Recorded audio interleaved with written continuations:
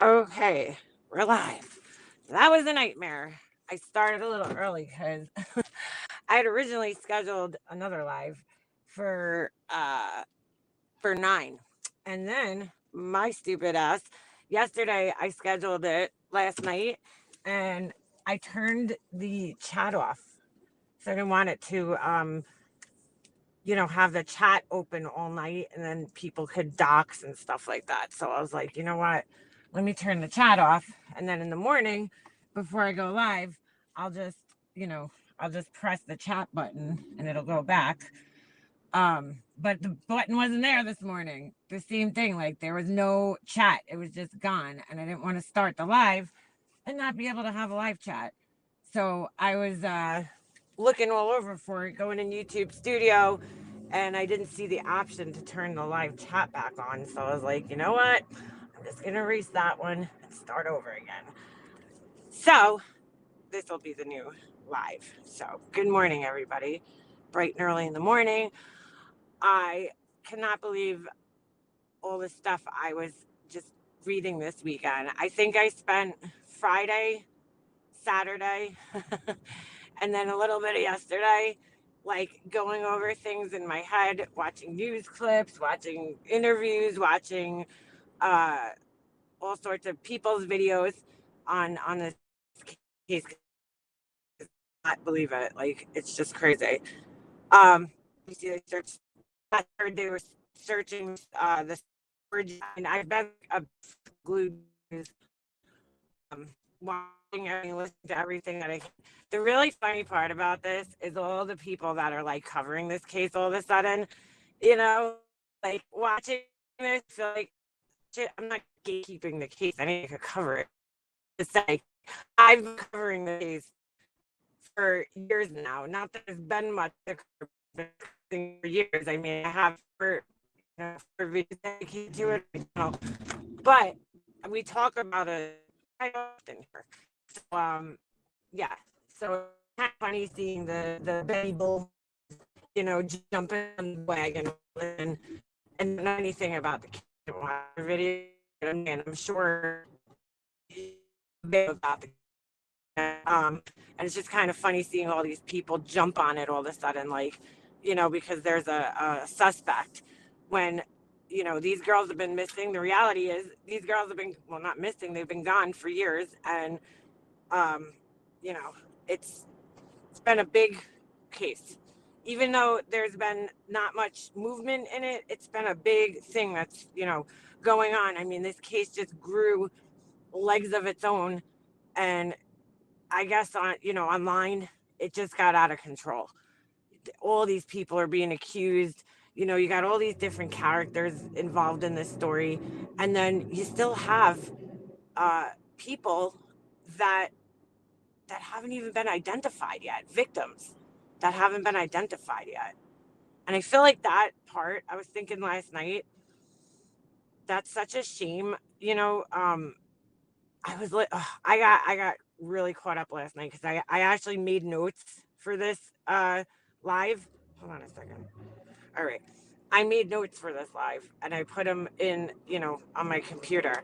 And I was, I was like, I think that's an important thing, is to talk about the victims that haven't been identified yet. The story. I mean, they don't even have it. All the other girls in this case, they all had a story attached to them, right? Because they had friends, they had family, and the one that baffles me most, and I got caught up last night searching the missing child, you know, missing child, like in the name is there a baby. How do a mother and a baby go? You know what I'm saying?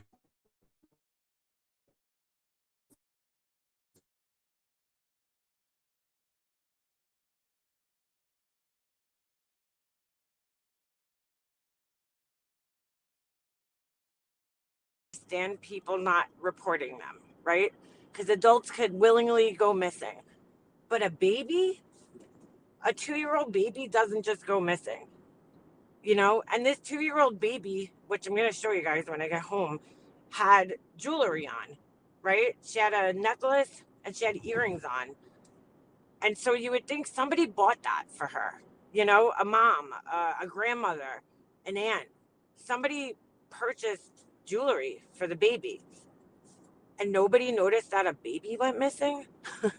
It's just, when a baby's born, the family's usually there.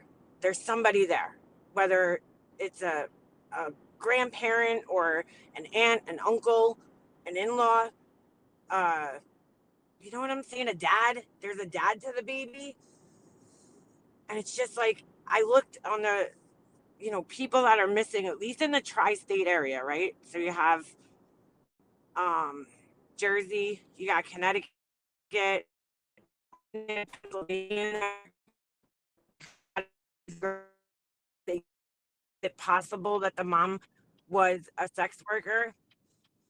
So I don't know if you guys know much about the baby Doe, and the mom, who they refer to as Peaches.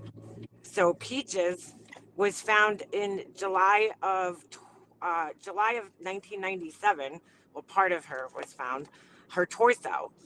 And the reason that they call her Peaches is because on her torso, they found a tattoo with this two peaches. Looks like a heart shape. I'll show you guys a picture when we get home. I'm roboting. Yeah, I'm in a bad area right now. Hold on.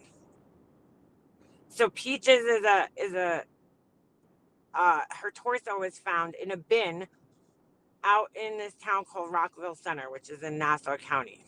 And then the baby was found near Gilgo, right on the Ocean Parkway. And then part of her body, other parts of her body were found in a plastic bag, the mother, on Gilgo too. So whoever it was, they tried to, they obviously dismembered her body and then they spread it out, I guess, to try to make it hard to identify her, and it worked. I don't know. There's got to be a tattoo artist out there that drew the peaches.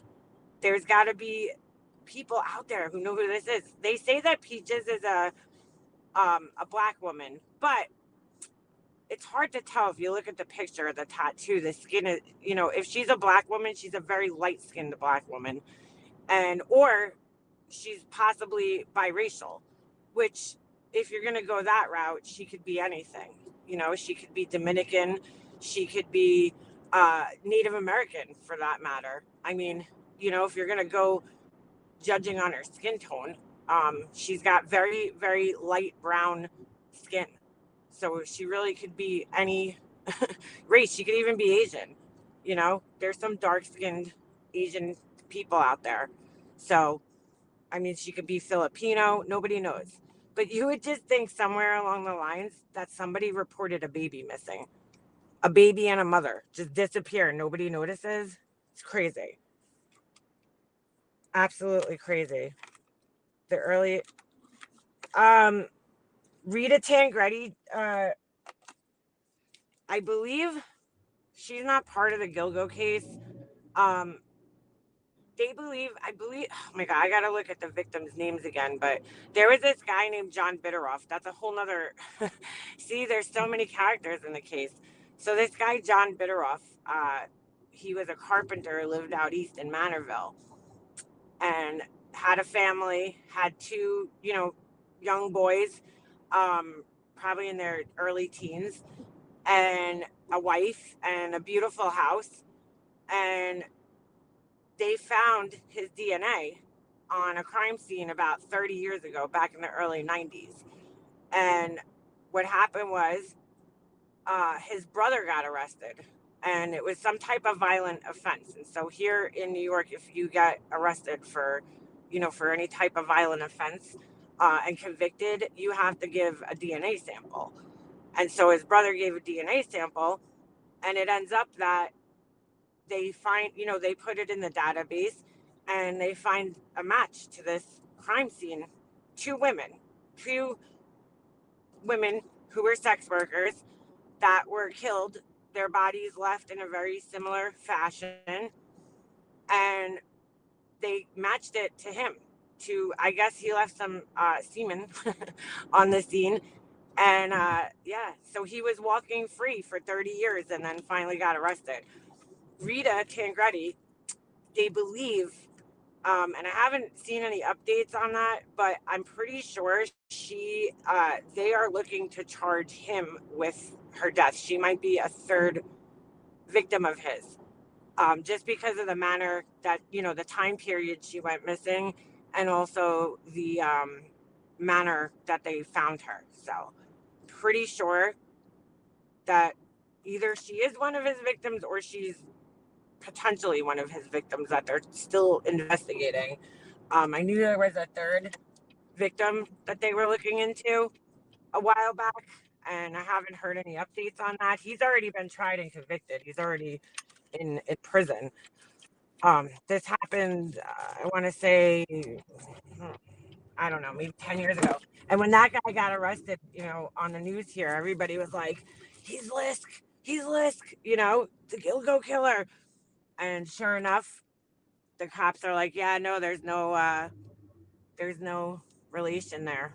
And it's so disappointing. We've had so many disappointments in this case, just, things that have happened throughout the last, 13 years since this shit started.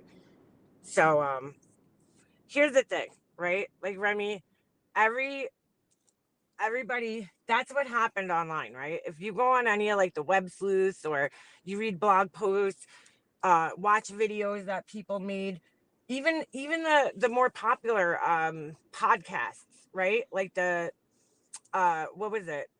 There was two podcasts that I watched. Even the A&E special, The Killing Fields, the documentary about this case. People started looking for every case on Long Island where a sex worker went missing. And they're like, oh my God, it must be part of LISK. Her body's found in a totally different part of the state, or Long Island. And everybody's just like, oh, she's a sex worker. She's dead. She must be. And the reality is that these women are, I mean, they're so prone to violence. If you just listen to a clip that I shared on my uh, what do you call it? My community post, you'll hear Dave Schaller, who was a friend to Amberlynn Costello, talking about how many different incidences Amber had. And he only gives a few examples of, guys that were either super creepy, guys that got violent with her, guys that kicked her out of the car, that hit her. So like, this is like a normal thing that happens, far more normal than we know about, probably because, this is a lifestyle that people don't exactly go around talking about unless they have to. So, sorry, I just took my seatbelt off for a second. Now I have to put it back on. So, you know what I'm saying? It's it's it happens a lot, unfortunately. They're targeted for a reason. These girls. The access to them is easy, right? The assumption and agreement of sex is already there when you contact them, right? And then, more often than not, they're drug addicts, and they might be separated from family, you know, and they're kind of known to live nomadic lifestyles. And so when they go missing, people don't immediately report it.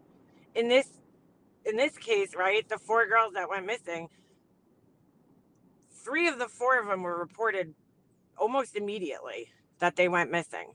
Even, we'll include Shannon Gilbert in on that. Her family too. Amberlynn Costello, her sister, from what I understand, did not want to report her missing right away because she was, she thought, oh, she just left, she just went somewhere, because she was known to do that. She would go, um, take off for a couple of days, go to South Carolina, go to another state. And the sister was worried about, the sister was also a sex worker and she didn't want to draw attention to herself. So she didn't, and she was an addict too. And, at first when I heard that, I was kind of like, wow, that's fucked up. But then I started thinking about it, and I'm like, that's the addict mind thinking, the addiction's more important than anything. So I really can't, be mad at her. But Dave Schaller, the friend, he ended up being the one to report her missing because, nobody was, her phone, she left her phone. I now I'm finding out. So here's another thing that I found out this weekend. God, I found out so much information. So another fake thing that was kind of going around in the news was that, and on TV and all these specials and everything, was that these girls left their phones behind. You know, that this guy built up a repertoire with them and, made them all comfortable with him and then, got them to leave all their personal, effects behind. That's not the case at all. In fact, if we're going to look at it in a minute, the document, he had most of the phones. So they had their phones with them. It's not like they left their phones. The only one that I know of that left their phone at home was Amber. The rest of them, they didn't leave their phones. And he had their phones. And not only did he have their phones, he was using the phones to taunt them. So, um, it's just a crazy case, man. You look at the guy and you're just like, how did this guy do this? Well, I know how he did it. He's a huge man, huge, 6'4". I mean, when they were walking him out of the courthouse into the van to go to the jail, I mean, he was towering over the other men around him. He's huge. Ooh, 111 people in here. Now I keep getting this number. So, all right, now I can see you guys because we're home. We're going to get on the laptop and we're going to take a look. I have a whole um, notes thing. I did everything last night. I mapped everything out on my map, on Google Maps. I did everything. So I'm actually organized today somewhat, except for my live stream, and being able to turn my live chat back on. I don't know what happened there. I lost the live chat option. So 10 to 12. Yes, girl. Yes. Yes. Disgusting. Disgusting searches. So what I learned from the document, the bail, it was a bail document. I guess basically, the police telling him why, or the prosecutor rather, saying why, this guy should not be allowed out on bail. I mean, I watched the whole press conference like 3 times this weekend, and I was getting ready for a golf outing. I had to go to that golf outing, and I'm like trying to iron clothes, like listening to the press conference on TV, and I'm like, I missed pieces, so I went back and listened to it a second time, and then probably a third time. I mean, but a lot of the stuff that like I once thought was true wasn't necessarily true, or maybe we had like a different version of it.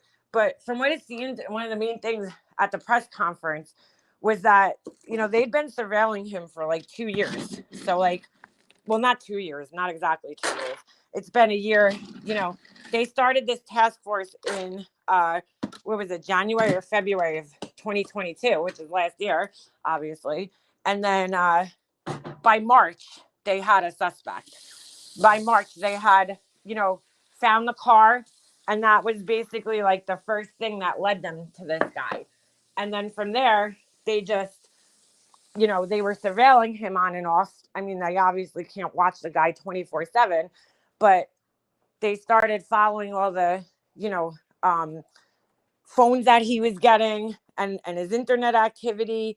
And they were using the grand jury to subpoena things so that they could, get information. And so he was doing all these really crazy web searches, horrible web searches, still, involved with sex workers. I don't know if, they didn't get into that too much at the press conference, but they didn't get into the fact that, like, is he still using sex workers? Like, what's going on here? They didn't really get into that. So let me get on here on my laptop and we'll get into this. Very interesting. Yeah, he's huge, the guy. It's scary. Could you imagine being a woman and getting into the car with that guy?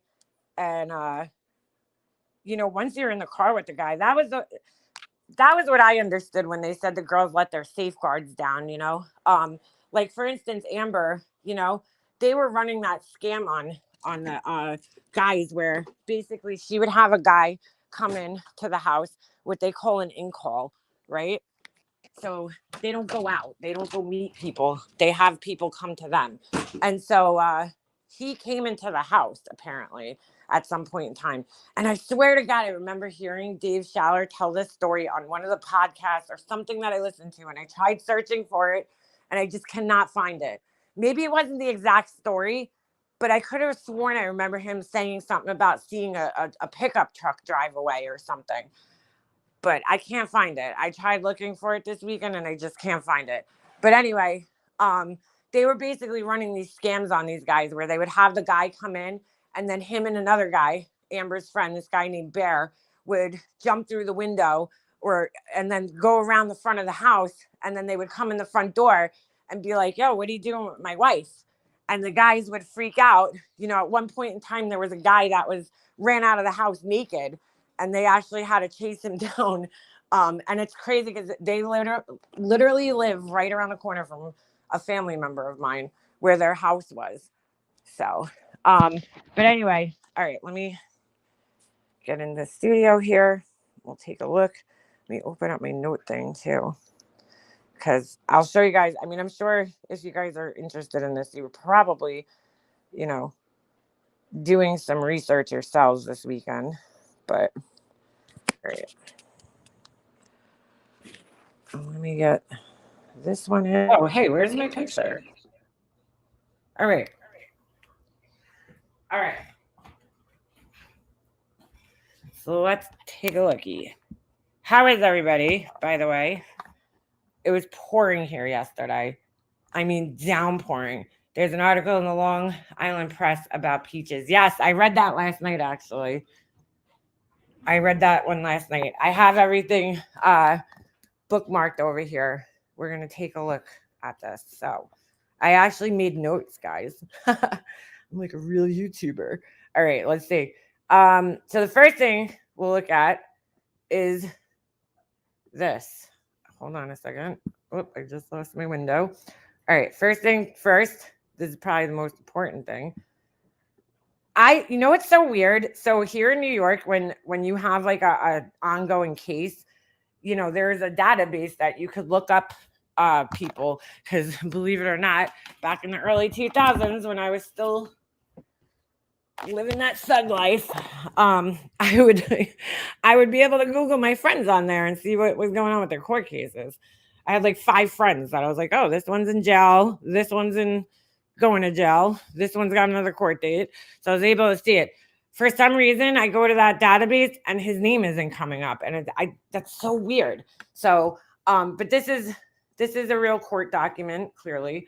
And at first, I thought maybe it was because he was being federally prosecuted, but this says New York, you know, Suffolk County Court. So, I would love to go to the trial if I could. Oh my God, would I love to do that? But I was questioning this all weekend. We have 2 court buildings here, right? We have one in Central Islip. This is just for my county. Obviously, there's more court buildings in other counties, but in Suffolk County, when you go to court, criminal court, you either go to Central Islip Criminal Court or you go to Riverhead Criminal Court. And then if you go to federal court, that's also in Central Islip. So I was kind of curious as to why, and I'll probably never know the answer to this, but I was just curious as to why they brought him all the way out to Riverhead, because like they arrested him in the city, right? So they had to drive him all the way out to Riverhead, which, I mean, once you're out in Suffolk County, I guess it's not that far from Central Islip. I don't know what their reason. Are you kidding me? This fucking dog. Oh my God. He's peeing on my fucking chair outside. Oh my God. Hey, what are you doing? Oh my God. He must have had to pee bad. Holy shit. Sorry. I can kill this dog sometimes. Oh my God. Anyway, so there's 2 court buildings. So I'm assuming maybe they just brought him out to Riverhead because the jail is right there and they knew he was going to jail, you know, straight to jail. So why bring him to Central Islip and then have to drive him out there? I don't know. So I'm wondering, my whole point is I wonder if his trial is going to be out there, because if it is, that kind of sucks for me. It's kind of a ride. Because like if I did want to go to the trial, if it was in Central Islip, that's like a 10-minute ride from my house, you know. If it's in Riverhead, I mean, it's like a 20-something minute ride from my house, but I just don't know how I would make it there in the morning, because who knows when his trial is going to happen. I mean, obviously, it's not going to be for another, probably year, maybe 2 years, 3 years even. But it would just be interesting to go. I've been following this for so long. So anyway, yeah, no, he's definitely 6'4". There's an article. Oh, I saw that. All right. So, yeah, so I was wondering about that. So this is the bail thing. I'm not going to read the whole thing. He was charged with murder in the first degree. Melissa Barthelemy, Megan Waterman, Amber Costello, and then there's another girl, okay, Maureen Brainerd-Barnes, and she was the first one to go missing. So technically, she was his first victim that we know of, right, out of these 4 girls. So there's a lot of talk of people like everybody's confused. They're like, why are they only charging him with these 4 girls? Well, these 4 girls are the most recent to go. Number one, they were the most recent to go missing. And number 2 is because they were all left within a very close proximity to each other, right? They were all left in a very close proximity, but also in a very similar way. They were all like bound. So I guess he would like tie the legs up or whatever, strap with a strap or tape, they said. The arms were bound, and then maybe the face, I don't know. And then they were all in these burlap sacks. And for years on the news, that was another thing that was kind of wrong. Everybody thought there was burlap sacks. I mean, let me just give you an example of how out of control this story got, right? With the burlap sacks even. So people are like, yeah, the victims were all in these burlap sacks. So, well, where do you get, burlap sacks from on Long Island? He must have been a landscaper, which is not stupid to think. I mean, that's, smart thinking. So there was this guy out east who owns this huge nursery called Jimmy Bissett. And he also owns it's the aquarium out east, right? And there's a dining hall and everything like that. Guy's loaded, right? I believe it was the day after Shannon Gilbert's body was found or something to that effect, or the bodies were found. I forget exactly which one. But the day after that happened, this guy takes his own life. So now everybody starts this rumor, Jimmy Bissett's the serial killer, and that's why he, took his own life, because he was caught. They got the bodies, and he has access to the burlap sacks. So like, that's how out of control these rumors got in this case.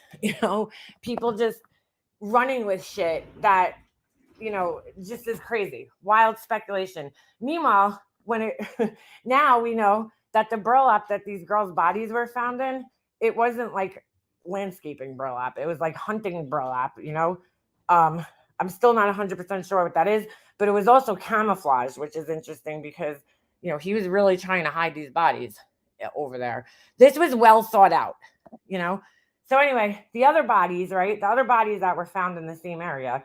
And again, I'm going back to the reason why they're only charging him with these 4 for now. The other bodies that were found, they were found in much different condition, in the same general area. I always thought they were found closer to Jones Beach, but I realized that was wrong. They were found closer to Robert Moses in the opposite direction. So the other bodies weren't really 100% bodies. First of all, they were dismembered, most of them. Second of all, the only ones that fit to me that could have been his victims is the girl Jessica Taylor and the other girl Valerie Mack. The Asian guy doesn't fit. Peaches doesn't even fit. He clearly had an attraction, a type. If you look at the girls that he picked, there's a type there. They're all very, very tiny in stature. They all kind of have these childlike qualities to them, look young. And so there was a type there, that he picked. So anyway, so they're waiting for what's her name? But not Bartholomew. They're waiting for the rest of the Brainerd-Barnes, information to come in. They moved in on him. I have a feeling they were going to surveil him for a longer time, and then something he was doing was worrying them.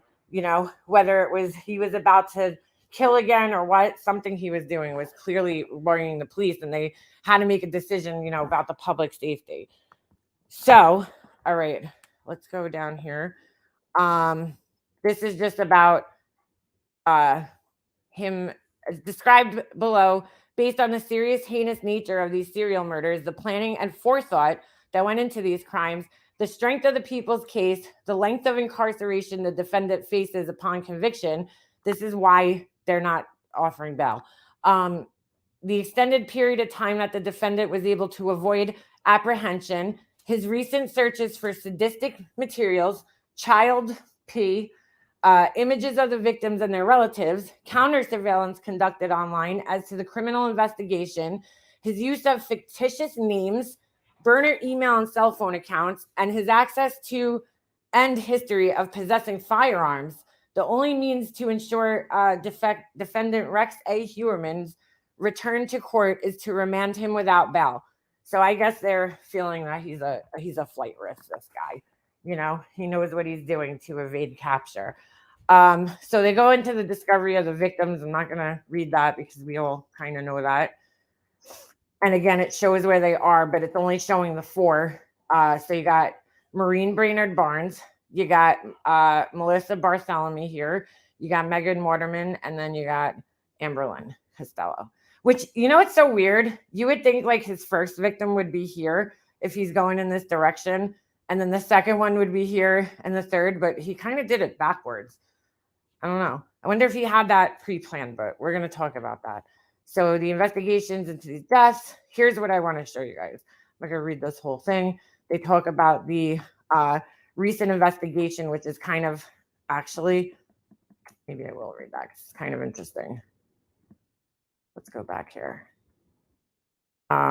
Okay, the investigations into these deaths were linked as, in addition to other factors, the victims each appeared to have been placed in close proximity to one another, 22 to 33 feet from the edge of the parkway, which isn't that far in, considering there's a little bit stretch of grass, and then, you know, he put them in like the bushes, I guess.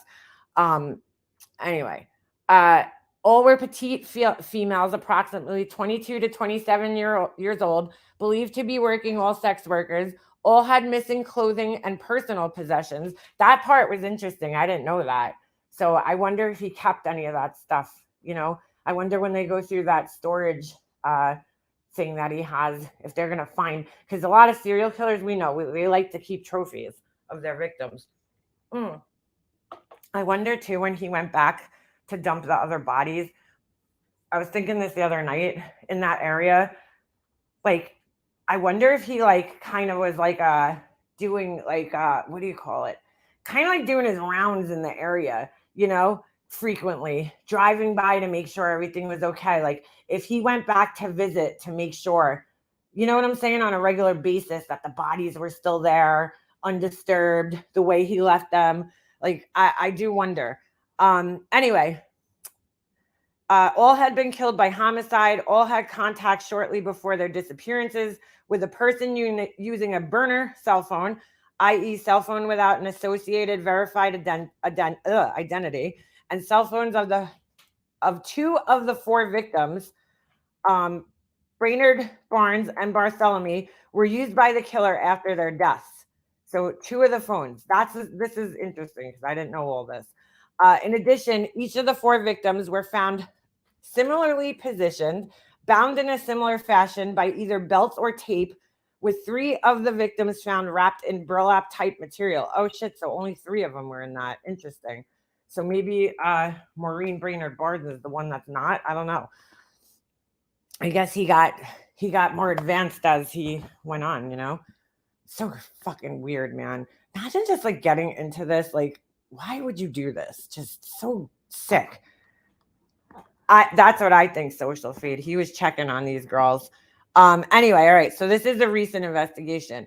In January 2022, Suffolk County District Attorney's Office assigned an experienced team of investigators, analysts, and prosecutors to work jointly with law enforcement partners from Suffolk County Police Department, New York State Police, the Suffolk County Sheriff's Office, and the FBI. A comprehensive review of every item of evidence and information in this investigation was undertaken by the team. Now, when both Ray Tierney and Rodney Harris, so Ray Tierney is the DA and Rodney Harris is the police commissioner. when both of them were sworn into office last year, they both promised to make this a priority. And like I don't know if you guys remember me talking about this on my channel, but I was like hopeful, but I didn't want to get my hopes up because I was like, it's gone so long, and every new DA and every new commissioner we've had, they've all, tried to do things in this case and it's just never been successful. So it was like the fact that they came out basically saying that this case was going to be a top priority of theirs, it was a little different because a lot of the ones before them, their predecessors, weren't really saying that. They would take on the case, but they weren't making it a priority, clearly. And these guys straight out came and said, we're going to make this case a priority. And here we are, not even 2 years later, and they solved the case within a year, pretty much a year and a half. It's just crazy. Anyway, on March 14th, 2022, approximately 2 months into the renewed joint investigation, this comprehensive review led to the discovery of a first-generation Chevrolet Avalanche that was registered to defendant Rexa Heuermann at the time of these murders. As described below, this was significant because a witness to the disappearance of Amber Costello identified a first-generation Chevrolet Avalanche as the vehicle believed to have been driven by her killer. Just crazy. This discovery led to a comprehensive investigation of defendant Heuermann, which consisted of over 300 subpoenas. 300. That is fucking crazy. Search warrants and other legal processes to obtain evidence. As discussed more fully below, among the items uncovered were cell phone billing records for defendant Heuermann corresponding to cell site locations for, number one, the burner cell phones used to arrange meetings with all 3 of the 4 victims. So he was really smart in using his burner phones, right? But what he forgot was that he had his own phone on him while he was using the burner phones. So everywhere that they picked up the locations of the burner phones, his phone is also pinging there. And then in some cases, the victims' phones are pinging there. So, what's the chances, right? They're using this data collectively to say, what's the chances that all 3 of these phones were in the same places at the same times, on the same days. So, which all happen to be either right near his job or where he lives. It's like, come on. Yeah, is it circumstantial, kind of like the Idaho 4 case? Sure, but it's pretty good. To me, cell phones are huge in court cases these days. It's good evidence. And I've always felt like those phone calls that he made, that was probably his biggest mistake, was making the phone calls from the victim's phone to the victim's sister. I mean, that's where he messed up big time, and ultimately between that and the eyewitness account of, this guy that came into the house with the Amberlynn Costello and her friends, that's what got him caught ultimately. So it's just crazy that it took him this long. It took police this long to do this. In some cases, the technology wasn't there, but in some cases, they could have done this 10 years ago. It's just crazy. Anyway, but in a sense, it's almost better because now they could show a pattern where here we are 10 years later, and this guy is still frequenting sex workers. He's still doing these online searches. You know what I'm saying? So I think almost in a sense, maybe it's a blessing that it took this long. Anyway, so number 2, the taunting calls made to a relative of Miss Bartholomew. Number 3, a call made by a detective. Now, I didn't know about this. A call made by a detective to Miss Bartholomew's cell phone while looking into her disappearance. So I wonder if he answered that call. They don't really get into detail about this, but they do mention it, and it makes me wonder if he answered a call that came into her phone from a detective and maybe possibly spoke to the detective or just sat there and breathed. You know what I'm saying? Who knows? Anyway, calls checking voicemail on Ms. Brainerd-Barnes' cell phone after her disappearance. In addition, that's fucking weird, dude. Why was he listening to her voicemails? How would he even get into her voicemail? That's another question, unless she had an iPhone or something, because, back in the day, 10 years, well, more than 10 years ago, remember you had to call into your voicemail and you had to put a PIN number in. But if she had an iPhone it didn't even necessarily need to be an iPhone. I had this crappy Samsung phone back then. I forget the name of it, but it had a visual voicemail, you were able to kind of just access it right from your phone. You didn't, just like we do today, you didn't really need to call your voicemail and then put a PIN code in. So, but it kind of seems that way, right, on here, because it says calls specifically. So that's weird, because if you call into somebody's voicemail to check it, don't you have to have a PIN code? I mean, I haven't done that in so long. I don't even know what you do, but I'm pretty sure I remember having to put in some type of PIN code before you could access the voicemail. Anyway, all right. So it's kind of crazy though. In addition, Heuermann lived in Massapequa Park, where the victims were believed to have disappeared from, and he worked in Midtown Manhattan in the vicinity where the taunting calls were made to the sister of Ms. Barthélemy. So I don't know if you guys know this, but this is another piece of information I found out this weekend. His daughter, he was married. His first marriage was in like 1990. Okay, somewhere along the lines, got divorced, and then met this woman from Iceland. Okay, and then remarried her, and she had a son, from what I understand. What's not clear is whether the daughter that lives with him, because he has a daughter who's around the age of 26, and God, does my heart break for her. So it's not clear if that's the daughter's from the previous marriage or if it's from his marriage with his current wife. I've seen pictures of her, and I've seen pictures of the current wife, and so it leads me to believe they kind of look alike. So I'm thinking that the daughter is with the current wife, but he also has a stepson that lives with him, and I've seen pictures of him as well. So it's just sick. It's just sick. Like, imagine this being your daughter. Ugh. Probably met the Iceland wife on the internet. Yeah, right. So anyway, all right. So now it talks about the disappearance of murder of Maureen Brainerd-Barnes, and I'm kind of shocked that they included this in here, just because if you go back up to the top, he's not charged in her disappearance yet. But I guess it was important to include in here because, there's a lot of information here with her disappearance. So, says Maureen Brainerd-Barnes was last seen on July 9th, 2007 in New York City. At that time, she was believed to be working as a sex worker. On July 6th, 2007, Miss Brainerd-Barnes' cell phone was contacted by a burner cell phone. Between July 6th, 2007 and July 9th, 2007, there were 16 interactions between this burner phone and Brainerd-Barnes' cell phone. Now, I would love to talk to somebody in the sex trade. If you know anybody, there actually was a girl who had commented on one of my older videos. And I don't know if she emailed me, but she gave me a lot of insight about the sex trade. I guess she had worked in it in Long Island too. I'd like to know if like that amount of contact is normal for that period of time, setting up calls. I mean, why would you need to be in contact 16 different times? That's kind of bizarre, right? So anyway, 16 interactions between that phone and the burner phone. Okay, her phone and the burner phone. On July 9th, the last cell site location for Brainerd-Barnes' cell phone was at approximately 11:56 p.m. in Midtown Manhattan near the 59th Street Bridge, which is kind of close to where his office is. On July 12th, 2007, 3 days after her disappearance, 2 outbound calls were made from Brainerd-Barnes' cell phone, checking her voicemail from a cell site location near the Long Island Expressway in Islandia.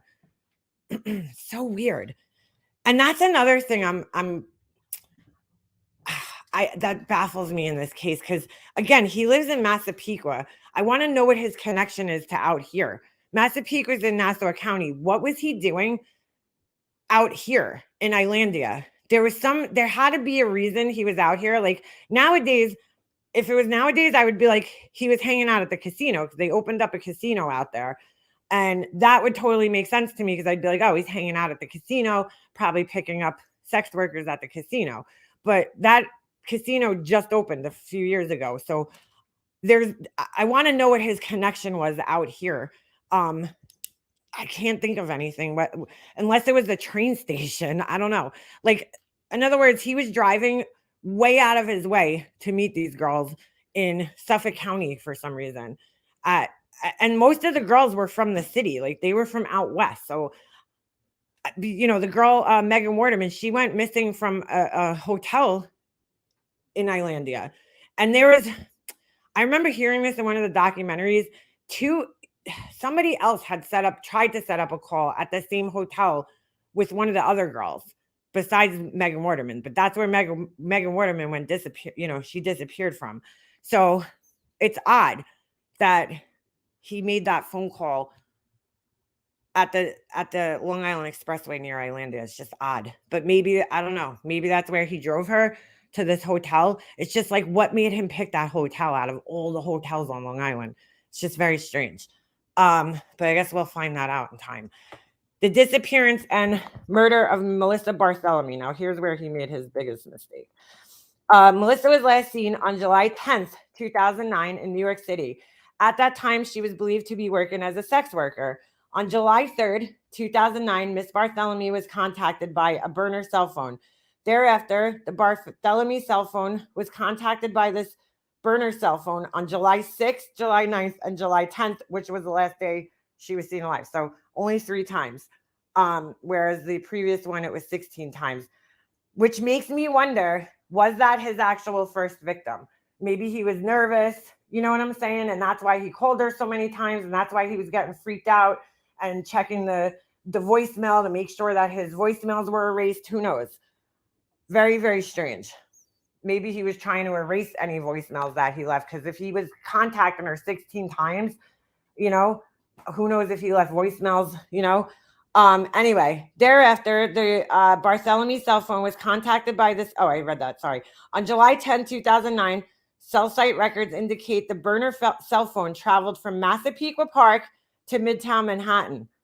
Later that evening, the Bartholomew cell phone traveled from Midtown Manhattan to Massapequa, with the last cell site location being in Massapequa on July 11th at approximately 1:43 a.m. So he brought this girl to his house, clearly. Or somewhere around his house, maybe a motel, because his house is Massapequa Park, and they just wrote Massapequa here. So that could indicate a difference in the towns, because there is Massapequa and Massapequa Park. There's 2 different towns. So, he could have brought her to maybe a motel by the house, but who knows? Or to his house. On July 11th, Miss Bartholomew's cell phone was used to make an outbound call checking her voicemail from a cell site location in Freeport, which is weird. Freeport is kind of by the water. There's a lot of bars there and stuff. And I believe is it on the North Shore? I don't know. Not too close to where he is. I wonder what he was doing there. But again, there's bars there. Who knows, On July 11th and July 12th, 2009, the Bartholomew phone made 2 more outbound calls checking her voicemail from cell site locations in Babylon. That's interesting. He could have been anywhere in Babylon. He could have been at a restaurant. Who knows? Babylon's a lot closer to Massapequa than Freeport is. That's for sure. On July 17th, July 23rd, August 5th, August 19th, and August 26th, the Bartholomew phone made taunting calls to Miss Bartholomew's family members, some of which resulted in a conversation between the caller, who was a male, and a relative of Melissa Bartholomew, in which the male caller admitted killing and sexually assaulting Bartholomew. As described below, the cell site locations of the Bartholomew phone during these taunting calls were all in Midtown Manhattan.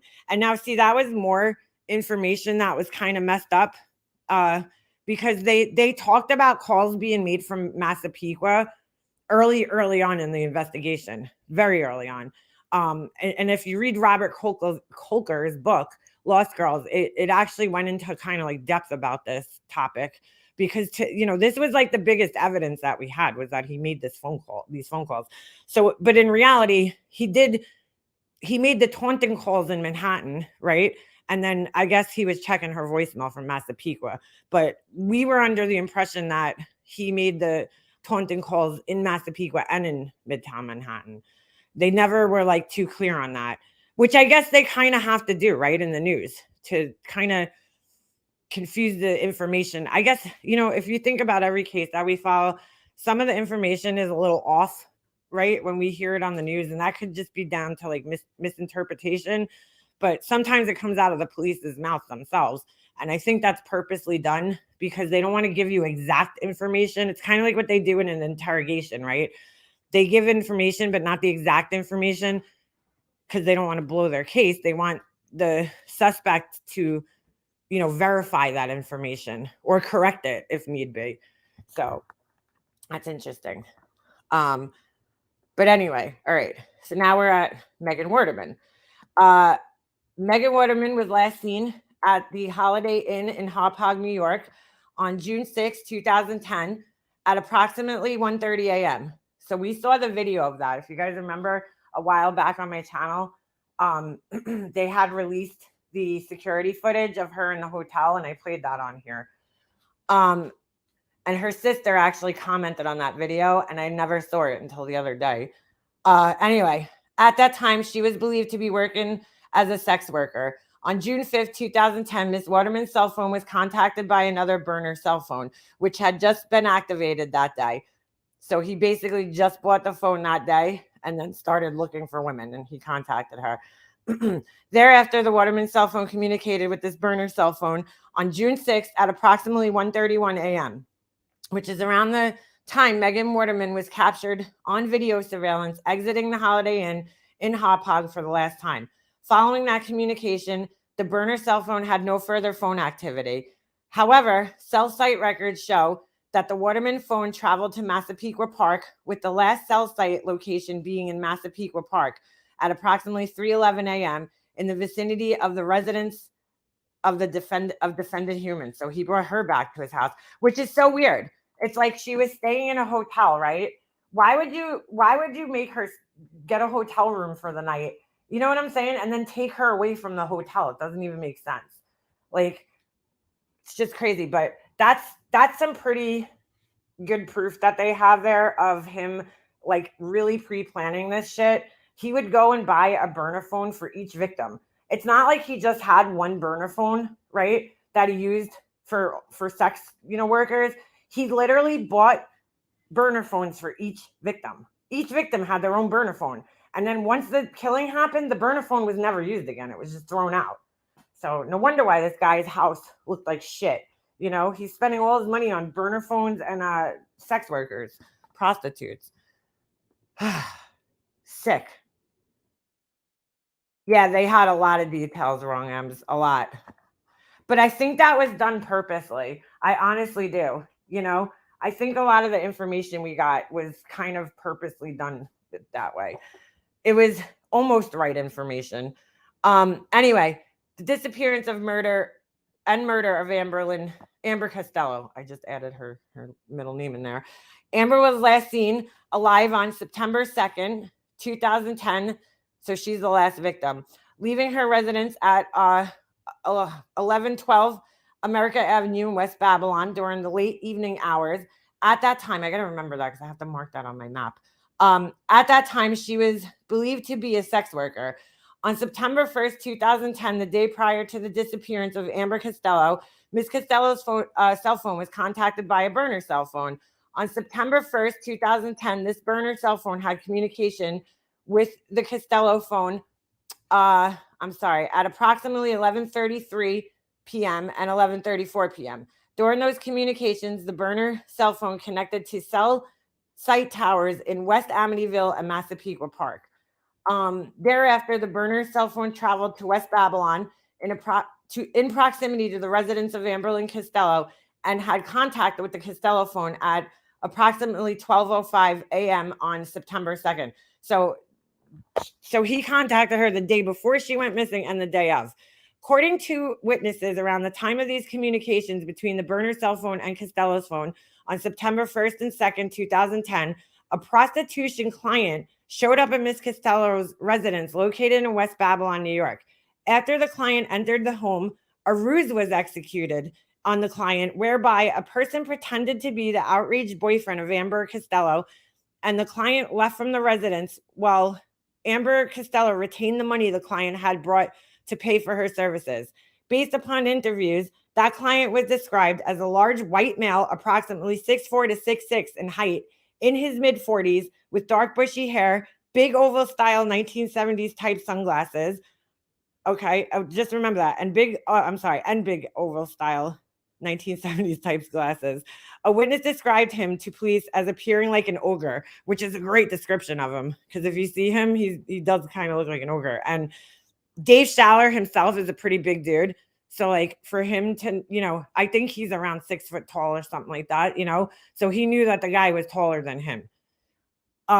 Anyway, furthermore, a witness noticed a first generation Chevrolet Avalanche parked in the driveway of the residence. According to the witness, following the ruse, this client said he was just her friend. I'll tell her I'll give her a call, and walked out the front door. Therefore, at approximately 1:18 a.m. on September 2nd, after the ruse had been perpetrated, the burner cell phone sent a text message to the Costello phone, which stated, "That was not nice. So I do I don't know, it says sick credit for next time." I guess he messed up while he was typing. That's interesting. I just realized this. That text message was sent after he had already contacted her and picked her up. Because, hold on a second. Didn't they say she left the house at 12? Or am I imagining things here? Oh, no, maybe she didn't leave the house at that time? Remember? No, I'm sorry. That was the contact. All right, never mind. I can't believe she met up with this guy after this. You know what I'm saying? She robbed him, and that was a real dangerous game that these guys were playing. These people were playing. But again, they were drug addicts and desperation sometimes.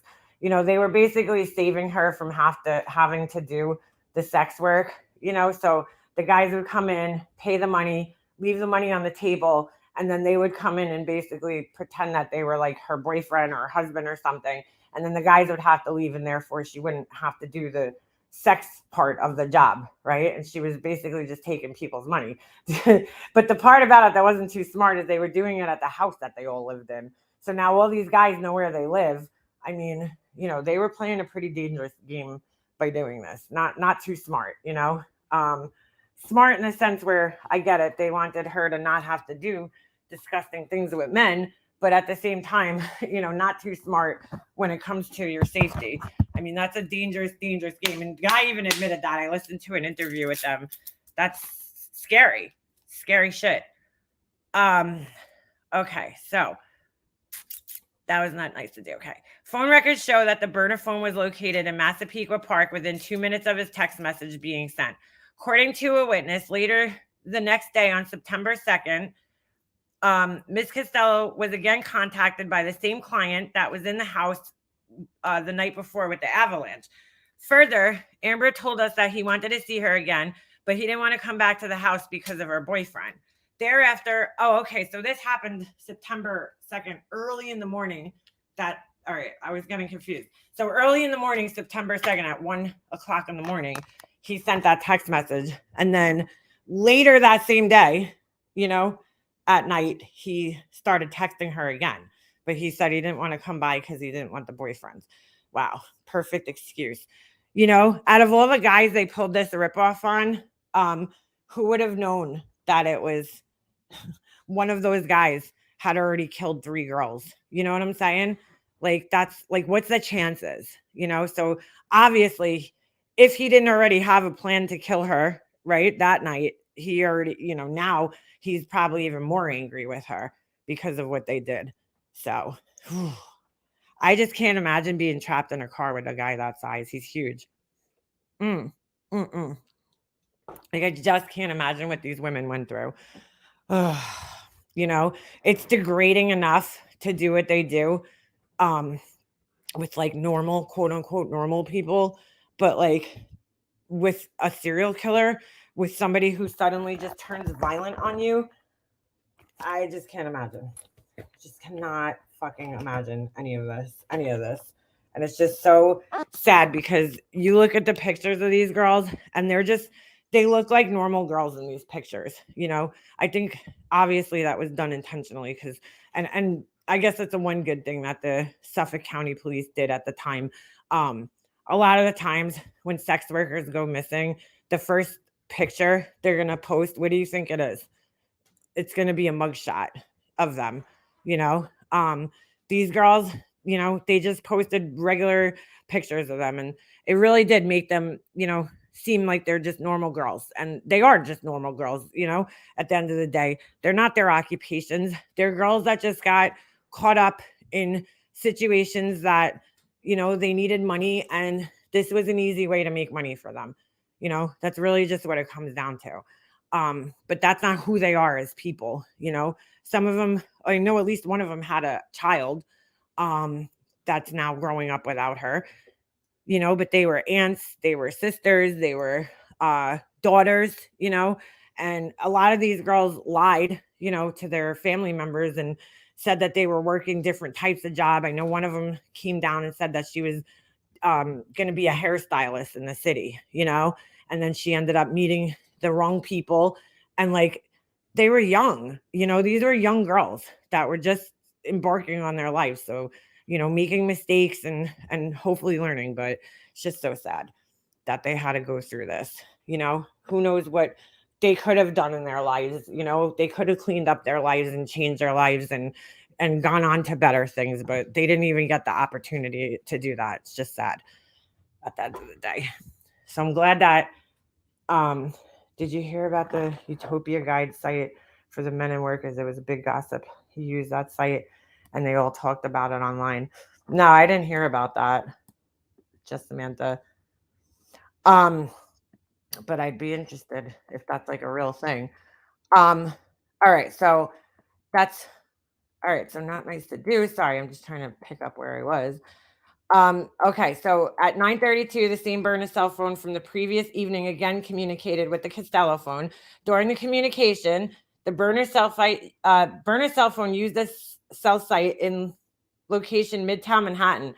Following this communication and based upon cell site records, the burner cell phone traveled to Massapequa Park and had contacts with the Costello phone at approximately 10:39 and 11:05 p.m.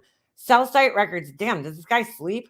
Cell site records for the burner phone indicate that approximately 11:17 p.m. the phone traveled to West Babylon in proximity to the residence of Amber Costello. Subsequently, Amber Costello left her own cell phone behind. So she was the only one that left her cell phone behind. The news made us believe that they all left their phones behind, except for maybe one of them. Anyway, hold on a second. I just lost my place. All right, walked out the front door of the residence and was seen alive for the last time. Shortly after Miss Costello left the house, a witness observed a dark-colored truck pass by the house, specifically coming from the direction Amber had walked towards. Okay. So there's records that establish that defendant Human's wife was out of New York for the disappearance of Bartholomew, Waterman, and Costello. So his wife wasn't around. Significantly, could you imagine that? You go away on vacation and your husband's home killing sex workers? What the fuck? God. And then coming back and him just acting like nothing ever happened. And it seems like in most of these cases, they must have been brought back to his home, and I would have just been creeped out walking up to that house at night. I mean, that house looks creepy during the day. In fact, and I'm going to show you guys, there was plenty of there was a lot of interviews with the neighbors, and collectively, okay, the people in the neighborhood were like, yeah, that's that house. I think everybody has a house like that in their neighborhood that you don't go trick-or-treating to.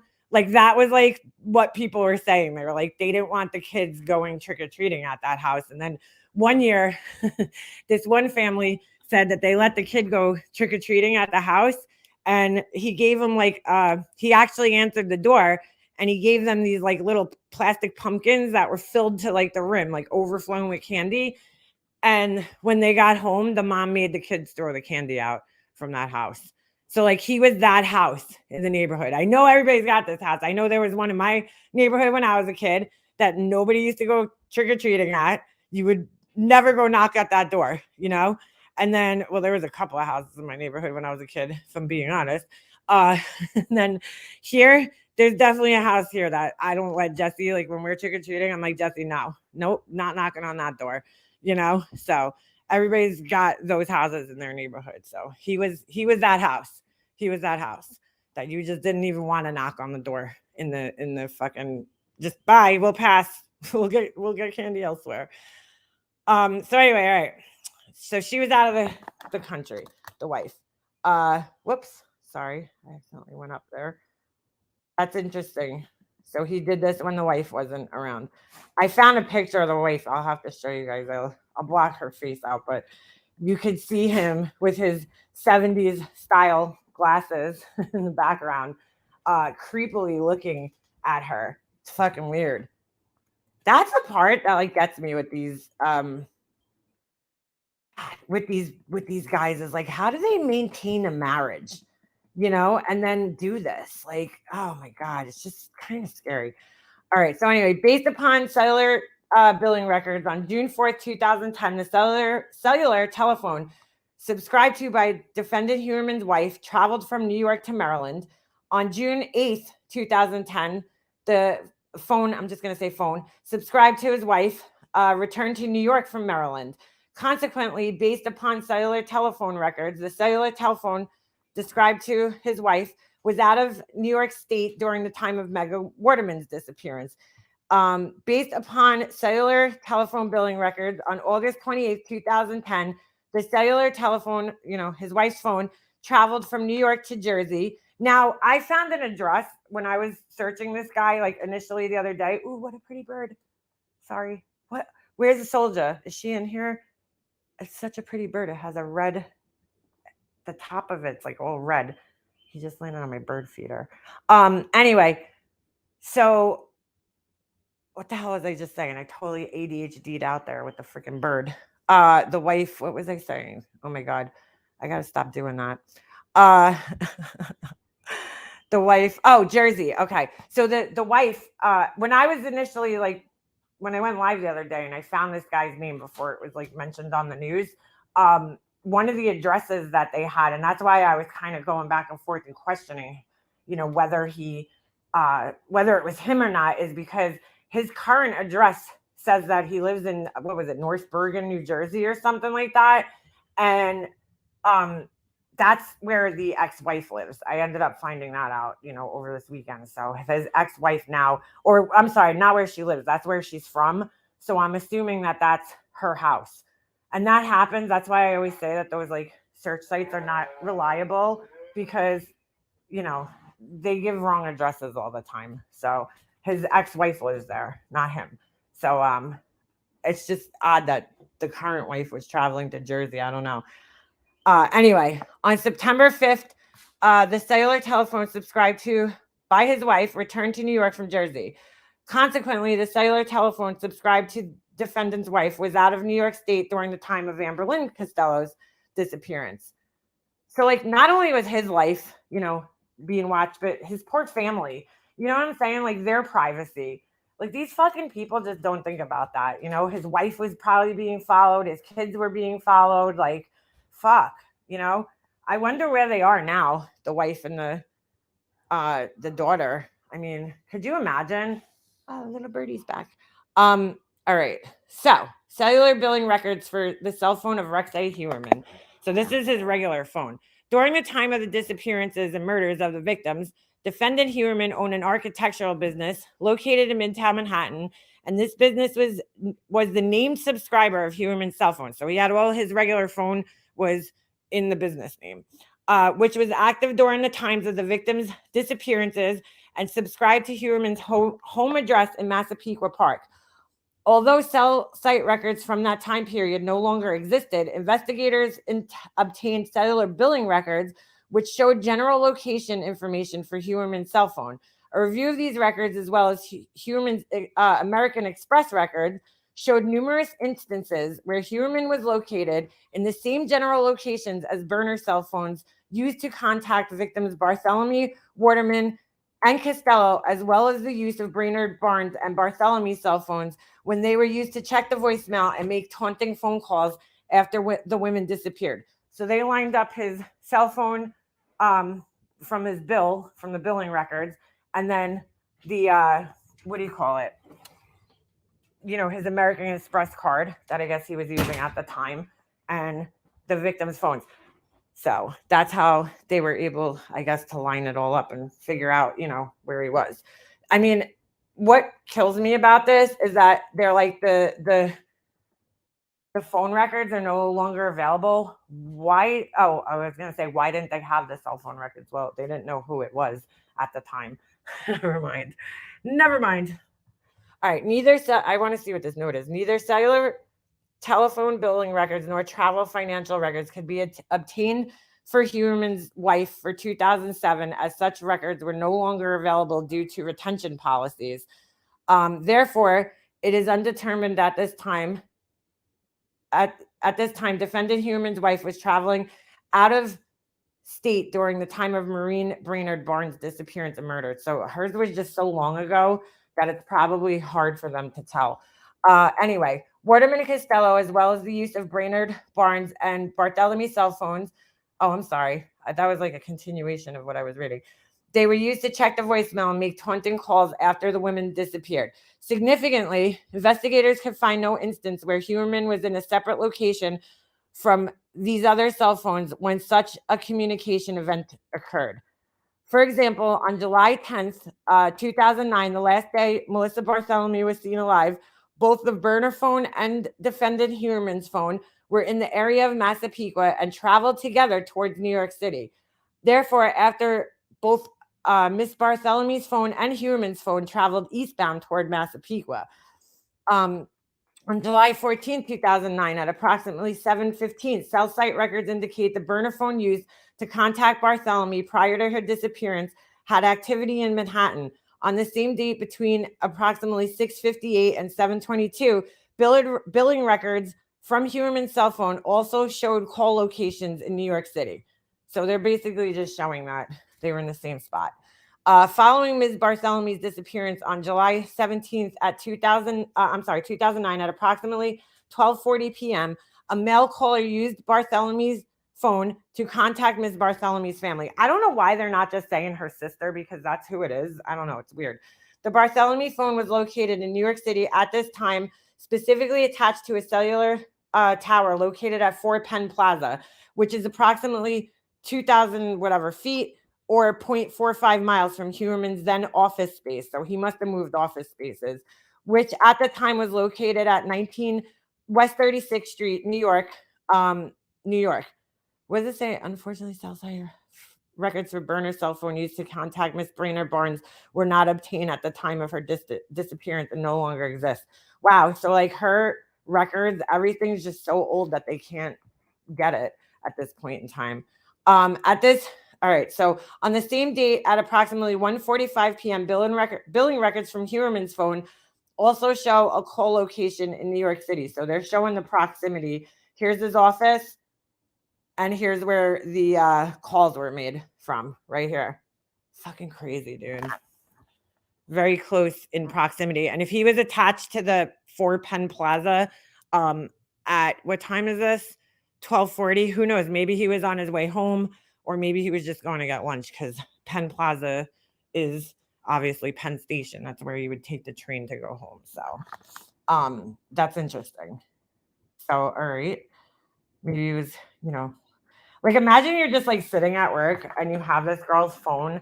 Like, this guy was consumed by this shit, obviously, right? He's sitting there like, ooh, I'm going to call her sister and fucking harass her. Like, what the fuck?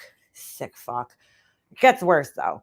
On July 22nd, 2009, at 6:51 p.m., cell site records indicate the burner phone had activity in New York City, specifically attached to a tower located at at 19 West 34th Street, which is approximately 872 feet or 0.16 miles from his then office space, which at the time was located at blah, blah, blah. I'm not going to read the address.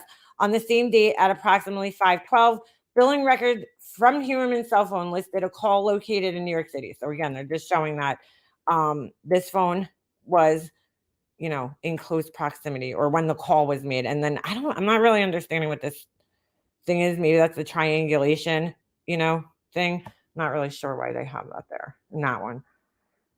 Okay. Here's just another example. I'm not going to read this, but they're just basically showing examples of where the phone was in proximity to his office and everything else. They talk about what is this? Hold on a second. Now I'm just kind of wondering what this is. All right, so this is all about when he contacted the family and where he was at those times. So you could see, and they told us initially he was in Times Square or near Times Square, which I guess, I don't know. I guess if his office was at that location, then yeah, it was, near Times Square.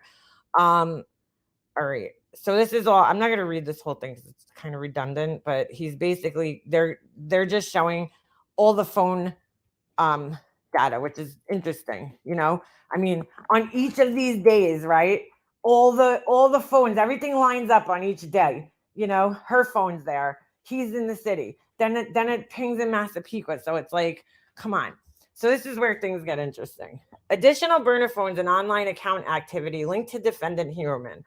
As described herein, over the course of the comprehensive investigation of defendant Heuermann, investigators located a number of online accounts and burner cell phones linked to defendant Heuermann, but which were held by him in fictitious names and used for illicit activities. American Express records obtained via subpoena revealed recurring Google Pay payments made by defendant Heuermann to Tinder. So he was on Tinder, an online dating site and geosocial networking application used to find dates or hookups within a user's immediate vicinity. Does anybody know when Tinder came out? I feel like that's a relatively new thing, right? I mean, I've never been on it, so I don't know, I don't know when it came out. But I feel like it's something that came out maybe in the last 5 years. I mean, at least that I started hearing about it. It could have been, you know what I'm saying, longer than that. Anyway, so he was using this email account. I'm sorry. I went a little too far there. Records were then obtained from Tinder, which revealed that the Tinder profile was set up in the name Andy. Heuermann's middle name is Andrew, with links to a burner cell phone, gives a phone number, subscribed in the fictitious name of Andrew Roberts, using an email account, Springfieldman9. That's a fucking weird name. Like, what made him come up with that, Springfieldman9. Account was established with AOL on January 15, 2011, in the fictitious name John Springfield, with an Astoria, Queens, New York zip code, using another burner cell phone, which records show had no named subscriber. So the thing with the Astoria, Queens, let me explain that, because that happens a lot when you sign up for things here. For some reason, it'll default. And I think that has to do with our cable company. And where, you know what I'm saying? Like, where the cable company, I don't think people purposely put Astoria, Queens, because I've noticed a lot. If you're ever looking at data for email addresses, it always goes to Astoria, Queens for some reason. And I think that just has to do with that's where the servers are, maybe for AOL or Gmail or whatever. Just putting that in there. Anyway, so in other words, I don't know if it just defaulted to that because that's where the servers are, or he put that there. I highly doubt he put that there, or maybe he did. Anyway, records obtained from Verizon showed that defendant Heuermann's cell phone was used on December 11th, 2022 for a period of over 3 hours to access the fictitious Springfieldman 9 AOL account. Who the fuck uses AOL anymore? Similarly, records obtained from T-Mobile show that the burner cell phone, gives the phone number, was used on multiple dates, including November 8th, 2022 to access this account. Ooh. A review of call records for these two additional burner cell phones revealed that both cell phones were used extensively between 2021 and 2023 for prostitution-related contacts, either with sex workers or massage parlors. Ugh. Blech. In addition, cell site warrants for these burner cell phones revealed that just like the burner cell phones defendant Huerman used to contact the victims prior to their disappearances, these additional burner cell phones had frequent cell site activity in Midtown Manhattan and Massapequa Park.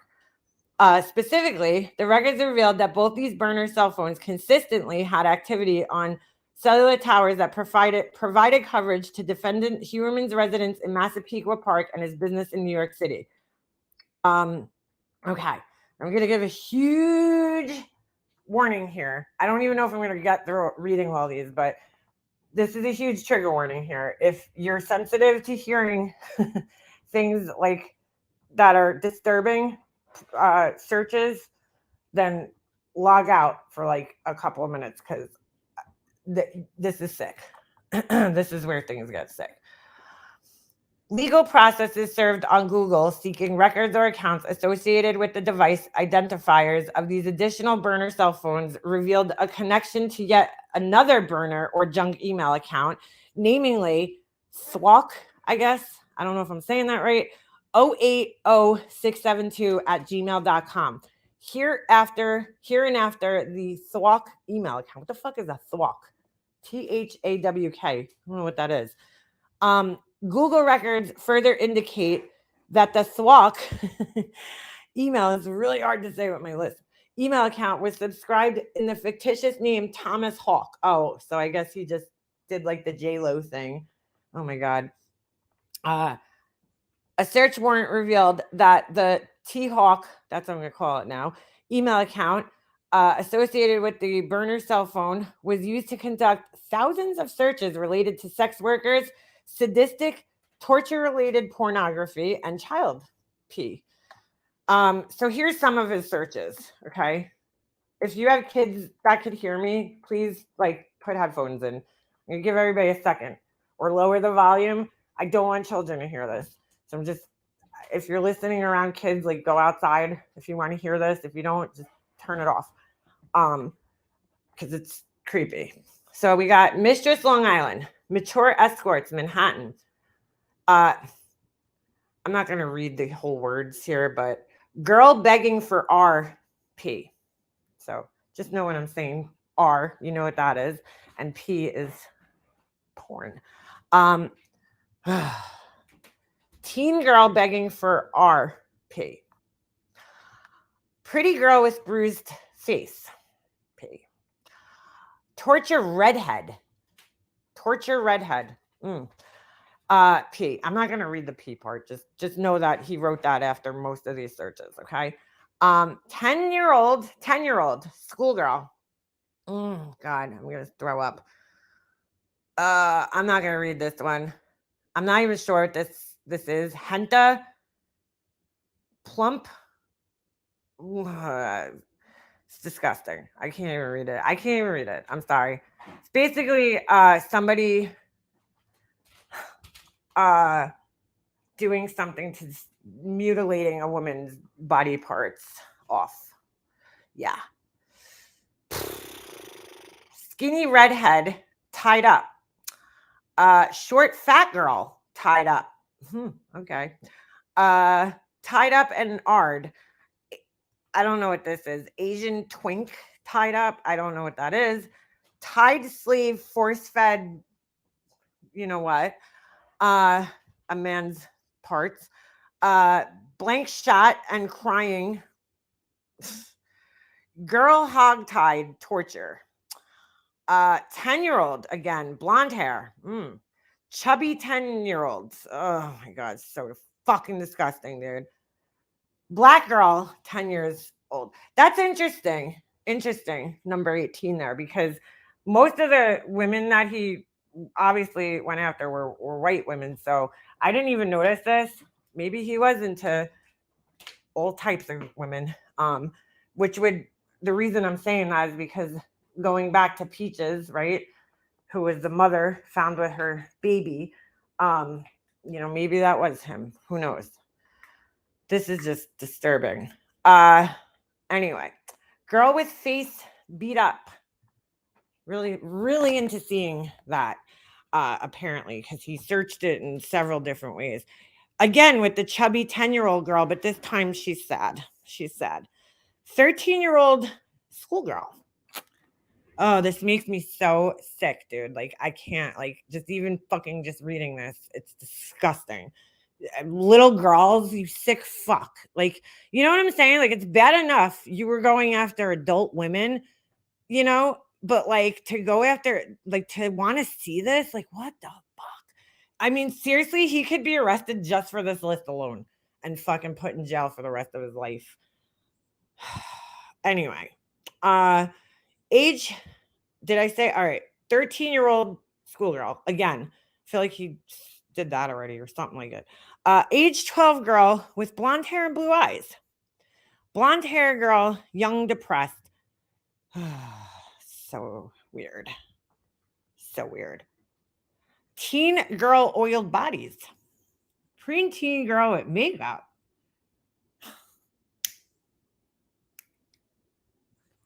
Nude slave girls. Like, dude, if I ever found out, this part's really sick. Sorry, we're not done yet. Old janitors, gang B, little schoolgirl. Old janitors. Yeah, all right, dude.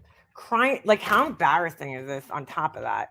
Ugh, it's disgusting. Fucking disgusting.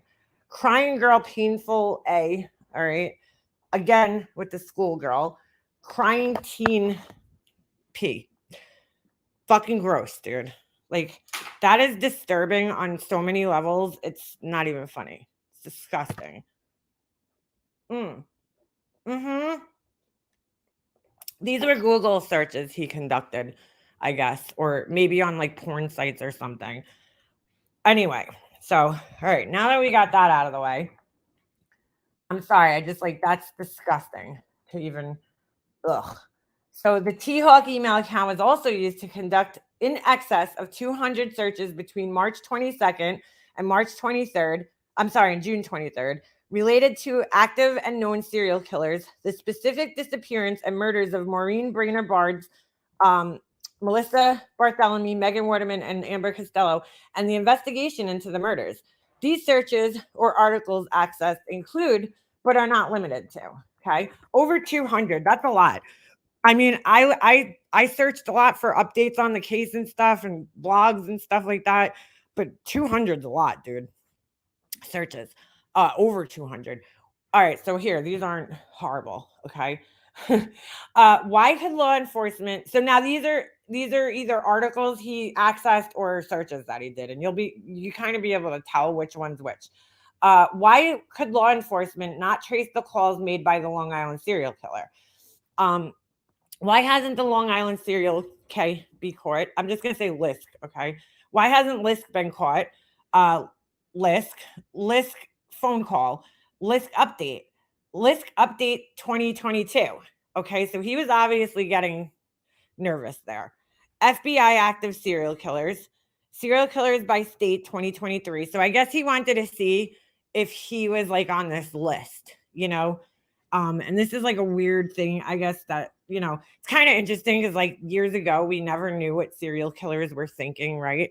We didn't have computers. Like, I'm talking back when there was like the Ted Bundy days, where like we didn't have computers to really see like what these guys were doing behind the scenes, So this is kind of interesting that like you do wonder to yourself, like, do serial killers, right, who are still at large, are they doing searches like this? Are they conducting searches like this to see, kind of the fame that they're getting from it?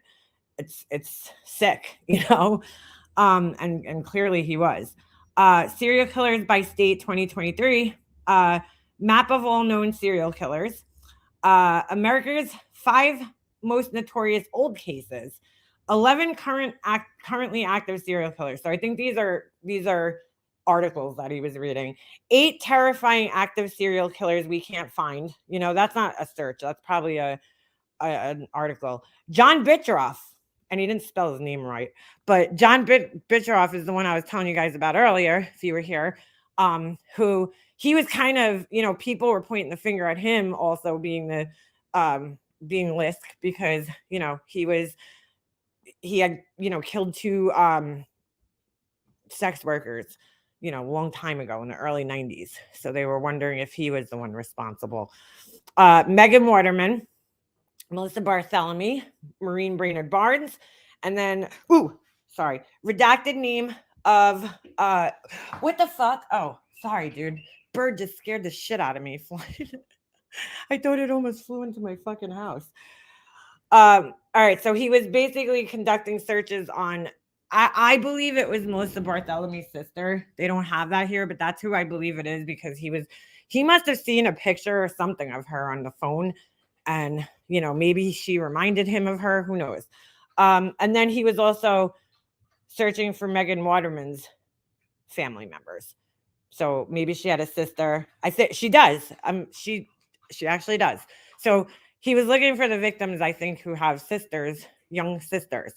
And Megan Waterman, she does have a young sister who's actually very pretty. She commented on my video. Maureen Brainerd-Barnes, redacted name. I'm sorry, I read that. Cops launch Gilgo Beach homicide investigation task force. Now that must have been when he started shitting his pants. Okay.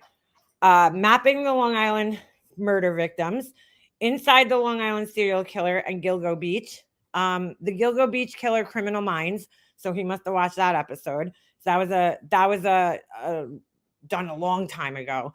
You're talking like 2000, early, in this investigation, Criminal Minds. The show did an episode on this. In the Long Island serial killer investigation, new phone technology may be key to breaking case. That's an article that he was reading. So he was doing counter surveillance. Yeah, he's 59. He taunted John Wright also. Where'd you hear that? I didn't hear that. He's an architect, Bittrolff, a carpenter. Yeah, but when they say he's an architect, he's not really like that type of architect. Like he does like a lot of from what, if you watch the interview, which I'll show you guys, he did this interview where he's basically, it kind of explains what he does. He's not like really drawing up like house plans. Bittrolff was a carpenter out here who did just like houses, and stuff. Contractor who built houses out here. What's his name? This guy's an architect in the city, first of all, and he specialized in like fixing, things that were out of code in the city. So I don't think they would have necessarily known each other. People always want to make those like connections, and it's just, I don't think it works like that. You know what I'm saying? Like, I think that a lot of these people who do these things are living a completely, they live their public life and then they live a completely secret life. It's not like there could be, but I highly doubt it, that there's some like underground network where all the, killers get together and, exchange ideas and shit. I don't think that happens. But anyway, the T-Hawk email account was also used to search for a number of podcasts and or documentaries regarding this investigation, as well as repeatedly viewing hundreds of images depicting the murdered victims and members of their immediate families. Significantly, defendant Huerman also searched for and viewed articles concerning the very task force that was investigating him. And so they're showing some of his searches here. So one of them was, this case is solvable. New task force aims to solve Long Island serial killer case. And he did this on March 28th, 2022, which is funny because the task force had just been formed. You know what I'm saying? Like a month prior to this. It was in February. So like he was shitting his pants, clearly. Okay. Costello and Gilgo Beach homicide investigation task force. So he's reading up on this task force and he's scared. He's worried. 4 times. Look. So from March 28th, okay. I don't know when these articles are from. It's hard to see the pictures, but he searched this and then he searched this 4 times. He searched Long Island serial killer that morning. So, I don't know. When they say 4 times, like sometimes I have to search things like multiple times because you'll get on like, I don't necessarily think he was just sitting there typing it in. So like when you're viewing an article, sometimes then you'll like kind of go off, like, you know what I'm saying? You might click on something else and then you'll lose your search. So you have to type it into Google again. That happens to me all the time. So maybe that's what was happening there. I don't necessarily think he was like just typing it in one after another. All right, so there he is. He was obviously shitting his pants. Okay, there you could see the oval glasses they were kind of talking about. Uh, they don't specify. Well, maybe they do. Hold on. A search warrant conducted on this fictitious Spring Feldman 9 AOL account further revealed selfie photographs that either appeared to have been taken by defendant Rex Huerman of himself, see below, and sent to other persons to solicit and arrange for sexual activity, further linking Huerman to the fictitious email account and burner cell phone used to establish the account. So there he is taking photos of himself. Oh my God, in this photo, he reminds me of somebody I know. And oddly enough, this person that I know, I have like thought to myself, I swear to God, he's a fucking serial killer. As normal looking as this guy is, I've noticed some very strange activity from this person. A lot of strange activity. And he's the nicest, most normal guy you'll ever meet. But I know that he's living a double life. I know he is. And that picture, the way he looks, totally reminds me of that guy. He looks very different in these pictures too. I've noticed the way his hair is combed, but this one's probably backwards, and that's why. I don't know. Or I'm sorry, the other one's probably backwards. All right. So he also, I don't know, there was some mention. John Ray always felt the woman was involved because when he made the calls, they heard a woman in the background, but that could have been anyone. Just Samantha, just so you know, John Ray, as much of a voice as he was for a lot of these women, and still continues to be, he put out a lot of false information, like a lot.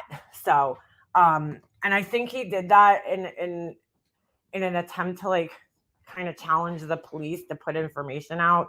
But like even with the 911 call, with Shannon Gilbert's 911 call, he was, the way he described that phone call, it just wasn't what he said it was. He put it out there like it was like so horrible, and the public's going to be shocked when they hear it. And then we heard it, and it really wasn't all that shocking. It was just like, it was kind of exactly what most of us thought it was going to be, which was her kind of bugging out and being scared and confused, and it just wasn't what he tried to portray it as. So I when it comes to him, while I think he does a great job of keeping a voice for these women, and he also kind of put out a lot of things that really weren't the truth. A lot of like speculation.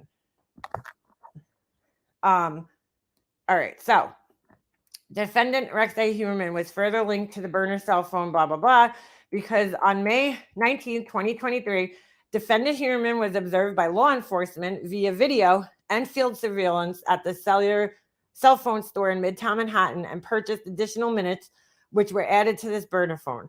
See images below. So there he is in the T-Mobile store. I can tell you right now it's the T-Mobile store because they all look the same with the pink lighting and everything. There he is giving cash. You can actually see him handing cash over because he doesn't want any record, right, of this.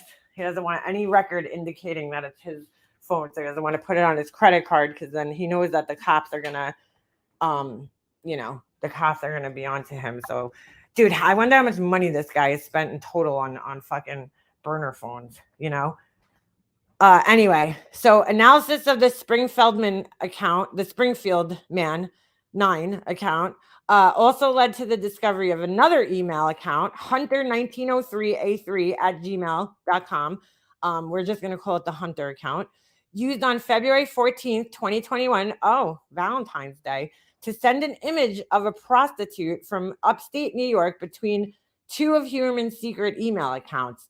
Further investigation revealed that Hunter Google account was created on February 14th, 2021, using the burner cell phone, and the user's phone number and SMS recovery number, and subscribed in fictitious name Andy Roberts, the same fake name linked to the target Tinder profile. Oh my God. So he was basically sending pictures between those two accounts. Anyway, as well as the same alias utilized by defendant Huerman in communications with numerous potential sex partners responding to his advertisements for sex. And the fictitious birthday of August 6, 1972, which corresponds to the digital ending of the burner account, T-Hawk 080672. Oh, so he used a fake birthday as the thing. That's crazy. In addition, Google provided IP address information for the user's acceptance of terms of service, which revealed that the terms of service were accepted on February 14, 2021, from the IP address. They give that. Significantly, records were obtained from Altice doing business as an Optimum. So that's that out here. Altice Optimum is our cable service provider here on Long Island. And you could also get email addresses through them. So anyway, well, it's one of the cable providers, but pretty much the main one that everybody has. And they provide internet service. So, which is an internet service provider, indicating that the IP address at defendant Huerman's home was also the same address, the same one that he accepted the terms of service for the fake account. All right. Moreover, based on Suffolk County Police Department records for the official website, gilgonews.com, a website maintained by the SCPD to disperse news pertaining to this investigation, defendant Huerman's home IP address was used on May 23rd, 2020 and July 3rd, 2020 to access the official news concerning this investigation. Records obtained from JetBlue also show that the same IP address was also utilized to book flights for defendant Huerman and his wife in 2018. When analyzing the usage of all devices and accounts by defendant Huerman, there appears to be a clear pattern wherein Huerman used burner phones and burner junk email accounts, email addresses to, number one, contact sex workers and sex partners, to conduct extensive searches related to sex and prostitution, violent, sadistic, and child pornography. Oh, God. And seek online information about authorities investigating his crimes. These burner cell phones and the email accounts with fictitious identities were used in an effort to conceal Huerman's true identity, conceal his criminal activity, unlawfully proposition sex workers, and attempt to monitor the investigation of his crimes. I wonder how many times my IP address came up on that site, because I visited it quite often. I would not all the time, but I would visit it for, like, to see, like, I every time I drive into like certain areas of Long Island, it just makes you think of this case. And then I'd be like, oh, I wonder if there's like any, updates. Anyway, so Maureen Brainerd-Barnes, had been left restrained by 3 leather belts, one in which was utilized to tie Barnes' feet, ankle, legs together. During the examination of the belts, a female human hair was recovered from the buckle of one of the belts by the Suffolk County Crime Lab, hereinafter female hair on Barnes. On or about December 18th, 2010, the Suffolk County Laboratory, this hair, and was that was weird the way that was written, was able to determine that it corresponded to a Caucasian head hair fragment. Although this hair was not suitable for nuclear DNA profiling at the time, it was subsequently submitted for further DNA analysis. And they used like this, I guess it's a controversial type of DNA analysis called mitochondrial. It's kind of new. And so it kind of goes into explaining that, and it's a little confusing. I don't know if it explains it on here, but I was reading something about it and it's kind of confusing. So I'm probably not going to read that whole part, but Megan Waterman had been bound by clear or white duct tape. During the course of this the examination of Ms. Waterman's body, 2 female hairs were recovered, one from outside the head area and the other from the tape of the head area. So the tape of the head area. So there was 2 hairs. Okay. Both hairs were recovered in the vicinity of Ms. Waterman's head, hereinafter 2 female hairs on Waterman. Examination by the Suffolk County Laboratory indicated that the 2 female hairs on Waterman exhibited Caucasian European characteristics, but were unsuitable for further DNA testing at that time. The 2 female hairs on Waterman were subsequently submitted for DNA analysis. Okay, and then you got Amber. An examination of the body of Amberlynn Costello revealed that she appeared to have been bound by 3 pieces of clear or white duct tape. That's so weird because they don't make clear duct tape. It's either like clear packing tape or like white duct tape. There's no clear duct tape. I've never, or maybe they have it, but it's packing tape. It's not duct tape. Duct tape specifically has like fibers woven into it. So it's kind of weird that they wrote that. Maybe because it was just so degraded at the time. Who knows? Anyway, during the course of the examination, a female hair was recovered specifically on a piece of tape inside of the burlap wrapping in the vicinity of Miss Costello's head, hereinafter female hair on Costello. Subsequent examination of the hair determined that it had, same characteristics, European. They couldn't test it. All right, I'm not going to read that. It's kind of, all right, so this is like where this shit gets really fucking confusing.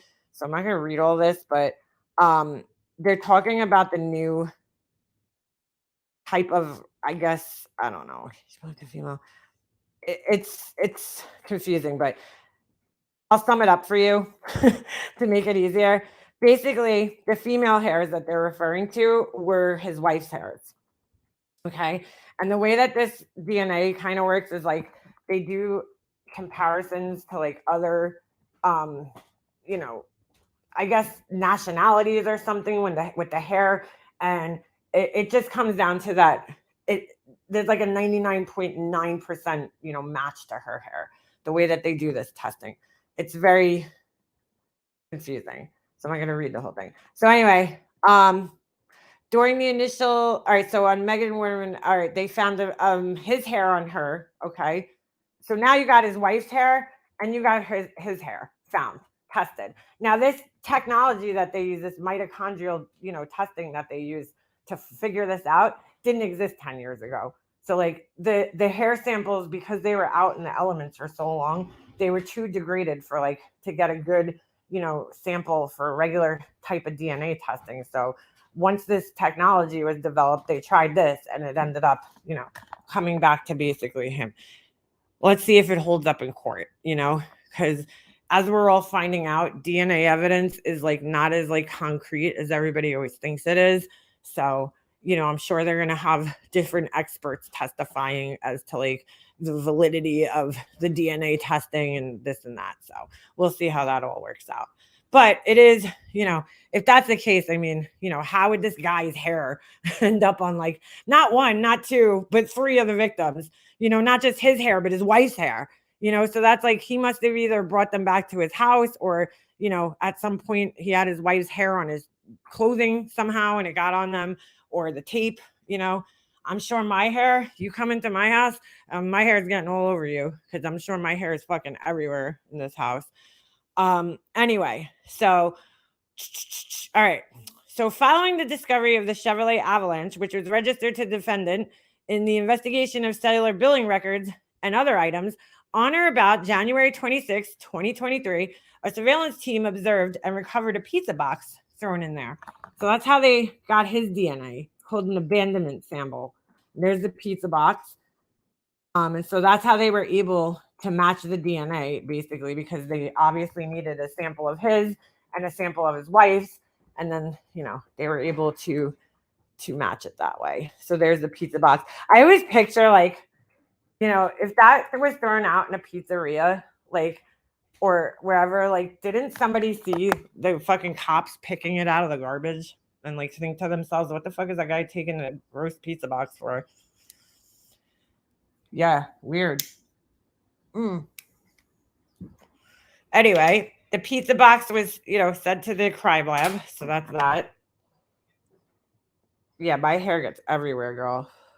Detective hand delivered the male hair on Waterman. So it's just going back through the hair samples, how they got, his email. I could have sworn somewhere it talked about the wives. Waterman is significant that the defendant human cannot be excluded from the male hair recovered near the bottom of the burlap utilized to transport Megan Waterman's naked and deceased body. Man, these poor girls.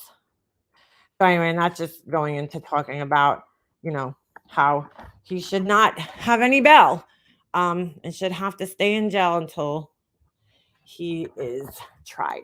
and convicted. So that's pretty much that. Pretty interesting stuff. All the evidence. And that's just, again, that's just some of the evidence that they have. It's obviously not everything. I was listening back to the press conference where they had found that belt, because that was another thing, the initials on the belt that was found on one of the victims' bodies. And they did talk about DNA being recovered from the belt back, a couple of years ago. So I guess that was the DNA, the hair. I guess the hair was like caught in the belt buckle or something. So weird. So, really crazy shit. I mean, right from there, it just seems like they got some pretty good evidence, some pretty damning evidence. And of course, when he was arrested, he denied it. So here's 2 videos in case you guys want to see this. This is pretty interesting. Of him actually being arrested. Oops, wrong one. Hold on, I clicked on the wrong thing. Actual 2 videos of him being arrested. Hold on. Let me find those. Footage of arrest. Oh, I put the wrong thing here. This is the interview. I found this as soon as I ended my live stream the other day, the interview with him. So hold on a second. Where thought I put them in here? In my little note section, but maybe not. All right. I guess I didn't. It's in a playlist though. Oh shit, the guy put the video on private. Yo. Wow. He put the video on private. I had a feeling that was going to happen. Wow. I wonder if he was told to do that by the police, but hold on a second. Yep. Damn. He put the video on private. The guy that did the interview with him. It's clipped all over the news and everything, so you could definitely find some clips of it, but in its entirety, I guess you won't be able to see it anymore. It's on private now. Maybe the guy was just being, yeah, it could be found elsewhere. There's plenty of people that clipped it. All right, hold on. I don't know. I think this was interesting to actually see him. Oh shit, hold on. What's this? He'll go. What led to arrest of suspect? Let's see what this has to say. Hold on real quick. Sorry, I just wanted to click on this before I lost it, and then we'll take a look at that. You could actually see the cops following him down the street. They arrested him. Everybody thought he was arrested out here, but he was actually arrested in the city. So, all right. Why is the Today Show just doing a... Look how big this guy is, dude. Look at the fucking size of this man. I mean, these guys, I don't know how tall they are. This guy looks like he's kind of short. But hold on, let me go back to that. Is behind bars. Rex, did you do it? This morning, the suspected serial killer behind the... I mean, he's just fucking enormous. Did you do it? He's huge. I mean, these are big guys. This guy's pretty tall. The state trooper here, or sheriff, wherever he is. Look at the size of this man. Huge. The average height for men is like what, 5'9" to like 6 foot tall, right? This guy's 6'4", and it's so crazy because my husband's 6 foot tall, right? My dad was 6'3", so my dad was like this guy, like just like that extra 3 inches. I don't know what it is, but it makes you look so much taller than everybody else. Like my dad's head, like whenever I used to get lost as a kid, all I did was look for the top of my dad's head because it stuck out always over the crowd, because he was like abnormally tall, like, I mean, 6'3" is pretty tall. 6'4" is even taller, so I don't know, something about when men are just over that 6 foot, range where it seems like they're even taller, like they almost look like giants. And I know because I grew up with one. My dad was huge. He was just so tall. It was like you could always see his head sticking up through everybody else's heads when we were out, so it was easy to find him because he stuck out above the crowd. This guy's pretty big. I mean, I would have to guess these guys are about 5'10", maybe something like that. And look, that extra just 5 inches or whatever it is 7 inches makes him look huge. I mean, his elbow's in this guy's chest, you know? He's big guy. Now just imagine being a 4'5" woman, you know? Look at the lady right here. She's probably a little bit on the taller side. Right here, maybe about 5'7". She looks so tiny compared to him. So imagine these girls that were probably, 5'4". Forget it. The suspected serial killer behind the Gilgo Beach slayings is behind bars. Rex Sherman is a demon that walks among us, a predator that ruined families. 59-year-old Rex Sherman is accused of murdering Megan Waterman, Melissa Barthelemy, and Amber Costello. The victims' remains found wrapped in burlap within a quarter-mile stretch on Long Island's Gilgo Beach back in 2010. A witness helped crack the case, according to court documents. Witnesses provided a description of the individual, which was... So this is Raymond Tierney. I saw an interview with our old district attorney, Tim Sini, I think his name was. And I used to see him at my son's ice rink all the time. And he'd be standing there with his, trench coat, his wool trench coat, fully dressed in his nice suit from court. And his hair just ever so perfectly combed over to the side. I've never seen somebody's hair combed that perfectly. Like every hair perfectly placed as if the comb had just gone through it. And he would just stand at the glass and watch his son play hockey. And he would never turn his head. I always noticed that about him. I always wanted to go up to him, and because he was like on, this case too. He was investigating this case. I always wanted to go up to him and start a conversation with him and be like, so how about the Long Island serial killer?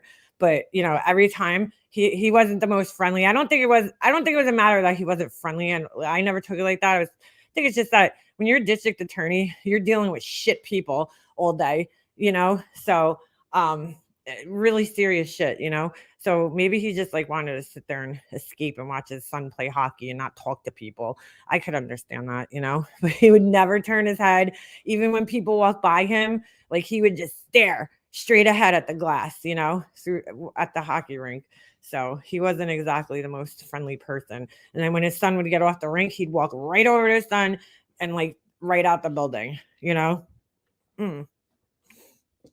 But anyway, he's no longer the head. Was detailed, and this guy beat him and got voted in. Indicated that the person was somewhat unique. Describing a large white male with dark bushy hair driving a Chevy Avalanche.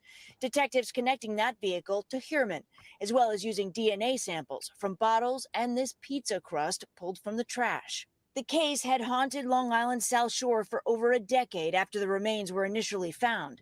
Those who lived there afraid a serial killer was on the loose. Sherman, an architect and a married father of 2. He looks so messy in this. His hair is all fucked up, which is weird because he's another one whose hair, seems like he fucking combs it out every day. I wonder why it was such a mess on this day. Was allegedly hiding in plain sight and living a double life all along, even using burner phones, say investigators who tracked Sherman's phone activity near his Fifth Avenue office in Manhattan and his suburban home in Massapequa Park on Long Island. Investigators also believe Sherman used Melissa Barthelemy's cell phone to make taunting calls to her family members after she disappeared. So weird. His arrest unraveling years of secrets. I cannot. Court documents detailing escort. I cannot imagine what his wife and his family is going through. I just try to put myself in like those people's shoes, and you think to yourself, like, could you imagine like you're just living your life and then all of a sudden one day, this thing comes out, your dad's doing these searches and he's like this horrible, fucking sick, demented, twisted, monster basically. I can't even fathom that happening and like what it would be like to deal with such a thing. It's just sad, you kind of feel bad for them. And then, the family always gets, how it goes on here. The family of the killer always gets tortured by fucking assholes on here. So it just kind of sucks to be them, I guess. Court services and fake dating profiles. a stark contrast to the everyday businessman This is part of that interview. seen in this video taken last year. When a job that should have been routine suddenly becomes not routine, I get the phone call. Authorities now The most interesting part of that that interview, honestly, it's really not even worth watching the whole thing unless you just want to hear his voice and see his mannerisms. And the things that I got from watching that interview is that basically he's extremely detail oriented. He's kind of a stickler for that kind of shit. Like, almost seems to have like a Rain Man kind of memory where he knows like everything there is to know about like New York City building codes, or at least that's how he tried to portray himself. From like the 30s and up, like he studies New York building code. But the other thing was, at the end of the interview, the guy asks him if you were any tool, basically what tool would you be? So he talks about this furniture hammer that he has from his dad, right? So I'm assuming the dad has passed away. And that how he still uses it. He still builds furniture in his workshop, which is the same workshop that dad used to build it in, because that house that he lives in is the same house that he grew up in. So it's his parents' house. So I'm assuming his parents are both deceased. So anyway, he talks about the hammer, though, him being a hammer and, being persuasive, like it, you know what I'm saying? Like how a hammer could be persuasive when it needs to be. So in other words, like you could threaten people with a hammer and persuade them. And it was just kind of interesting that he used that as a reference. now continuing to investigate if Hurman is connected to the murder. Look at this fucking house. The roof is dirty. Like, it's just green and red. Who the fuck was thinking that one up? It's just disgusting. Of other women, including Maureen Brainerd-Barnes. Even with this arrest, we're not done. There's more work to do. Hurman's attorney said that he has entered a not guilty plea and that he insisted he is innocent, even weeping in the courtroom over the weekend, guys. Oh, it's so strange just to actually hear his voice from that old video. It really is. So he was crying in the courtroom. Oh, poor thing, the families that you affected were crying for 13 years. So, does anybody feel bad for him? I don't. You know why he's weeping? Because he finally got fucking caught. That's why. How embarrassing that all your dark secrets are out. I mean, just for his internet searches alone, and who knows what kind of shit what other kind of shit. Now that they have his actual computer in hand, who knows what kind of shit they're going to find on there. Who knows? You mean cabinet makers, hammers? Yeah, whatever. Cabinet maker. He said furniture hammer, I thought. Didn't they say Shannon Gilbert had a puncture wound similar to a jail? Yeah, they said that. I don't think Shannon Gilbert has anything to do. I was going to talk about that too on here. In fact, I read this article, which I'll show you guys, about that whole thing. Another thing that, what's his name? John Ray kind of made a big deal about that really wasn't a big deal. So that's why I'm saying any information that was kind of coming from him needs to be, taken with a grain of salt, basically. He sensationalizes just a wee bit. investigators have been looking into his house. They're taking out more evidence. What are they finding? Boxes upon boxes, including things like guns. They're obviously looking for more evidence in this case. But what's fascinating about it is really the DNA. They had some of this DNA over a decade ago when they found these bodies. They didn't have the technology sensitive enough to identify it then. They went back when the technology improved, identified it. That's when he started to become the suspect. They had that witness who saw the pickup truck that they recognized. They honed in on him. I showed you guys an actual picture of the pickup truck the other day because you're able to actually see it on Google Maps in front of the house. So which is crazy, but the Google Maps, the images like from street, they have to be from around 2009 or something. Because I remember when I first moved into my house. Hold on, sorry.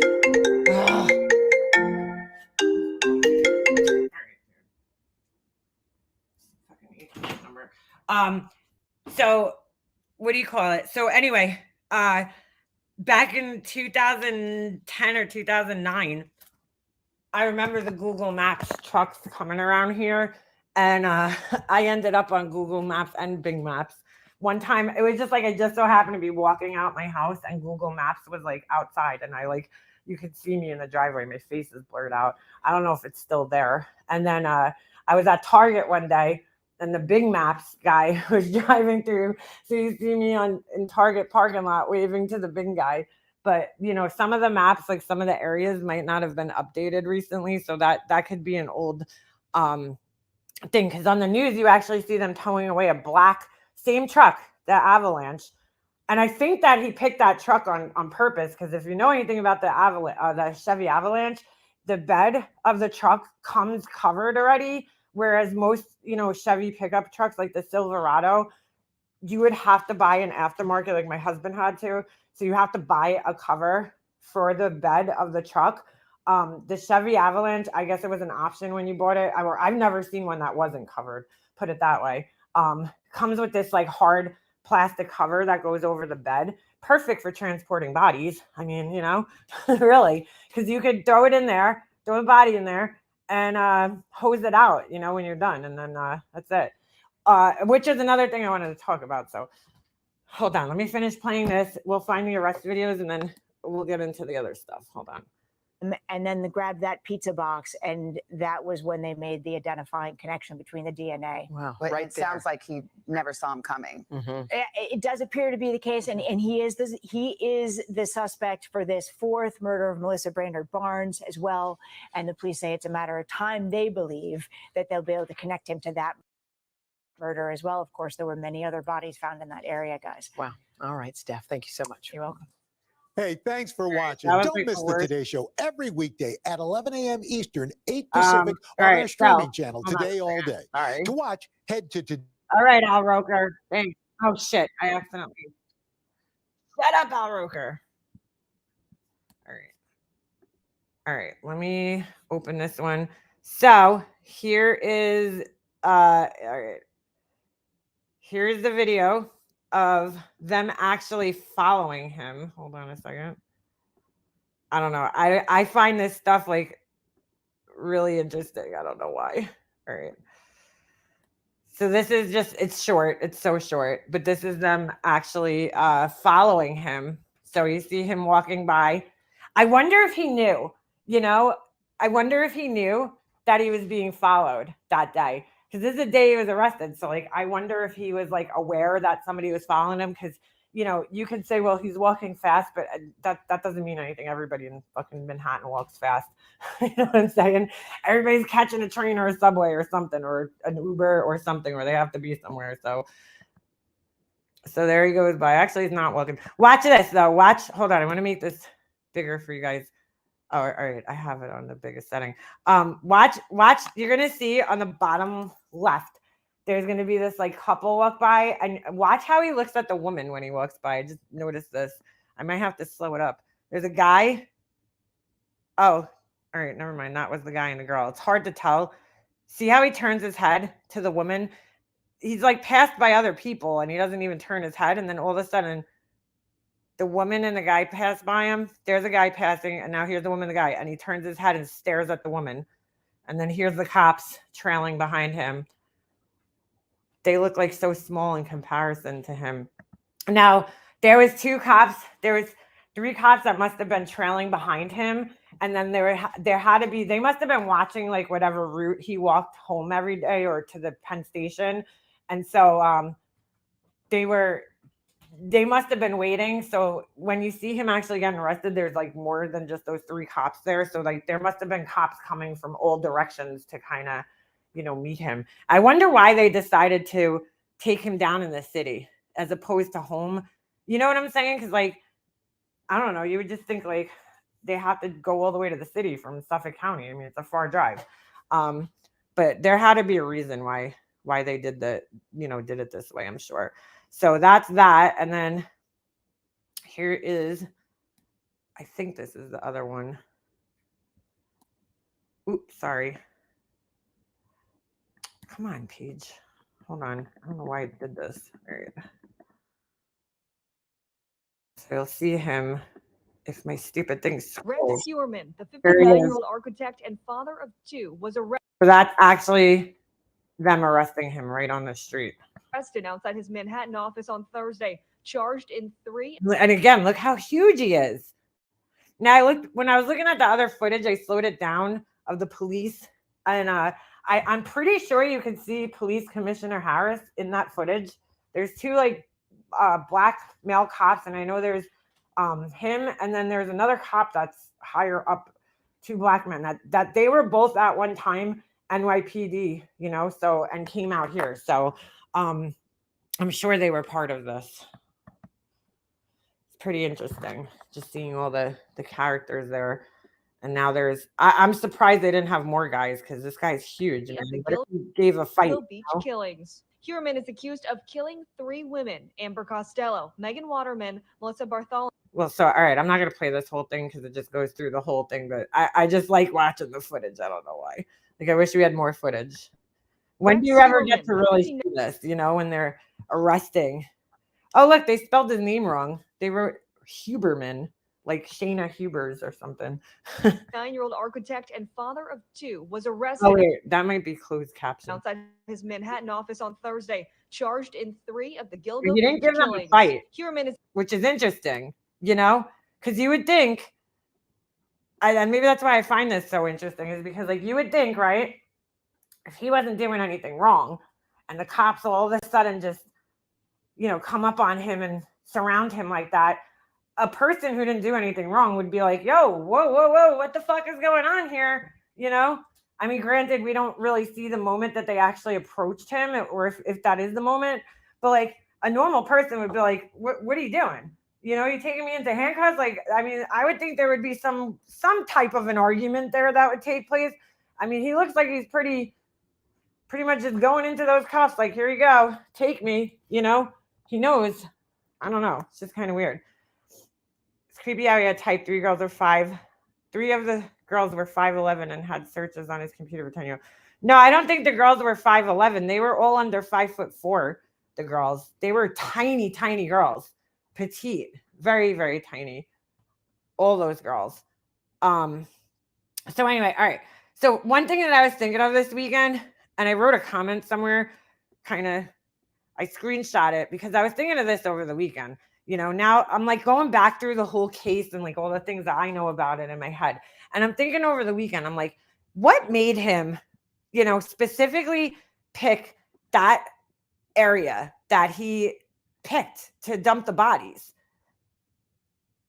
You know, because, all right, let me just explain something to you guys here. Hold on. I'm gonna go to the map for a second. Let me just explain something. He had to have familiarity with the area, and not just a little bit of familiarity, right? Where it's like, oh, I go to the beach there, but like intimate knowledge of the area, right? I'm familiar with this area, and at night, okay, I guess, you know, I guess what I'm trying to say is that he must have, I think, just given his truck, and this is just my theory, just given his truck that he had, I really, really wonder, and I've always felt this, if he was somebody who, although he doesn't look like a beachgoer to me, but he might be into fishing. If he was somebody who frequented the Gilgo Beach 4-wheel drive beach. And the reason I'm saying that is because out of the whole stretch of land that he could have picked over there, right? Why would he pick Gilgo? Now that I know that he's somebody who grew up in Massapequa, I really find it weird that that he picked this spot. And the reason being is because here's where all the bodies were found. Well, the 4 bodies, we'll say. Okay. So here's Cedar Beach, Gilgo State Park, Oak Beach, okay, where Shannon Gilbert was, is all the way down here. Here's the 4x4 beach. Notice it's right there. So the 4x4 beach where you go with your truck and you could actually drive onto the beach, that beach is south of the highway. So you'd have to, there's a turnaround right, somewhere over here so that you could turn into this. And I just find it weird where it's like, why did he pick this area? Let me put the satellite map on. why did he pick that area as opposed to like something further down? You know what I'm saying? Or over here? I don't know. It's just odd. I'm like, I wonder what made him pick this specific thing. So I've always thought that the person maybe goes to the 4x4 beach and, you know, for that beach. So the whole purpose of the 4x4 beaches, right, to get this pass, you have to get a pass to go on there. Like not anybody could just drive on there. You have to buy, I think it's either the Green Key or the Empire State Pass. I forget exactly which one it is. I had it years ago, and that gives you access to like various different campsites. And it's really a fisherman's pass. So it's like for people who do night fishing. So you're allowed to camp on the beach and drive up on the beach, and then you could, you know, stay overnight or whatever. So I'm wondering if that's what made him pick this spot, you know, because it's just it's a weird spot. All these beaches around here, you got Cedar Beach, right? These are all Town of Babylon beaches, meaning that you must live in the Town of Babylon over here in order to access those beaches. I don't know how it is now. I know back in the day, you could still go to some of those beaches. So you got West Babylon, you know, the 4x4 beach, you could go on even if you're not a resident. You just have to have a pass. Like the beaches here were a lot different than I know a lot of places like in Florida. Like you have to pay to get in the beach. Every beach you go to, you have to pay. If you're a town resident, you know, it's cheaper. And then, you know, if you're not a town resident, you know, like during COVID, they weren't even allowing non-residents onto like town beaches. So, you know, so you have your town beaches like Babylon, you know, Town of Babylon beaches. So if you live over here in West Babylon and then, what do you call it? Babylon, you could go to any one of these beaches. You know, you just have to prove your residency in those areas. So Jones Beach down here is a state beach. So anybody could go to Jones Beach, you know? So I wonder, you know, growing up in Massapequa, okay, Park right here, his house is right in this square up here where you guys see my mouse. Most people from this area, they go to Jones Beach. You know, that would be the beach that they would go to. It's a state park. It's open, you know, to anybody. Same thing with Robert Moses. So most of the people out where I live or lived, grew up. So I grew up out over here, okay?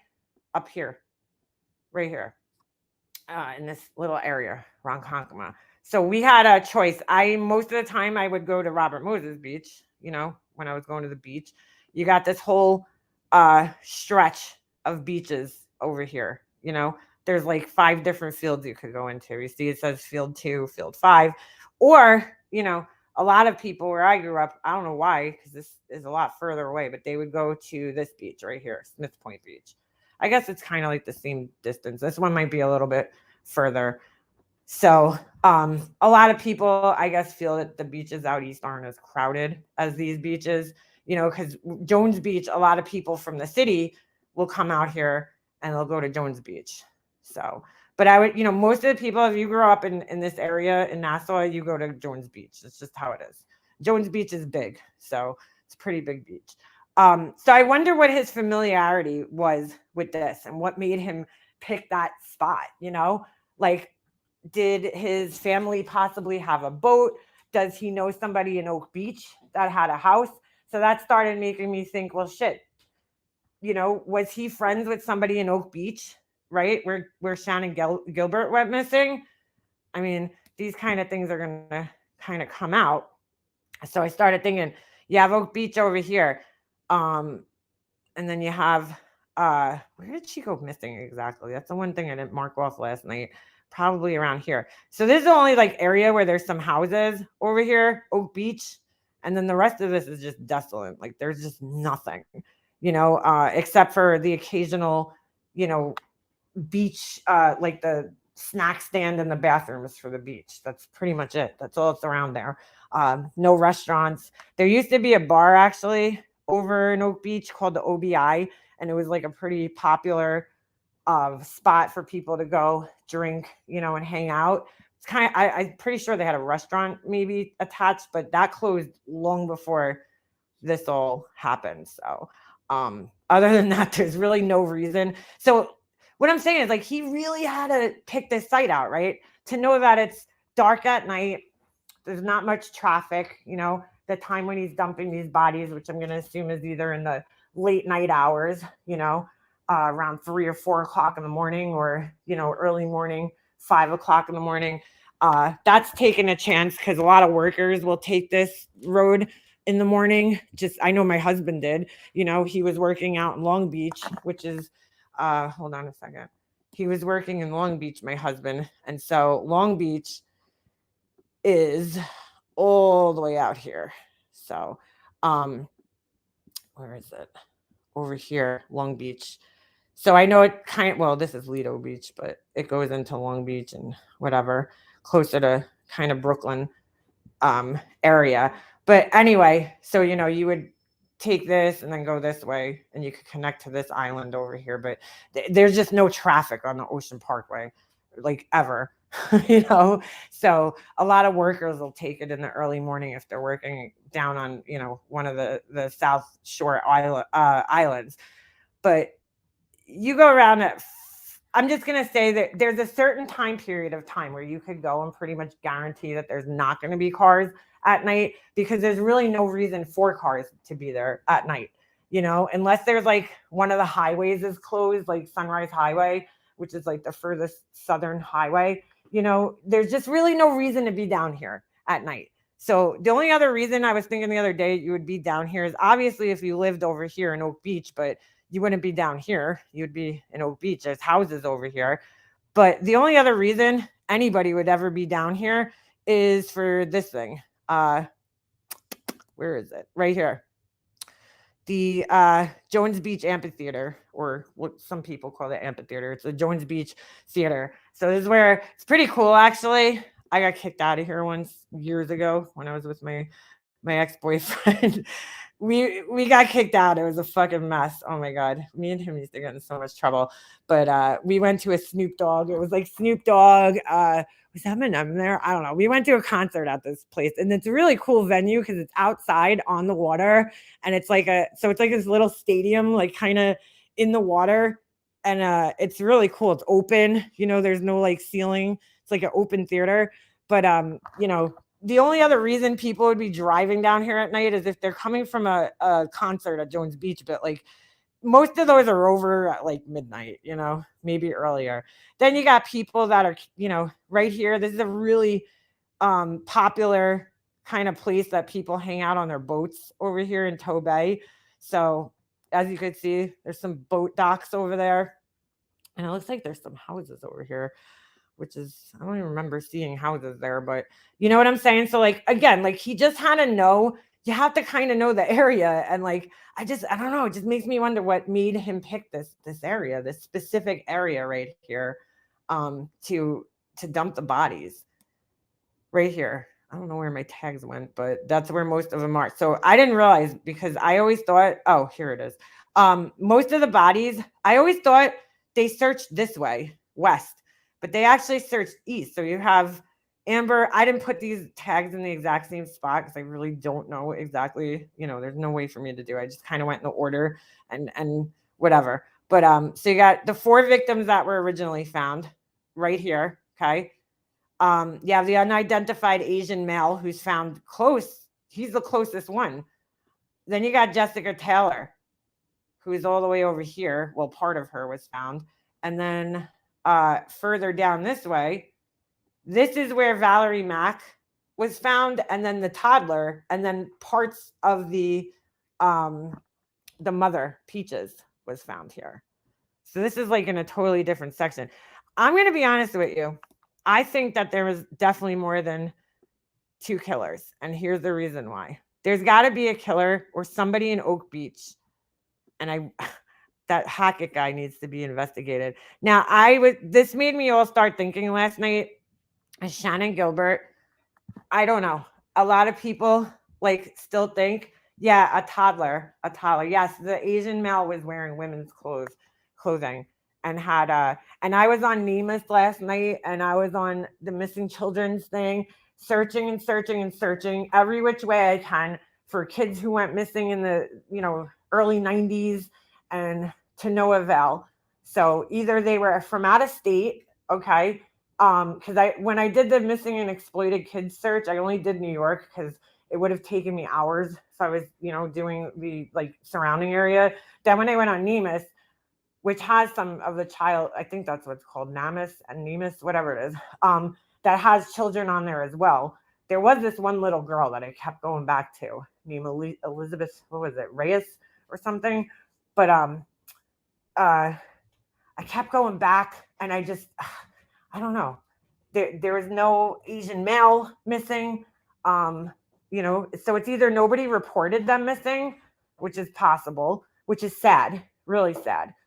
Or they're missing from like other states, like Florida or something, somewhere where I didn't search, Virginia, something like that. And then they came here because apparently like this is a popular place to come, I guess, from out of state. But yeah, knowing that there is a baby, that one blows my mind. So let me show you guys real quick while we're talking about this. Let me show you guys the jewelry and some of the stuff associated with Peaches. So I feel like the news has like done absolutely nothing to put this out, because the story's better. The news really does fucking sensationalize shit, right? The story is better when you know the victims, right? Because there's more to say. There's more of the story for them when they actually know who the victims are. They could interview people. But when the victims are unidentified, there's only so much they could say. Now, that was weird. My camera just like turned on for a second. There's been mention of these victims. They just haven't been shown, on the news all that much. And like right now is the time to show this. So this is the Peaches tattoo that was taken from the body. This isn't the best picture on it. If you actually just Google Peaches and LISK or Gilgo, you'll find much better pictures of it. I took this off of a blog post. But so this is the container she was found in right here. And this was not at Gilgo, by the way. Her torso was found right here in this. Hold on a second. Yeah, this picture sucks. Probably should have picked a better one, but it was found in this kind of wooded area. And then this is a pillowcase that was found with her body. And I think that pillowcase is so like unique. You know what I'm saying? Like that's not like, I don't know. That's a very unique pillowcase. So you would think that somebody would recognize this, her tattoo, I don't know, maybe they wouldn't recognize her tattoo or even know she had it because it was probably on her torso somewhere, maybe somewhere where you couldn't see it. And maybe that's part of the reason, but like somebody has to know something, right? So then you have that, and then hold on. The other part from the baby, this is so fucking weird. Now, this was another thing I got caught into looking up last night. Couldn't find any information about this. This is interesting though. And I feel like I'm sure the cops looked into this just because of the way this is all presented. But this is from the baby, okay? Now, mind you, they say that the toddler was anywhere from like 2 to 4 years old. And so I'm assuming she was probably older than 2 because, like, I don't know. Who puts jewelry on it? I guess you do on a toddler. I don't know. It's kind of weird. So there was a pair of earrings found with the body, the toddler's body. So you got these gold earrings. And then you got this kind of rope chain that's obviously, small for a child. But here's the part that I was personally looking at right here. See this little imprint? And they highlighted this for a reason. Now, I was looking this up last night, and like, you see that thing right there on the clasp? I couldn't find anything like it. I couldn't find any other chain that had any type of marking on it like that. And especially on the clasp, right? Because most of the time, gold jewelry, will have its typical markings on it that would say like 14 karat or 18 karat or 10 karat. And those usually are on these connectors right here, not on the actual clasp. I've never seen actually, I've never seen like a marking like that on the clasp. That to me, that diamond thing Typically, like in a ring back in the day, they would put a little diamond in it to indicate that this is like dealing with antique jewelry. They would, put a little diamond marking on like the inside of a ring or a piece of jewelry to indicate that it had actual diamonds and it wasn't like cubic zirconia or something like that. But this has a very specific marking on it that I feel like is maybe a manufacturer's stamp or the jeweler's stamp, right? So in other words, like it could have been bought at like a flea market or something, and this is the jeweler's stamp. So I would love to know what that stamp is, because like say if it's the reason why is like say if it's some like small jeweler who only has like one store or something and that's their stamp, you can narrow that down. Okay, well, who came in, go in their records, who bought a necklace, who bought a 14 karat gold baby necklace in 1996, and look through their records or something and figure out who this baby is just through this chain, who purchased these things, so just an interesting thing. And they highlighted that for a reason in this picture. So I don't know what that is. There's a new article out on Rex with photos we haven't seen yet. Hold on a second. It's on Daily Mail, but it won't let me post the link. No, you have to be a mod. Could you email it to me? My email is makeupmobster@gmail.com. So just makeupmobster, one word. Sarah, I'm going with Hispanic or Latino too, just because I do see a lot of Hispanic people here, and the babies have jewelry on all the time. And I think it's like a traditional thing for the babies to have the jewelry. I see a lot of Hispanic people with their babies walking around like blinged out with jewelry on. You know what I'm saying? Like toddlers. They got like gold chains on and necklaces. And I think it's because it's probably some type of cultural thing. So thank you. I would hope GD match will be utilized in identifying them. What's that? It just, it just sucks, I'm just like, I'm so baffled at how does a fucking baby go missing? Because like babies, like there's always more people around when you have a baby. You know what I'm saying? When you have a baby, you have the grandparents, you have, babysitters. You know what I'm saying? Like you always tend to have more people in your life when you have a baby, because especially like, let's just say this mother was a single mom. There would have to be times where the baby would have to be separated from her if she was working. Now, we don't know the mom. We don't know if she was a sex worker. We don't know what. But I mean, I would hope not, because I would hope she wasn't bringing the baby on, jobs of her, but maybe she had nobody. But man, I'm telling you, I searched for at least like 2 or 3 hours last night on this website and could not find any case where there's a toddler and a mom missing. There was one baby I kept going back to, and hold on, I screenshot the picture of her and her name, and I was going to do more research on her. Because I'm like, there's like, how do you go missing and nobody fucking reports you missing? Like everybody has somebody, right? We're all accountable to something. Like even right now, I have no family, right? I'm not talking to like my brother and stuff and my aunts and uncles.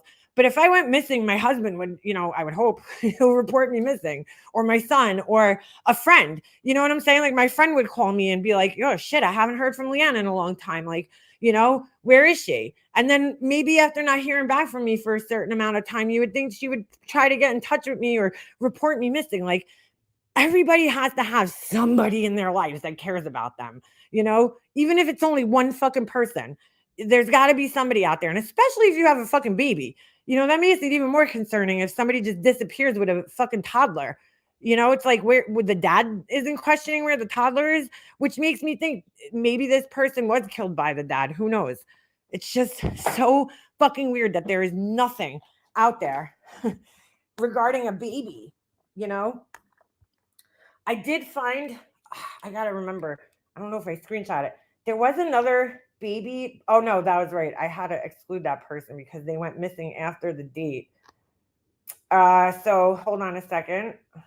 Let me find screenshot of this baby I kept going back to. Every time I searched, she kept popping up in my searches. Oh, tell me I didn't screenshot it. Oh, Princess Perez. That was her name. Princess Perez. Last date of contact now, it says June 15th, 1996, which would be an entire year before this body was found. But, okay, or at least part of the body was found. But maybe that was the last date of contact with the person who, you know what I'm saying, reported the baby missing. But she's the only one that I could find, and I got to do more homework on her. She went missing from the Bronx. She's the only one I could find whose numbers match up. In other words, the birth date, right, her age, because they estimate that this baby is anywhere from like 2 to 3 or 4 years old, and then the date of last contact. Even though it's a year prior, maybe, you know, somebody, they weren't talking to a family member, and then the family member decided to reach out to them at some point in time, and that was the last time the family member talked to them was in 1996, but not necessarily when they went missing. I don't know, you know? So just thought that was the only one that could even come close from New York that would, all right, thank you, Sleaze. I'm going to check that out. You know, that even came remotely close to the date. Otherwise, there's nobody. There's just no babies missing from New York. When I went on the NEMIS website, I did a little bit more searching. Because you were able to on that website, right? You were able to include multiple states. So I did Pennsylvania, I did Jersey, I did Connecticut, and what else? I don't know. I might have added another one, but just, you know, that's what I did just to broaden the search, because, you know, they could be from out of state. They could be from New Jersey, you know? So, but still came up with nobody. And I'm just like, how does nobody fucking report a baby missing? I just don't understand this. How is there no fucking report of this baby being gone? The adult I understand in a sense, even though I still think it's crazy, because you would think that somebody cared about this person. Somebody, you know? But no. Nope. All right. Makes sense why she's not listed. What's that? Hold on. Indian babies get gold jewelry from birth to go towards it. Well, that was another thing I was thinking too, Patricia, was that maybe that she was of, you know, Indian or Native American, if that's what you're talking about. I don't know if you're talking about like Middle Eastern. But yeah, you know, the Dowie, and they have their ears pierced at naming ceremony. Right. I don't know. They said that Peaches was a Black woman, but, you know, when I look at the pictures, and again, you know, this is a picture from a torso that was found. You know, her skin to me looks more like Hispanic colored or Middle Eastern. It's more a lighter shade to me. I don't know. They say that she's a Black woman, but to me, it looks like her skin color matches up more. And the other thing I noticed, and I don't know if this is just from like the decay, because they estimate that she passed away like 3 days or less, you know, prior to the body being found, the torso. But she has chicken skin, and that is not common, I don't think, in people with darker skin tones. It's common in like certain demographics. So I don't know if that's, you know, a result of her being, you know, deceased or what. All right, so I typically don't do Daily Mail things, but I'll show this just for the pictures, because Daily Mail gets a lot of shit, you know, crazy. Not my favorite place to get information from, but we'll take a look at this. Maybe not an American. Well, she could be, yeah, right. She could be from anywhere in the world. I mean, especially if she went missing here. See, that's the other problem. Maybe that's why she wasn't reported missing, is because she could be an immigrant, you know, from here and not have any family here, you know, nobody. So nobody would notice that she's missing, because there's a lot of people here that come over by themselves, you know, from other places, and they're by themselves. And so nobody would report them missing if they're here from like, you know, Ecuador or somewhere down south, you know what I'm saying? Down in South America. So it's like so hard to say. Oh, I think I heard this on the news yesterday. Hold on, regarding this. Hold on, let me get this lady out of here. Exclusive. Accused killer had secret locked in room in his basement. And refused to let interior designer in, saying it was filled with guns, as she says he is just like Dexter.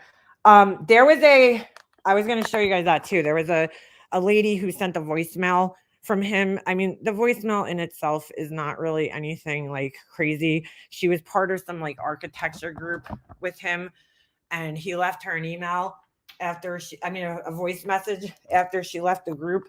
There's nothing, people are like, oh my God, it's so creepy. It's like, yeah, it's creepy now because he's a serial killer. But if you heard this email like a month ago, before you knew who he was, you wouldn't think it was all that creepy. And I also wonder, why did this lady hold on to this email, voice message for so long? But anyway, she might just be like me. I don't delete anything. Okay. So take this with a grain of salt because I don't always believe the Daily Mail.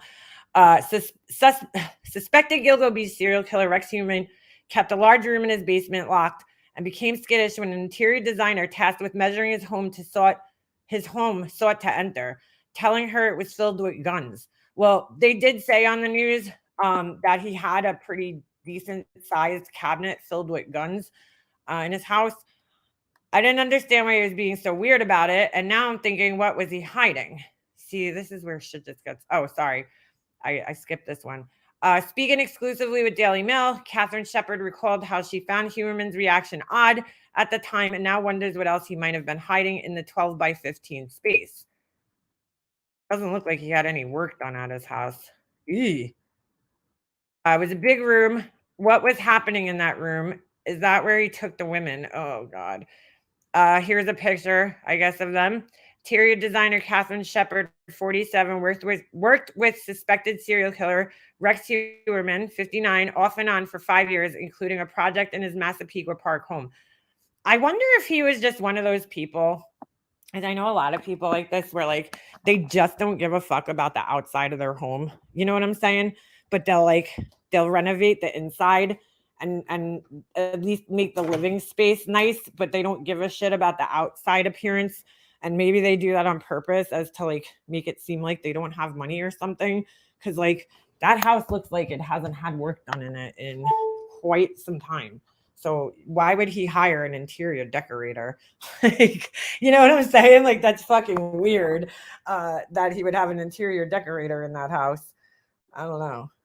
Kind of finding that hard to believe, but so here's another picture of him. Now this looks quite old, this picture. Possibly like the early 2000s. There he is back there. Once again, towering over everybody. I guess that's just his life story, is having to be in the back of the fucking row all the time, you know? You take those pictures. I was always in the front row because I was short. So he's probably one of those people that's always in the back row, you know, pictures. Says she developed a friendly working relationship with Huerman and other colleagues while sharing an office space with him for 2 years in Manhattan. Yeah, like this house does not look like they had any interior design work, but you never know. You never know. Maybe it was purposely done that way. Shepard, 47, who worked with Huerman for 5 years, spent 3 hours assessing his Massapequa Park, New York home for renovation project in 2005. Just one of several close interactions she had with him that kept her awake at night since his arrest last week. Wow. Speaking,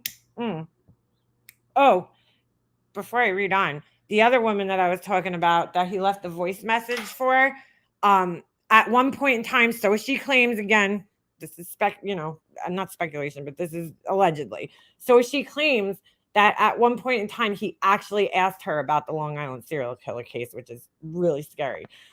Anyway, speaking with the dailymail.com, she described how he had developed a friendly working relationship with the 59-year-old architect who was seen mingling with the interior designers and colleagues in exclusive photos published for the first time.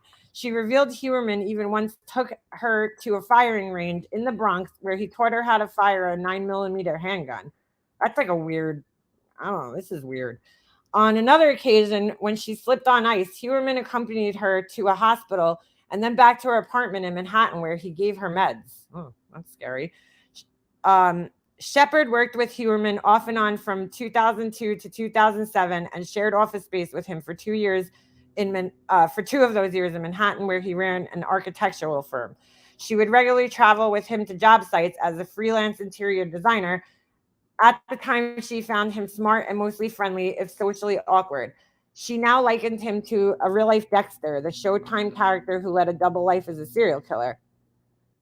I feel like every fucking serial killer is like compared to Dexter, like nowadays. And it's like, dude, clearly every serial killer is leading a fucking double life, dude. You know what I'm saying? They're not serial killing all the time. You know, they have to be normal people at some point, go food shopping and do all the things that us normal folks have to do. But, you know, they all live double lives. I mean, that's ridiculous. No, he networked with interior decorators because they recommended business to each other. Another interior. Yeah, she wasn't I don't know if she was necessarily an interior decorator. I thought she was in an architect group with him.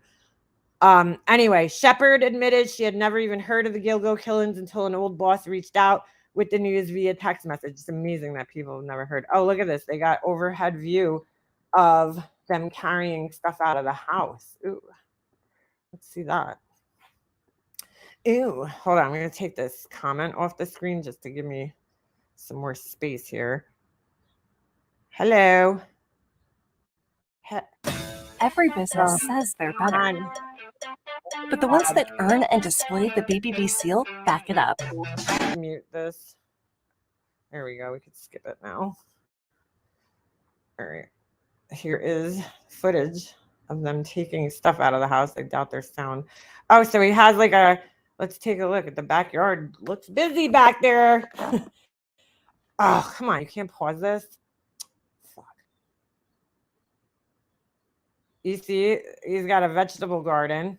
Pretty nice, you know, decent sized vegetable garden. Looks like a greenhouse, little patio area back there. Well, with an umbrella. Small backyard. That's so typical of a Massapequa backyard right there. That's about the size property you're gonna get in Massapequa. I wonder if that must be the neighbors. Look at the neighbors walking out. They're like, what's going on? Because I told you, everybody in New York's so fucking nosy. We might have to do a drive-by one day this week. See what's going on over there. Oh, he had a lot of plants. Interesting. Look at the tents. Oh, that's probably from the police. And then like a little deck. So apparently somebody in his house had a green thumb. Quite interesting. Quite interesting. Well, I know he shopped at Whole Foods because there was an article which I had to laugh. Look at all the evidence they're taking. Okay. Where's this? You don't want to use it. Thank you. Thank you. We're done. So there was this article. Look at the cops enjoying his patio furniture over here. They're like sitting on the patio. There's 16 pictures in this gallery. That is the one good thing about Daily Mel's. They do have a lot of pictures. Anyway, blood is great for composting growing veggies. Yeah, right. What was I gonna say? Oh, shit, I totally just forgot my train of thought. I totally just forgot. Oh, the Whole Foods thing. So he was apparently he was at Whole Foods and they had put out like tangerines or something, you know, for children to take, for kids, I guess, that were shopping in the store with their parents and something. And he took like 3 or 4 of them. And so the manager came over and was like, excuse me, sir, like, you know, those are for kids. Like, you're not supposed to take them. And he got like irate and started arguing with the manager, and they ended up kicking him out of the Whole Foods. Again, this is a little alleged, you know. I just find it funny that this big guy goes in there stealing oranges that are meant for children. Fucking weirdo. But yeah, so they referred to him as Orange Guy at the Whole Foods. So yeah, that was in another article that I read this weekend. Actually, Dr. Grande, my favorite YouTube doctor. I didn't know this until recently. Just side note here, but Dr. Grande like fucking loathes Dr. Phil, and his videos on Dr. Phil are probably some of his best work. Just putting that out there. I mean, just amazing. It's just amazing how he rips into Dr. Phil. All right. So anyway, here we go with some more pictures of him. Oh, you know who his glasses remind me of in this picture? He looks like Rifkin, Joel Rifkin. You guys remember that was the other serial killer, famous from Long Island, Joel Rifkin, who got pulled over on the Southern State Parkway with a victim in his car. And that's how he got busted. He was like this total fucking nerdy weirdo who lived with his mom still, like Norman Bates type shit. And another guy who, you know, killed sex workers. Kind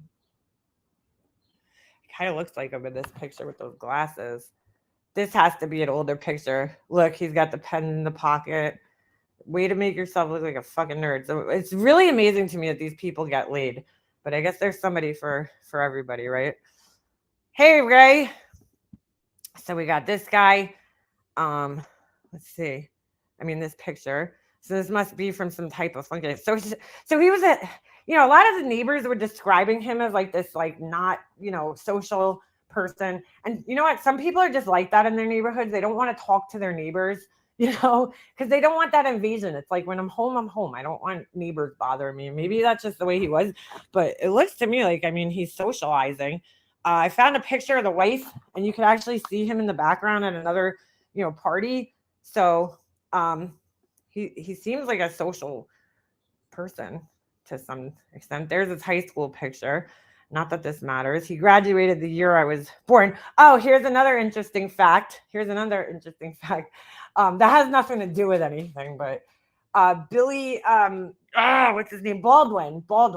So you know the Baldwin brothers are like famous Long Islanders, and Billy Baldwin actually graduated high school with this guy and knew him. And so he made a tweet the other day saying, you know, something to the effect of like that awkward moment when you find out that, you know, your classmate is the Long Island serial killer that you graduated with. So and they all went to Massapequa High School. So here he is in his suit. Even though he's like together looking, he kind of looks somewhat disheveled. Weird guy. But this is, dude, I'm telling you guys, when for the last 13 years in my head, not him exactly. I'm not saying this guy exactly because obviously I couldn't have known. But his whole persona and being and existence and everything is exactly what I was imagining in my head as the serial killer. Was a fucking like normal dude, totally normal, had money, just the most unassuming, unsuspecting person, you know, that you would think. Like, because again, I told you there's somebody that I know that almost reminds me of him with the business suit and the, you know, all that. And I swear to God, I'm like, he's a serial killer. Or he at least frequents, you know, escorts and massage parlors and shit. Like that kind of shit. At the very least. But at the most, he's possibly a serial killer. Because I used to see this guy fucking middle of the night in his trunk doing weird shit in the trunk, like just crazy shit. And for some reason, that's the vision, you know, I had in my head for years, was like somebody like this guy that I actually know, you know, not some like creepy guy, like, or some construction worker. I knew it had to be some guy who was a professional for some reason. So here's just random photos of him. This same repeat photo is here. I hate when they do that. All right, so let's go back. How come I can't go back? Okay. Oh, I gotta close this. So let's go back to the article here. Again, I'm not a big fan of the Daily Mail, but we'll go with it. I Googled his name and Jesus, there he was. Shepard said, there was this picture of my colleague that I remembered dearly. That's an interesting way to describe him. Then spent the next 8 hours reading every article I could find. I was shocked. How could this be the same man? I'm shaking right now. She said as she described her relationship with Hewerman, which ended a couple of years before he allegedly began the killing spree, dumping the bodies of several women on the beach, not far from his home on Long Island South Shore. He has so far, all right, I'm not going to read all this because we already know this, but we were really looking at this more so for the pictures. What is this? Oh, a firing range? I don't know. That's a weird thing, but okay. So yeah, we're just looking at the pictures here. I'm not gonna get too much into that. And then let me see There's another one. This one is from the so this was from the Post. So instead of playing that, I'll show you guys the video where they actually just play the voicemail. I mean, to me, the voicemail, I don't know. I'm just kind of like one of those people, like, I hate when stories get like this, where it's like everything the guy did was creepy, even like normal shit that he did. They're like, oh my God, it was so creepy. And people just start like bugging out about every little fucking detail.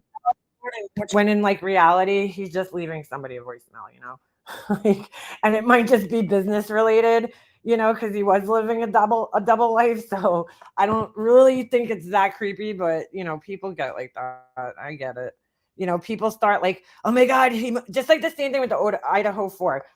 They're like, they can't accept that maybe those 4 murders were his first. They're like, no, he must have had more murders. It's like, well, every serial killer or wannabe serial killer has to start somewhere, right? So there's got to be a first victim somewhere or victims somewhere. So like, you know what I'm saying? So why does there have to be other victims that we don't know about all the time? Like, I don't know why people just constantly do that. It's just fucking weird. Everyone's saying, I knew something was creepy. Yeah, exactly. Gray, when like in reality, right, in retrospect, you might not have even thought that. You might have thought, hey, that guy's just kind of weird or he's a nerd.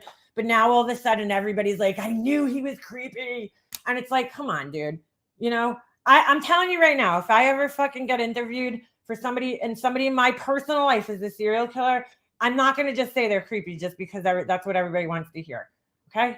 I'm going to make that promise. Hopefully I don't know any serial killers.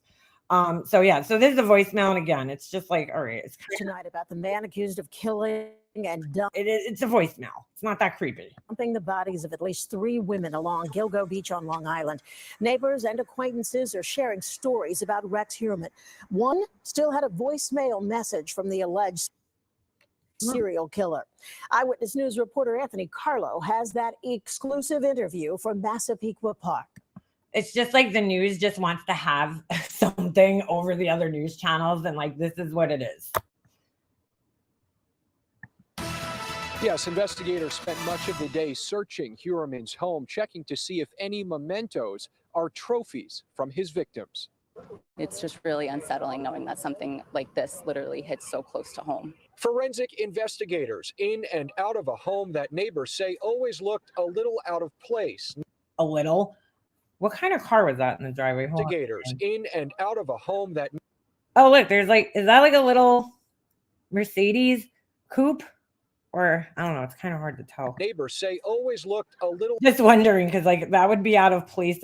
Out of place next to the perfectly manicured lawns in Massapequa Park. This one, just you always looked at it and it looked a little creepier, weird. The man... Holy shit, hold on a second. Park. This one, just you always looked... Why does this guy look so familiar? That and it looked a little creepier, weird. The man who lived there, now a suspected killer. It was a really hot day out and he was outside. I have family that like lives right near here. In overalls, chopping wood in the driveway. Cassandra Wickard had spoken to Rex Heuermann when he was just her neighbor. He talked to us about how he does woodworking and building furniture, and his father used to build furniture. Oh my God, that's so creepy. No, I'm just kidding. He clearly had hobbies too. I mean, most of these people, I don't know. I feel like everybody just expects that when like somebody's a serial killer or killer, that like they don't do things that normal people do, like all their activity, all their like extracurricular leisure time is spent, planning murders and shit, which very well, I'm sure a good portion of it is. I mean, clearly this guy spent time searching odd things, but like they're also trying to live normal lives, at the same time. So they got families, especially these guys with the families and the jobs, busy careers. So yeah, they might have hobbies and shit.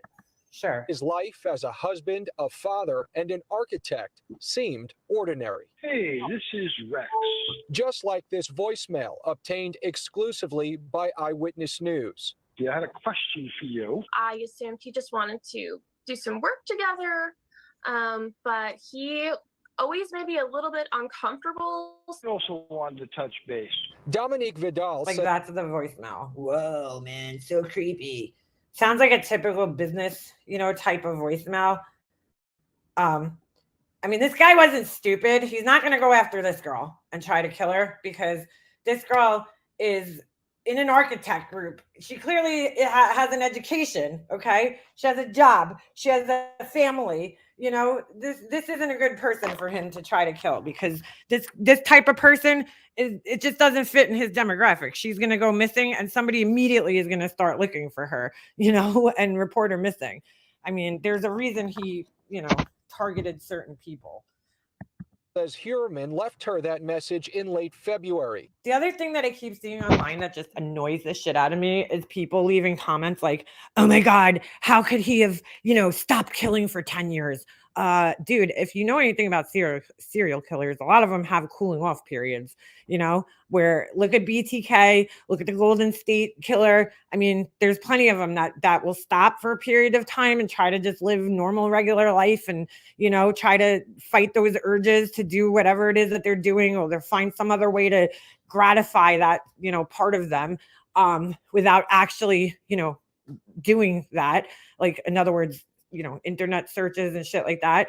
And like, dude, the 10 years, if that's how long he stopped for, right? Which we don't know, because it's possible he could have, killed other girls and left their bodies elsewhere. But, he could have also just not killed anybody for 10 years. And I don't know why that's so fucking hard to believe, because the bodies got discovered in 2010, So if you're the killer, you're going to, maybe cool off for a little bit and, the heat's on, the cops are watching, you don't know, you're going to be paranoid and shit. So maybe he did stop for 10 years. Maybe these are his only 4 victims. Like, it's just, it just annoys me that everybody's always like, there has to be more victims somewhere, where it's like, there doesn't have to be. I mean, there's no like fucking written rules about these things, clearly. When she left a networking group for architects and designers, she says they were both in. Heuermann apparently up until his arrest Thursday.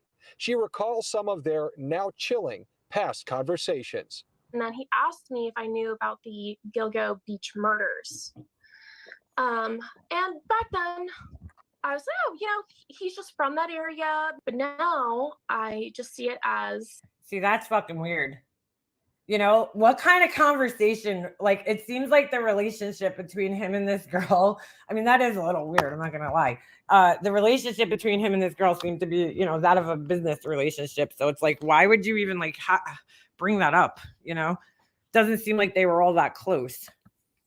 A serial killer kind of just putting it in somebody's face. Yeah, I think he was leading certainly a double life. Investigators say Heuermann's obsessive web He really searches does look like an ogre right here. Good description of him. About the case, his use of burner phones and DNA extracted from pizza crust helped tie him to the murders of 3 women, making him a prime suspect for a 4th. He definitely bifurcated his life as to, what he did behind closed doors and what the public saw.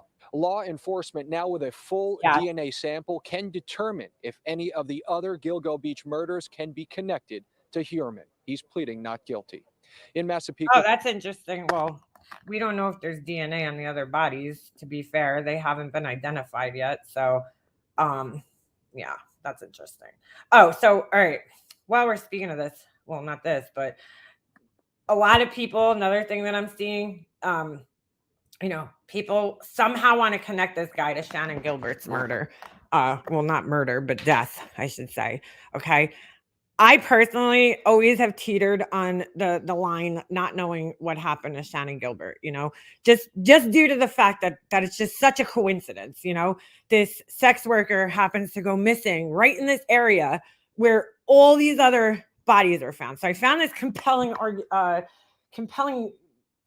article last night that had a pretty good argument as to why she wasn't a victim of LISK. So let's take a look at that one. And I kind of always leaned more on the side of that she wasn't a victim and that it's just a coincidence, but a very, very, very, very, a very, very interesting coincidence, like crazy coincidence, that she went missing and this happened. But just looking at the circumstances of the case, and then after, actually hearing her 911 call, something was going on mentally there. You know what I'm saying? She was having some type of mental breakdown. I mean, in the call itself, you could actually hear the John who hired her and the driver who brought her there, like almost like laughing at her and sounding very confused because they're like, what the fuck is going on with her right now? Like, why is she acting like this?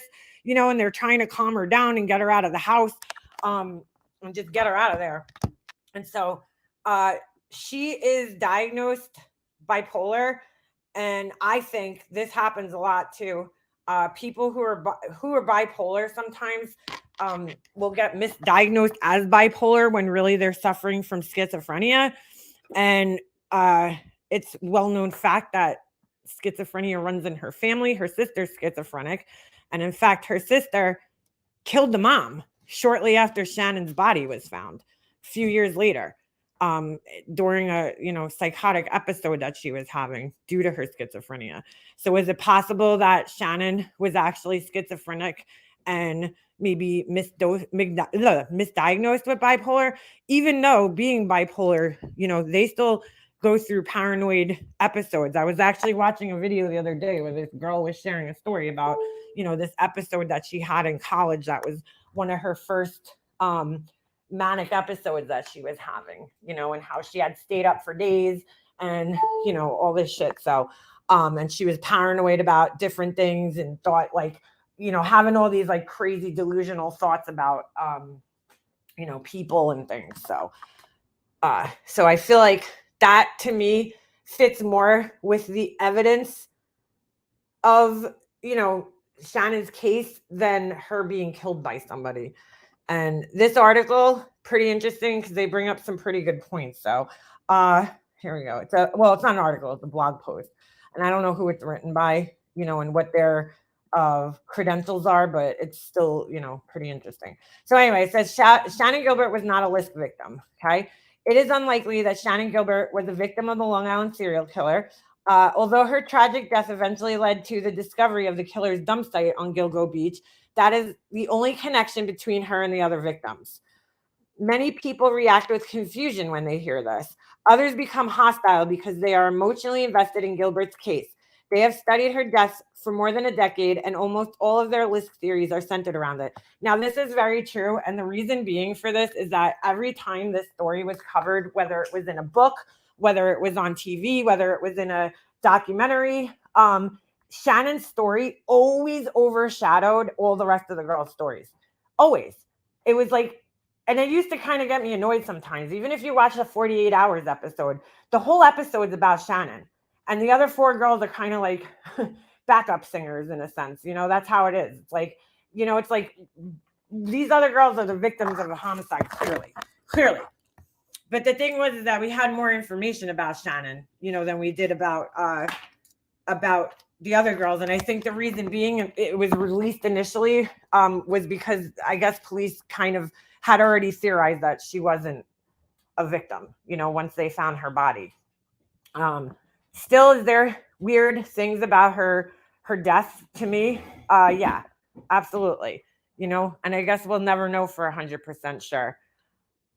Police, I hope when, Tierney and his team and this task force, like, I hope they do further investigate her death as well, alongside the other ones. But I tend to lean more, on the side that she accidentally just died that night.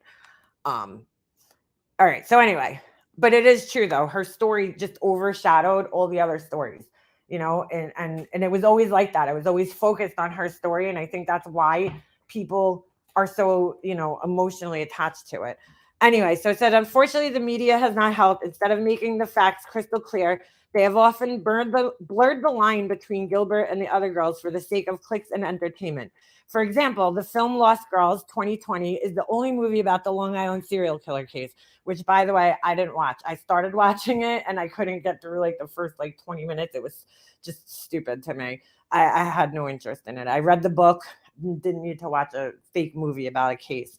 Anyway, however, it spends the vast majority of its time focusing on the only person who probably isn't a LISK victim, which is another reason why I didn't want to watch it. The other women merely serve as a backdrop. Did someone murder Gilbert? It is somewhat possible, and it is. Was that person LISK? The likelihood is no. Bad guys can exist at the same time. Furthermore, violence against sex workers is nothing new, which is true. The discovery of the Gilgo 4.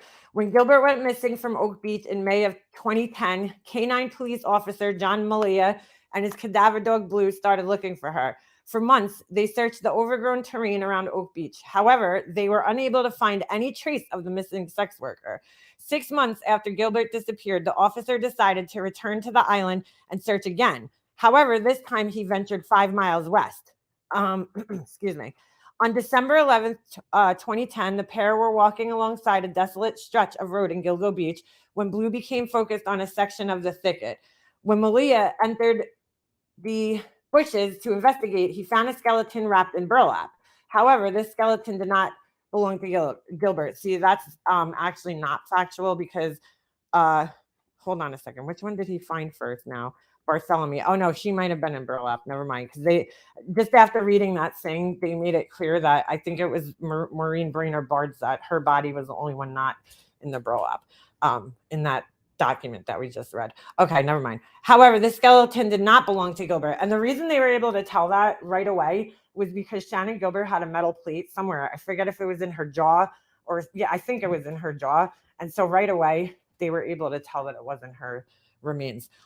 Instead, it turned out to be the remains of Melissa Bartholomew, a 24-year-old sex worker who had disappeared in 2009. Now that I'm like looking at these girls, like I know this is probably like an older photo. She probably is not 24 in this picture, but like she does look very young, you know, even in the newer pictures of her, the more recent ones, she has this very young look. Like look at Megan Waterman has this kind of childlike quality to her face.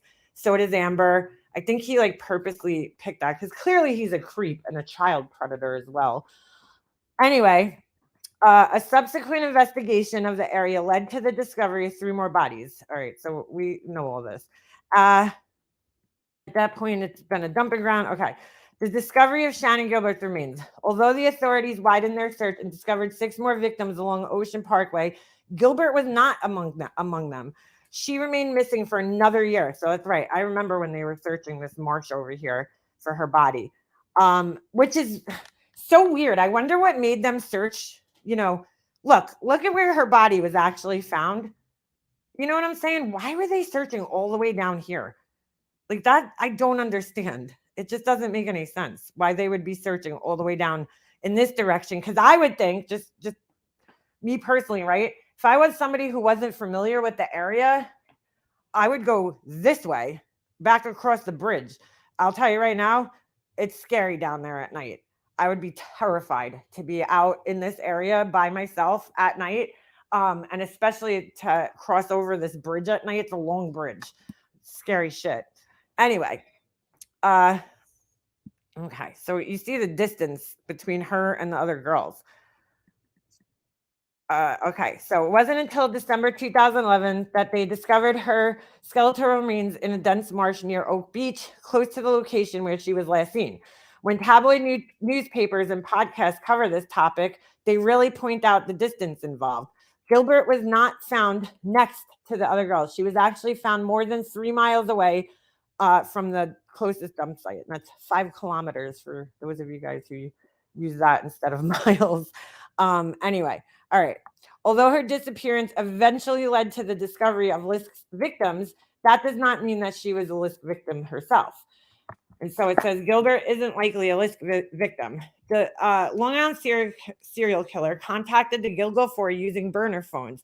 He then lured them to places where he could pick them up without being seen. This is why the Gilgo 4 seemingly vanished into thin air. This was a man who exercised caution and diligence.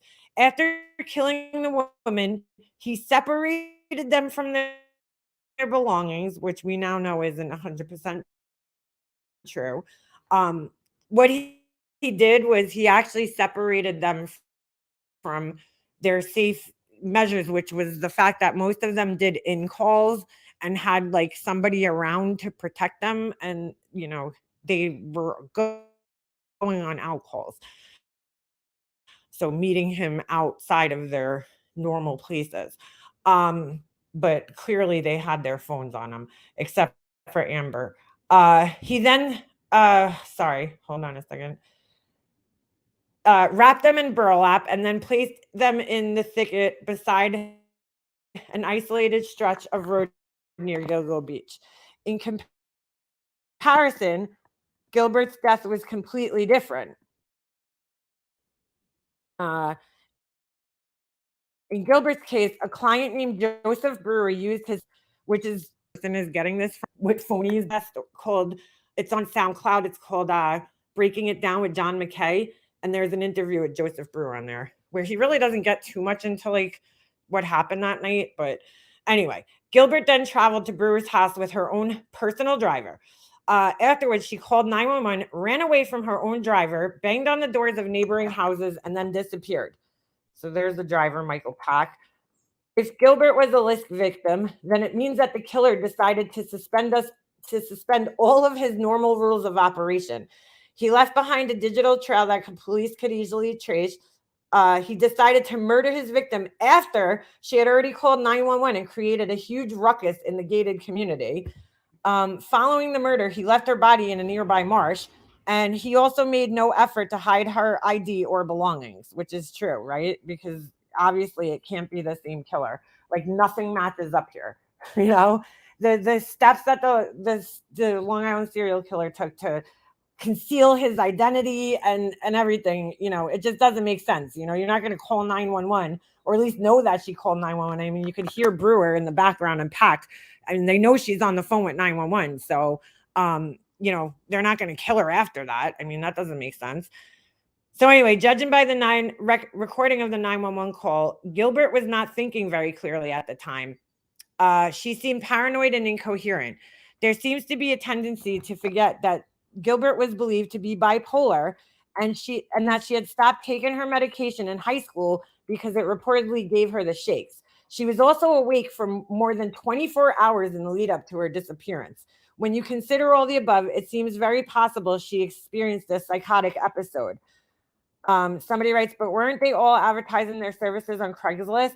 Gilbert and the Gilgo Four were using Craigslist to advertise their services. However, that connection is tenuous at best. This would be similar to connecting victims on the basis they all use cell phones. By 2010, hundreds of escorts in the New York state were plying their trade on Craigslist and other websites. Yeah, I mean, like all of them were advertising on there. That's not a, you know, that's not a good enough of a connection, right? Internet usage exploded during the 2000s. This was a decade when broadband, smartphones, 3G networks, and social media became the norm. From about 2005 onward, almost every industry started to move online. The sex industry was no exception. As of August 2010, CNN reported that roughly 7,000 adult listings were being posted every single day. Holy shit. Earlier that year, the New York Times reported that staff members at the Illinois Attorney General's office had counted more than 200,000 ads since late 2008. And that was just for Chicago. Well, I don't know why this person's citing Chicago listings, but whatever. I guess it's the same everywhere. For many escorts, Craigslist was the place to advertise their services, as it was one of the most popular websites in the United States. Therefore, it isn't shocking that Gilbert and the Gilgo Four were all using it at the time of their disappearances. Okay, so that was the one connection that they had, right? 911 call. For years, the Suffolk County Police Department refused to release the recording of Gilbert's 911 call. This fueled conspiracy theories, as many people felt that the authorities were trying to cover up the murder of a young woman. The SCPD stated that Gilbert seemed calm at the start of her 911 call. They also opined that she may have suffered a psychotic break, which that is how they were trying to sell it at the beginning. After being granted permission to listen to the call in private, Gilbert's family attorney, John Ray, contradicted these claims. He also accused the Suffolk County Police of deliberately making false statements. And here's some quotes. The tapes, if the public would know of them, would shock the public and probably upset the public. Ray's comments added fuel to the fire and raised people's suspicions that a conspiracy was afoot. However, on May 13th, 2022, Suffolk police suddenly released the call to the public. Notably, there was no smoking gun, nor were there any real shocks. All in all, it seemed as though the Suffolk County Police's description of the call was a lot more accurate than Ray's version of events, which is true. Gilbert seemed incoherent and paranoid. At times, she was unresponsive and ignored the 911 operator. By the way, I listened to that again the other day. The 911 operator was just fucking horrible in this situation. Like, I hope that lady got fired because she like did nothing. She really did nothing to help Shannon in this situation. I mean, she just kept going, Shannon,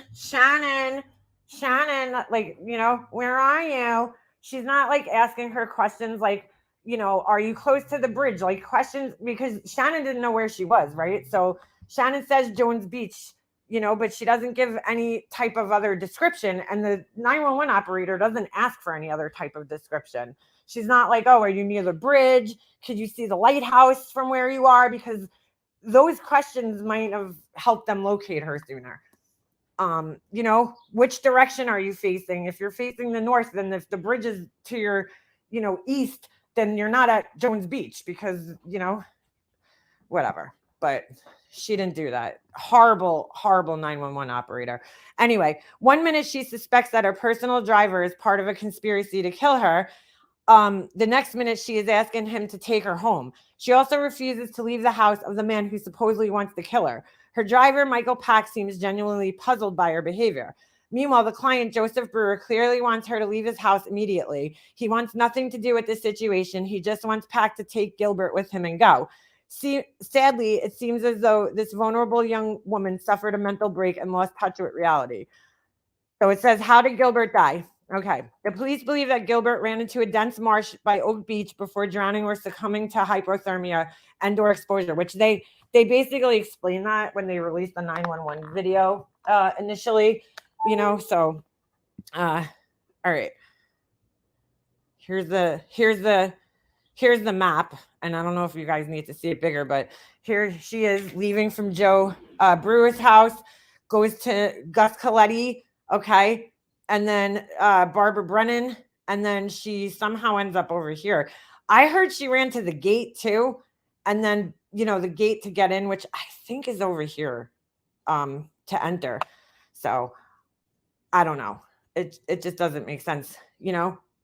Something doesn't make sense. And Hackett's house is right near this marsh, which is why so many people are, you know, suspicious of him. Anyway, that night she believed that someone was out to get her. But again, let me just remind you, Hackett has a fake leg. Okay. There's no way that guy is running through marshes.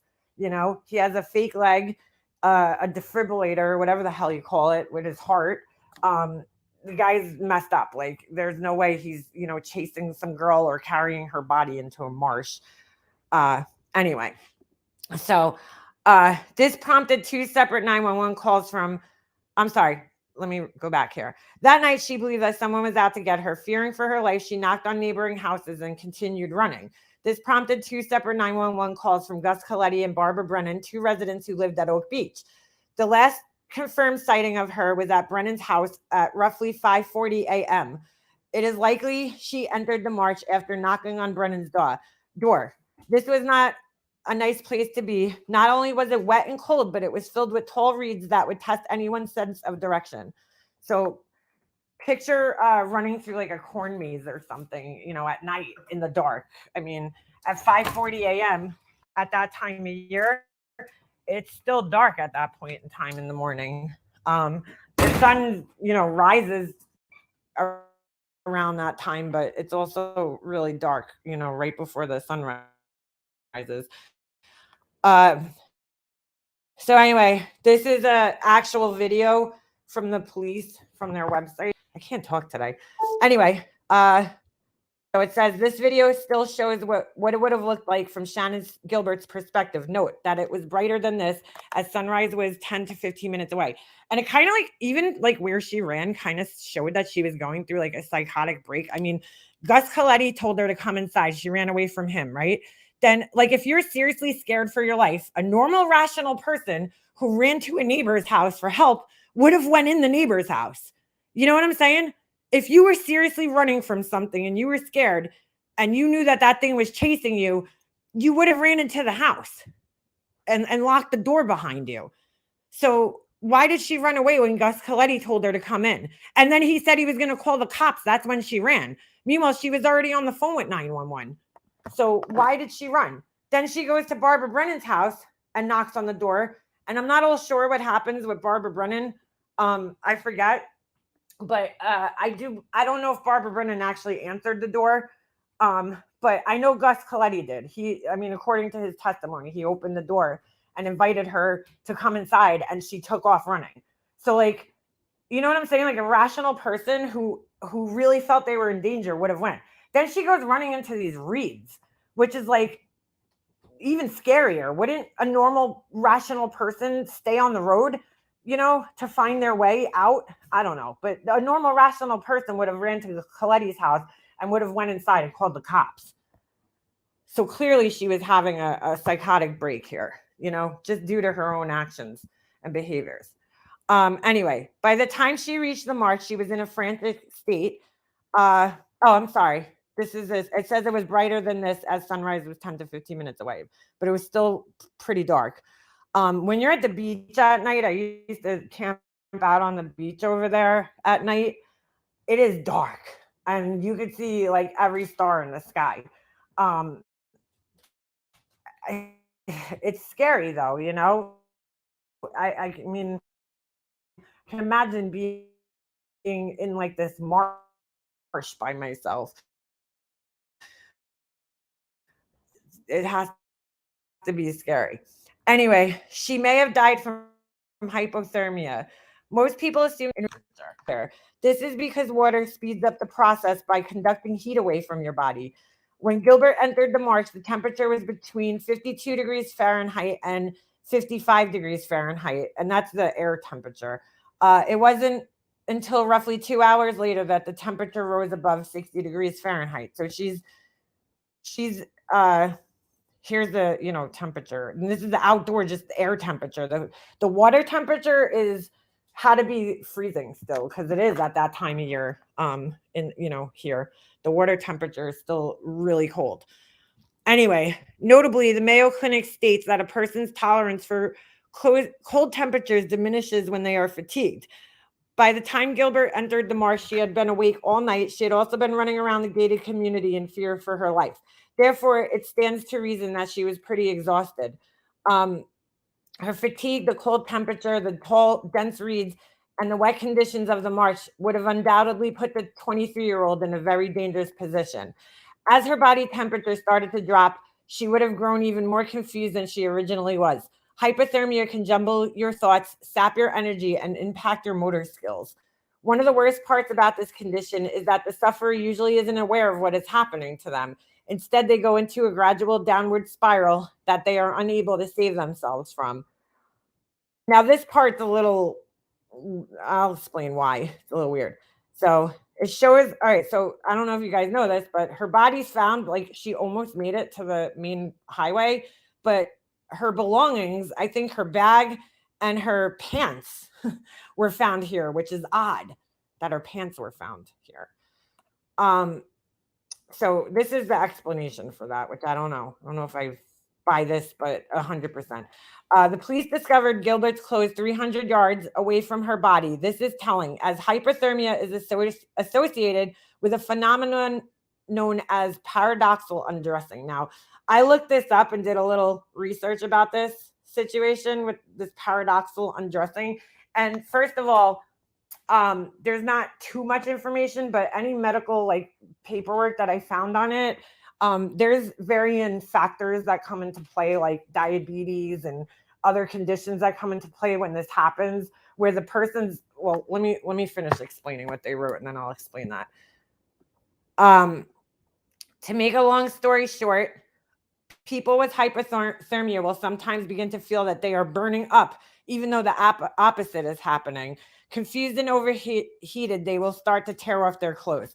Okay, so that theory right there, the paradoxal undressing theory, besides the fact that when this happens to people, it's, most of the time it's because there's varying factors that come into place on top of the hypothermia. But the other thing is that just blows this out, and it makes it impossible in this situation, is that literally when that happens, you're like moments before death. Like you're just about to die when you start ripping your clothes off and stuff and feeling hot, and then you die within like seconds or minutes after, and so you're at the end stages, in other words, of hypothermia, and your body's done.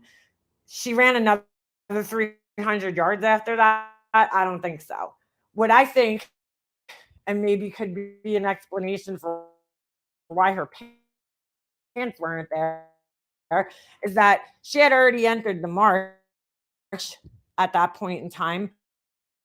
If she came running from this direction, and who knows what kind of pants she was wearing, but in a lot of the photos that you see of her, she's wearing like bell-bottom type pants, and so maybe the bottom for running, and you used to get wet and like soak up to your like knees, and you walk and it just feels uncomfortable. And somebody who's already having like a mental breakdown, they might just stop and, I don't know, take their pants off so that they could run faster. Who knows? I don't know. I mean, that's the only thing that I could think that makes sense, because it is weird that her pants are found off, But again, what if the other bodies were never found? Would we still think this? Who knows?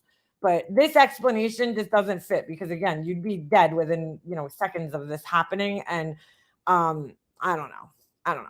Tragically, or at least from what I read, this disrobing speeds up the process and lowers the body temperature even more. Didn't a coroner say that someone strangled her? Okay. No, not exactly. In her autopsy report, the Suffolk County medical examiner noted that there was no evidence of trauma. However, Gilbert's family and her attorney refused to accept these findings.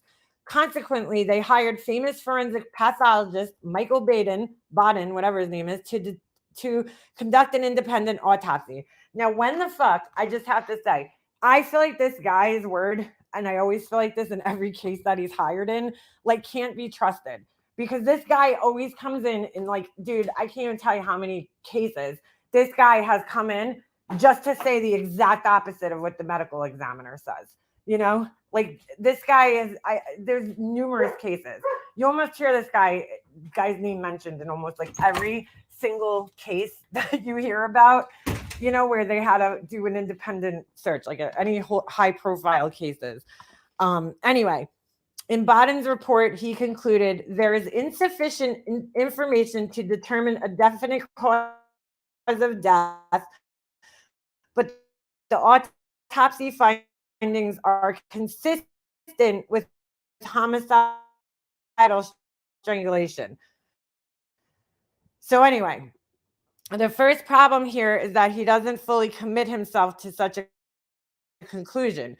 And the hyoid bone, not the bone itself. He's talking about around it. The second problem is that Baden has a history of making dubious claims. Over the years, he has picked up a reputation for being a celebrity pathologist who makes a living out of contradicting coroner's reports. And he gives a whole bunch of examples. OJ trial, Phil Spector, Epstein, who else? Michael Brown, so whatever. I'm not going to read all those. Notably, in his report on Gilbert's death, he states the 23-year-old was still wearing blue denim jeans. However, this is incorrect, as her jeans were actually discovered 300 yards away in another part of the marsh. So the hyoid bone. So Ems was talking about this earlier. There was a hole. Okay. I don't even know where the hell they got this picture from, because I had never seen any pictures or anything from her report. After the police released Gilbert's 911 call, her family attorney, John Rice, suddenly revealed that there was a drill-shaped hole in her hyoid bone. Okay. During a radio interview, and look how perfect that hole is. During a radio interview on the LI and the AM, Ray claimed that someone created this hole using some kind of instrument. When somebody gets strangled, those hyoid horns crack and snap off. Those horns are gone, and there's a hole drilled right through the middle of the hyoid bone by some kind of instrument. Whether it was a needle or a drill, we don't know. I mean, that's a big fucking needle. You know what I'm saying? I don't know how big that bone is, but that's a big needle. It's probably zoomed in, I'm sure. Anyway, here is Ray suggesting that someone went through the effort of drilling a neat 4.7 millimeter hole. So that's like pretty tiny. That's like under a centimeter. This theory sounds far-fetched and disjointed. It does. Oh, I'm sorry. Before strangling her, like, why would you go through all that trouble and then strangle her? That doesn't make any sense. This theory sounds far-stretched and disjointed. It does not make sense. After opining that someone drilled a tiny hole into her neck, he went on to say the following. The medical examiner from Suffolk County said it's a lesion, which means that it is a defect, and they don't know what. They don't know why it's there, and they left it alone. This statement is misleading as it suggests that the medical examiner didn't offer any explanation about what might have caused the hole. Meanwhile, this is from her autopsy. It says the body of the hyoid bone contains a small circular lesion, which may be the result of a thyroglossal cyst or other pathology. And then it just goes on to that. I'm not going to read the whole thing because none of us are going to even understand. But it basically is saying that the hole is there from a cyst that she probably had on her hyoid bone. As you can see, the report explains that this lesion may be a result of a thyroglossal duct cyst or something similar. Although these kind of cysts are relatively rare, they do occur in 7% of people. Furthermore, many cases are asymptomatic. In other words, Gilbert may have had this kind of cyst or the remnants of one without realizing it. Notably, Baden's independent report did not contradict the Suffolk County medical examiner's view on this lesion. In fact, his report didn't even bother to mention the hole at all. So they hire this guy to do an independent, report, and he doesn't even mention the hole that this guy's trying to say was drilled into her neck. Like, who knows? Anyway, if two forensic pathologists this begs the question. If two forensic pathologists didn't raise any suspicions about this hole, then why is Ray suggesting that someone created it with a medical instrument or drill? This case contains a lot of misconceptions and half-truths. The problem with unsolved cases is that many online commentators will repeat other people's theories and misconceptions as fact. Let's take a look at a few examples of this. So somebody writes, I understand the hyoid bone was completely missing in regards to Shannon Gilbert's remains. I almost said science girl when I saw the SG. Anyway, is it true that this is the only bone unattached to the rest of the skeleton on the human body? Why is it missing on Shannon? I wonder. I also have my suspicions. We all know that an examination of the hyoid bone is needed to determine strangulation as the cause of death. How convenient. It's missing. The part of the bone that was attached, I don't know. Furthermore, many other bones are missing as well. These included 4 carpals, 1 metacarpal, 10 hand phalanges, 1 tarsal, 2 metatarsals, and 20 foot phalanges. This was likely due to animal scavenging, as some of the smaller bones were found 40 to 50 feet away from the body. So yeah, it's so hard to say what she died from because it was so long. People often forget Gilbert's remains were in that marsh for nearly 20 months. That is a very long time. Yeah. Exposed to the elements, Oh, great. That guy's totally always, hired. He's a hired contradictor, to contradict medical reports. Anyway, people often forget that Gilbert's remains were found in the marsh. Oh, sorry, I just read that. She was literally found, this is another comment. She was literally found next to 14 other dead sex workers, and she was also a dead sex worker, and she called 911 3 times begging for help, claiming someone's chasing her, trying to kill her, she accused. And I don't know why they didn't expand the comment. Anyway, she was not found next to 14 other sex workers. The closest LISK site was more than 3 miles west. Furthermore, the police discovered 10 remains at Gilgo Beach, not 14. 10 sets of remains. So anyway, so Shannon just ran into an area where a bunch of other dead bodies happened to be located? No, she didn't, The comment above suggests that Gilbert stumbled into a marsh full of murdered sex workers. However, this is false. In fact, where Shannon Gilbert was found, not only was it 3 miles away, but it was on the opposite side of the highway. So the person who was dumping the bodies off, they were heading in the westbound lanes. Shannon's body was found on the opposite side of the highway on the eastbound side, so right outside of where she went missing. So anyway, and it just doesn't make sense for a killer to drag her body through that whole entire marsh and then leave her by the road. Why would they do that? I don't know. Doesn't really make sense. Anyway, the comment above, sorry, as you can see, there are a lot of factoids and misconceptions about this case. The fact that certain people have been purposely muddying the waters all these years has not helped. From the start, there has been a concerted effort by various parties to forcibly insert Gilbert's death into the Long Island serial killer case, to her case, which would be her attorney. Others are motivated by the fact that all their personal theories about LISK revolve around the tragic incident at Oak Beach. Letting go of a theory that you've been certain about for years is not an easy task. To compound matters, the Suffolk County Police Department has been pretty poor at communicating details about the case. Like many law enforcement agencies, they prefer to keep their cards close to the chest, even if it damages their public image. So somebody, what is this? Isn't it a coincidence that Gilbert died 5 miles away from the other girls? The human mind delights in finding patterns, so much so we often mistake coincidence or forced analogy for profound meaning. And it's some quote by Stephen Jay Gould, who I don't know who that is.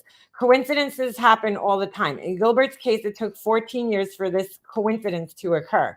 Right now, seemingly improbable events are happening all around you. However, you probably won't notice any of them. Take the following examples. The man who delivered your package this morning was your coworker's brother. Last week, you stepped beside the car that your partner owned before you met them. You stopped, I'm sorry. That stone that you threw into the lake landed within 5 feet of a stone that someone else threw. The carpenter who built your parents' garage has a daughter who sits behind you in one of your college lectures. Would you notice any of these coincidences? Probably not. For instance, Ted Bundy's victims, Janice Ott and Susan Rancourt, knew each other because Janice had previously dated Susan's older brother in high school. Now, again, I don't know if this is true or not. Within the space of 4 months, both Ott and Rancourt fell into the clutches of America's most notorious serial killer. Furthermore, Bundy did not stalk these women. In both cases, he randomly selected them because his initial targets had grown weary of him and backed out. Simply put, that means that Ott and Rancourt were both in the wrong place at the wrong time. The human brain will always look for connections. It is our way of trying to make sense of random events. You could actually watch people doing this with like every case too. You know, like the Idaho 4 case, they're like trying to make all these like connections, you know, between like the people, the boyfriend, and it's like, dude, it's probably not, you know, it's probably not that way. Anyway, this is because we are not great at judging probability. One of the biggest problems with the true crime community is that it often struggles to tell the difference between evidence and coincidences. Shannon Gilbert is still part of the LISK story. Is still a part. Although it's unlikely that Gilbert was a victim of the Long Island serial killer, there is no denying the fact that it was her death that ultimately exposed him. In a remarkable twist of fate, her untimely demise lifted the lid on a monster who had every intention of claiming more victims. When she ran into the marsh that night, LISK and his dump sites at Gilgo Beach had gone undetected for more than 14 years. Well, that's not necessarily true, but I won't get into that because, well, the length of time, you know, because really if we only count the first 4 victims, it was only like 3 years, but 14 years is going far back to when, you know, the first victim, Jessica Taylor, I believe, or Valerie Mack, one of them went missing, but we don't even know if they're related. Could be a total other coincidence in this story that somebody else happened to just pick the same area as a dump site, you know, which isn't really exactly the same area. It's just like Shannon Gilbert, you know, some of them are a mile away.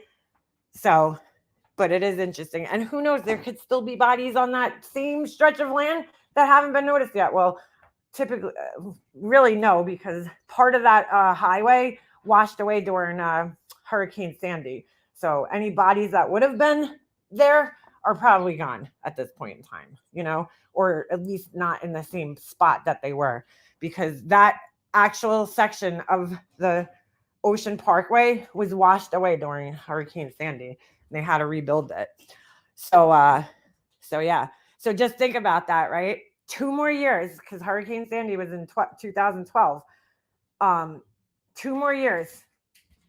If they didn't discover those bodies in 2010 and they sat there for 2 more years, they never would have been discovered because they would have been washed away by Hurricane Sandy. So probably sitting at the bottom of the bay or something. Anyway,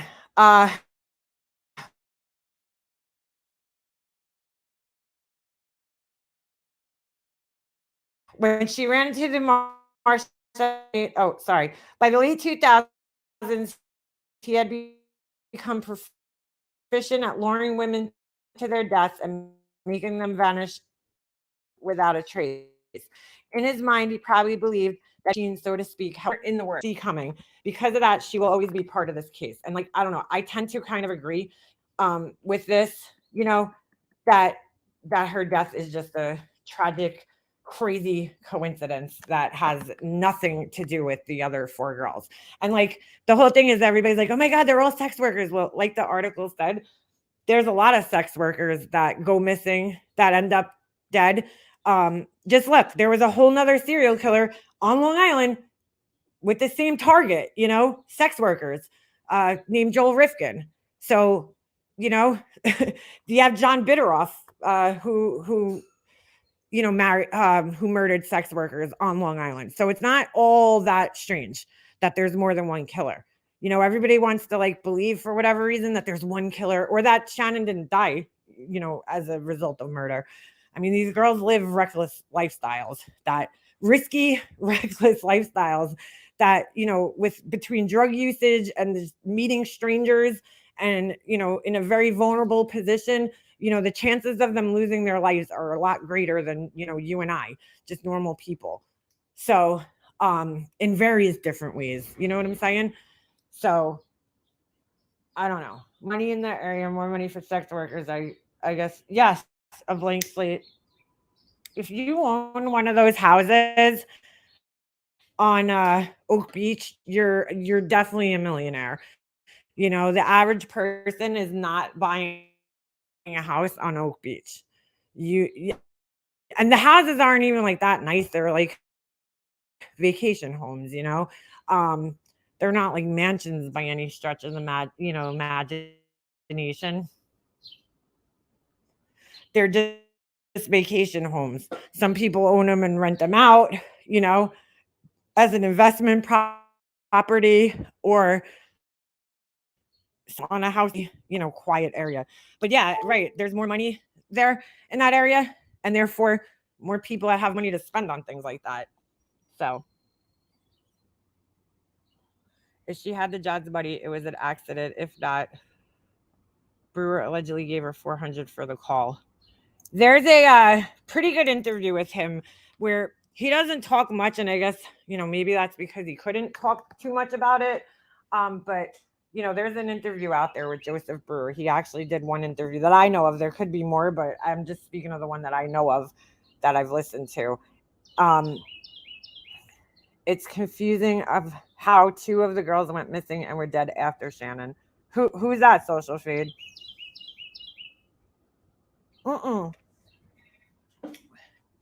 Did they go missing after him? Now you got me confused. Hold on. Let me look. Well, after she went missing, though, but when she went missing, if it was after, you have to think, right? We didn't know that she went missing until the bodies were found. Nobody knew that she was missing, except for the people that were in that small community over there in Oak Beach and her family. It was never on the news, and the police. Sorry, third party there. So nobody knew that a girl had went missing in Oak Beach until it came out on the news after the bodies were found. You know what I'm saying? So the killer wouldn't have known that 2 girls' bodies went missing. I mean, that her body went missing. He would have had no idea. We all found out about Shannon Gilbert once the first girl's body was found. That's how we found out her story. And the reason being is because they were looking for her when they found the other bodies. So hold on. Let me go to the Gilgo News website. Here we go. So this was the website that was created. This was not created by the task force that was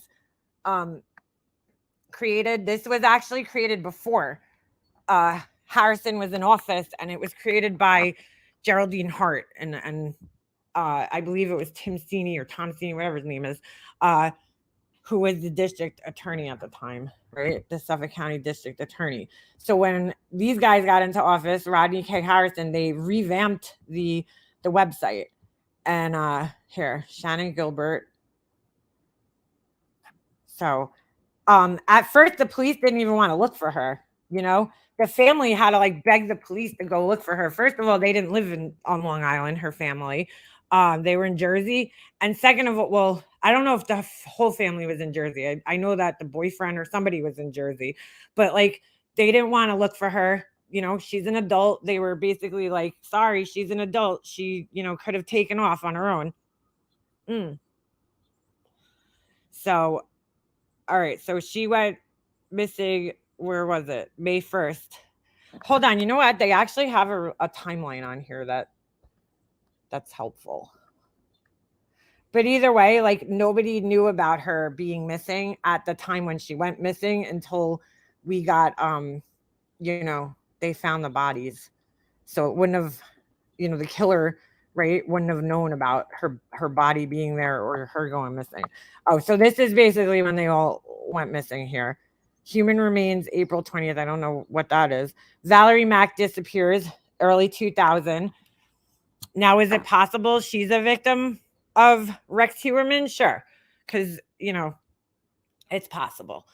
Jessica Taylor, 2003. So there's 3 years in between those two women going missing.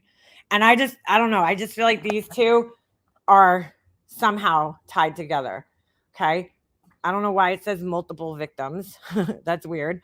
Oh, I guess between 2007 and 2010. So the only victim that went missing, I think, after was Amber, I think. But Shannon disappeared in May.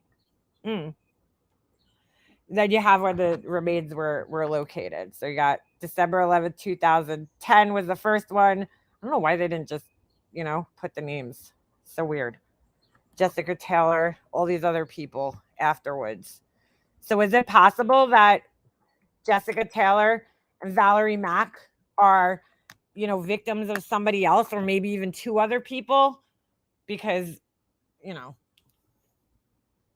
there could be multiple men out there that are sick and kill, you know, sex workers. It's very possible. The Asian male, I just don't know how that fits in. He was dressed in women's clothing. The problem is we don't know when that guy went missing. And then you got the toddler. I find it so weird that the toddler's body was found so close to Valerie Mack's body. 0.04 miles. I mean, that's pretty close. So you guys can see the whole stretch here. So you have Amberlynn Costello, 0.16 miles. Melissa Bartholomew. So between them, there's 0.16. Between Melissa Bartholomew and Maureen, who was the first victim, there's a 0.05, right? And then Megan Waterman. It's so weird. Why did he put Amber so far away from the other? You know, the other three are pretty close in proximity. He put Amber in a different spot for some reason, a little further away. So yeah, pretty interesting. I don't know. Here's all the pictures, or at least what we know to be the pictures. They don't have an image of the toddler. Do they have any? I want to know more about Valerie Mack. I know I covered her when they first identified her, but Valerie Mack disappeared at age 24 while living in Philadelphia, worked as an escort, but is confirmed to have worked in Philadelphia and not New York. Mack also used the alias of Melissa Taylor, no relationship with Jessica Taylor. Mack's family members provided additional DNA samples and confirmed they last saw Mack in the spring and summer of 2000 in Port Republic in New Jersey. While she was not reported missing, this information aligned with the previous determination that Mack's remains were dumped in Manorville in 2000. What?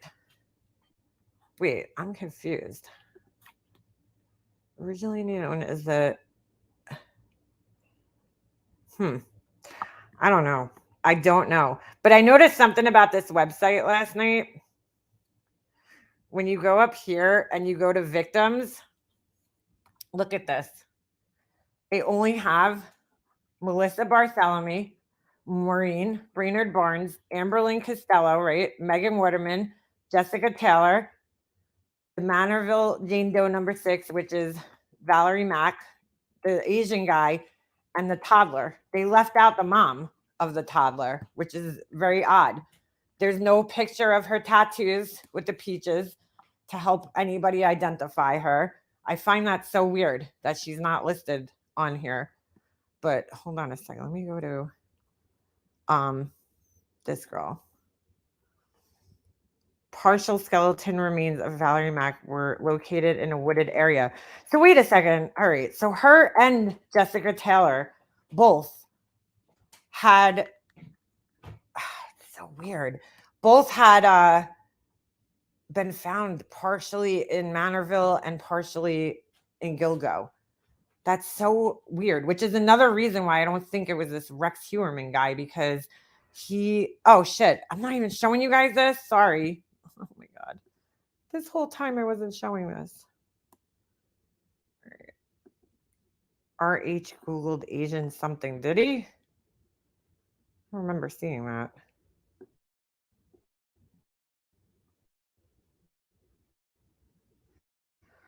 How come this is sharing? Sorry, I didn't realize I wasn't even sharing my screen. That's why I don't get at it. All right. Shit. This whole time I'm like sitting here explaining things to you guys, and sorry. So this is the girl Valerie Mack. Went missing. Hold on, let's see. Interesting. So half her body was found in Manorville, just like the girl Jessica Taylor, which leads me to believe, oh, their link doesn't even work. Hold on. Megan Waterman videos, and that's it. Pull it on this page. Okay. Never mind. Interesting. Let me go back. They have a whole list. So I was trying to show you guys. They have the whole list of all the victims and their pictures if they have anything. But for some reason, no picture, no listing even of Peaches. They mention her in here, but like, why wouldn't you put the photo of her tattoo? You know, that might help somebody identify her. So hold on, Jessica Taylor. So her remains, again, an escort, were found in Manorville. I wonder, I would love to see a map, which they don't show here, of her remains, where they were found and where the other girls' remains were found in Manorville. I think there's I can't remember the name of the road. They have it somewhere. But yeah, that's interesting. Interesting. So her and then the other girl.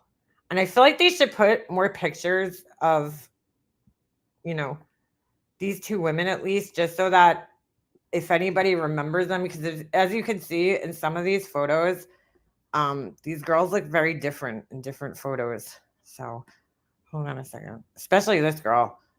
All right. Oh, you found out on the 911 call. She says she's in danger. We heard Shannon's 911 call. She only knocked, didn't say anything. What do you mean? See, look, she looks, to me at least, I don't know, maybe I'm wrong, but she looks totally different in different pictures. Like, look at that picture. Doesn't even look like the same person. You know, they all look so different. That doesn't even look like the same person as this at all. It looks like a totally different girl, right? So, you know, they should post more pictures because it just helps people identify, you know, more. I don't know. I feel like these two girls definitely were. Oh, look, Manorville Trail. I don't know why they show this for her and not for the other girl. It's so weird. Where remains were covered. I don't know. This girl and the Jessica Taylor girl, I feel like they're connected somehow. Somehow they're connected. But this goes way back to 2000, you know. Could it be Rex Heuermann? And, you know, he was scared back in the day, you know, so he dismembered their bodies and then realized after years of their bodies not being discovered, he didn't have to go through all that trouble. Who knows? It's just weird. This whole thing is weird. But let me go back to the map because I didn't realize that I was not sharing that. Where the hell was that? The timeline. I didn't realize I wasn't sharing it the whole time. So they have the whole timeline here, and then they kind of have the map of where the bodies were all found. So the Valerie Mack and the toddler were like right near each other, which is so weird because they're not related to each other in any way. You know, then you got Jessica Taylor here by herself. And then you know you pass this little stretch here. That's where the man was found, which is weird. And then these four were really close to each other, you know, in this little area. And then you have Megan Waterman, Maureen, and Melissa like really close together. And then Amber, you know, also wonder times when there was that maybe keep an eye on how their bodies were, you know, decaying and stuff. Like some sick fucks do that shit. It's just weird. I can't wait. We're gonna find out so much more, and I think this is gonna get really dark and really scary. And I definitely think that he kept some trophies from these victims, and they're finding something. They're finding something in these storage sites or whatever, you know. As he got older, it got more difficult. Maybe that's why these victims are petite. Well, you got to think, right? When these girls went missing, the earliest being 2007, he was in his late 40s. The other day where somebody's like, oh my God, he's 69. There's no way. And I'm like, what do you mean there's no way? First of all, these girls went missing over a decade ago. So, you know, do the math. He was in his early 50s, late 40s. Most men are still working, you know, at that age. You're still working, physical job even. You know, my husband's union doesn't allow them to retire until they're like 60. So, you know, I mean, 60 is not an old man who can't hurt somebody. Yeah. So, and 50 and late 40s, certainly, you know, my husband's in his late 40s. I mean, so it's very possible, in other words, that, you know, he could have done this, and he's a huge guy, regardless of his age, right? He's huge. Just his size alone, he could easily overpower somebody. Doesn't matter how old he is. So, you think the house will be demolished like all tragedies? Whose house? They're now searching storage unit number 2. Yeah. Just the fact that he has so many storage units says a lot. You know, the wife is from Iceland. I think she's an immigrant, you know. So maybe he controls her. Who knows?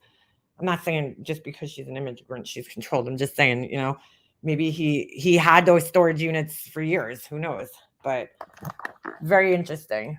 I wonder where the storage units are. I would assume they're in close proximity to his house. You know, so I meant the disposal. I'm sorry. Wait, what? It's been worse this year for sure. And I changed providers too. Oh, they like to go back and visit. Some of them do. Yeah, exactly. Oh, in Amityville. Okay. That's interesting. So yeah.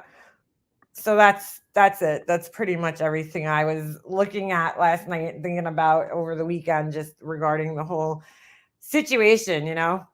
And who knows what else. We're gonna learn a lot more as the in the, you know, following months. I have a feeling, just given the way that the Suffolk County Police, you know, have been handling this case, you know, in the last 10 years or more, they're going to keep a lot of stuff secret.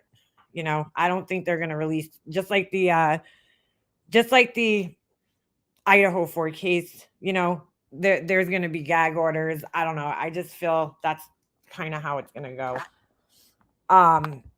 I want to see if his name's on. It's so weird that his name's not on this site. Everybody who goes through the court system in New York, their name would be on this site. Hold on. And I must have checked it like 100 times. And let me see if it's there. So, this way you can find out like when his next court date and all that is and track the court date. And for some reason, his name is not coming up. I hate these stupid things. Prove you're not a robot.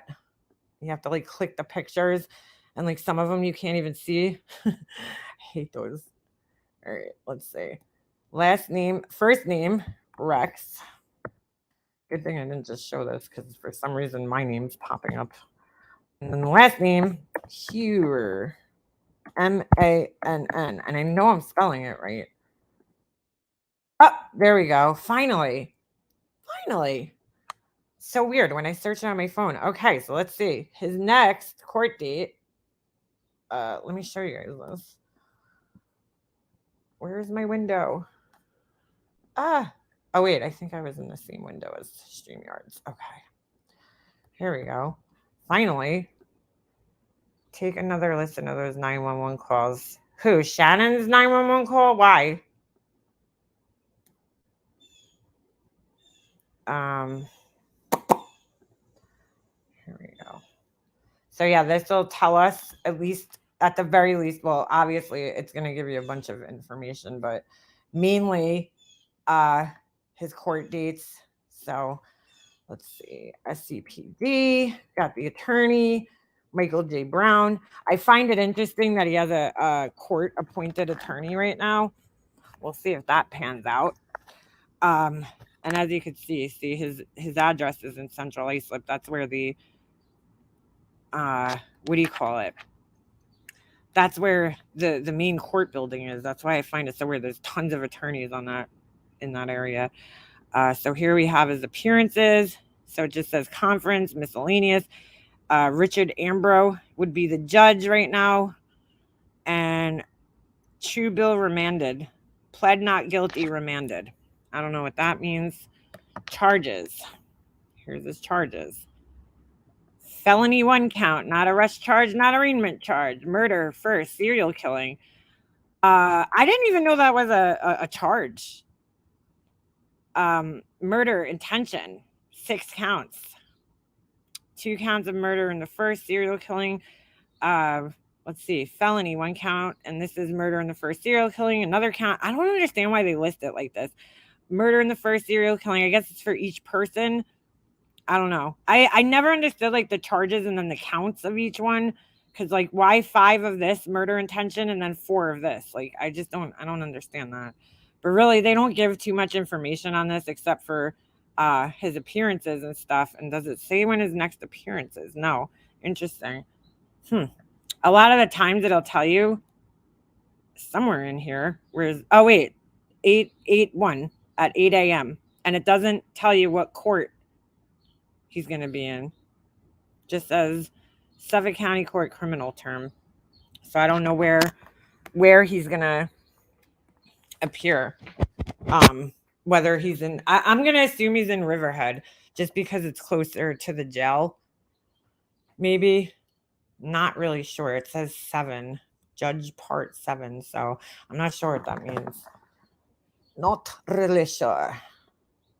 It's like reading another language here, right? Yeah, next appearance August 1st, 8 a.m. Suffolk County Court criminal term. I would love to go just to see what this guy looks like, just to see him in person. But I don't know if I would ever be able to make it, because if he's in Riverhead, there's no way I'm making there at 8 a.m. That's not going to happen. So, and then the other thing is, just because there's an appearance happening, sometimes the defendant doesn't even go, and just the attorney does. Could Peaches have been from Georgia? That's interesting. That's a interesting theory, Samantha. What's the county's jail like? There are a lot of people being held, or they're smaller. No, the Riverhead jail is horrible, dude. It's horrible.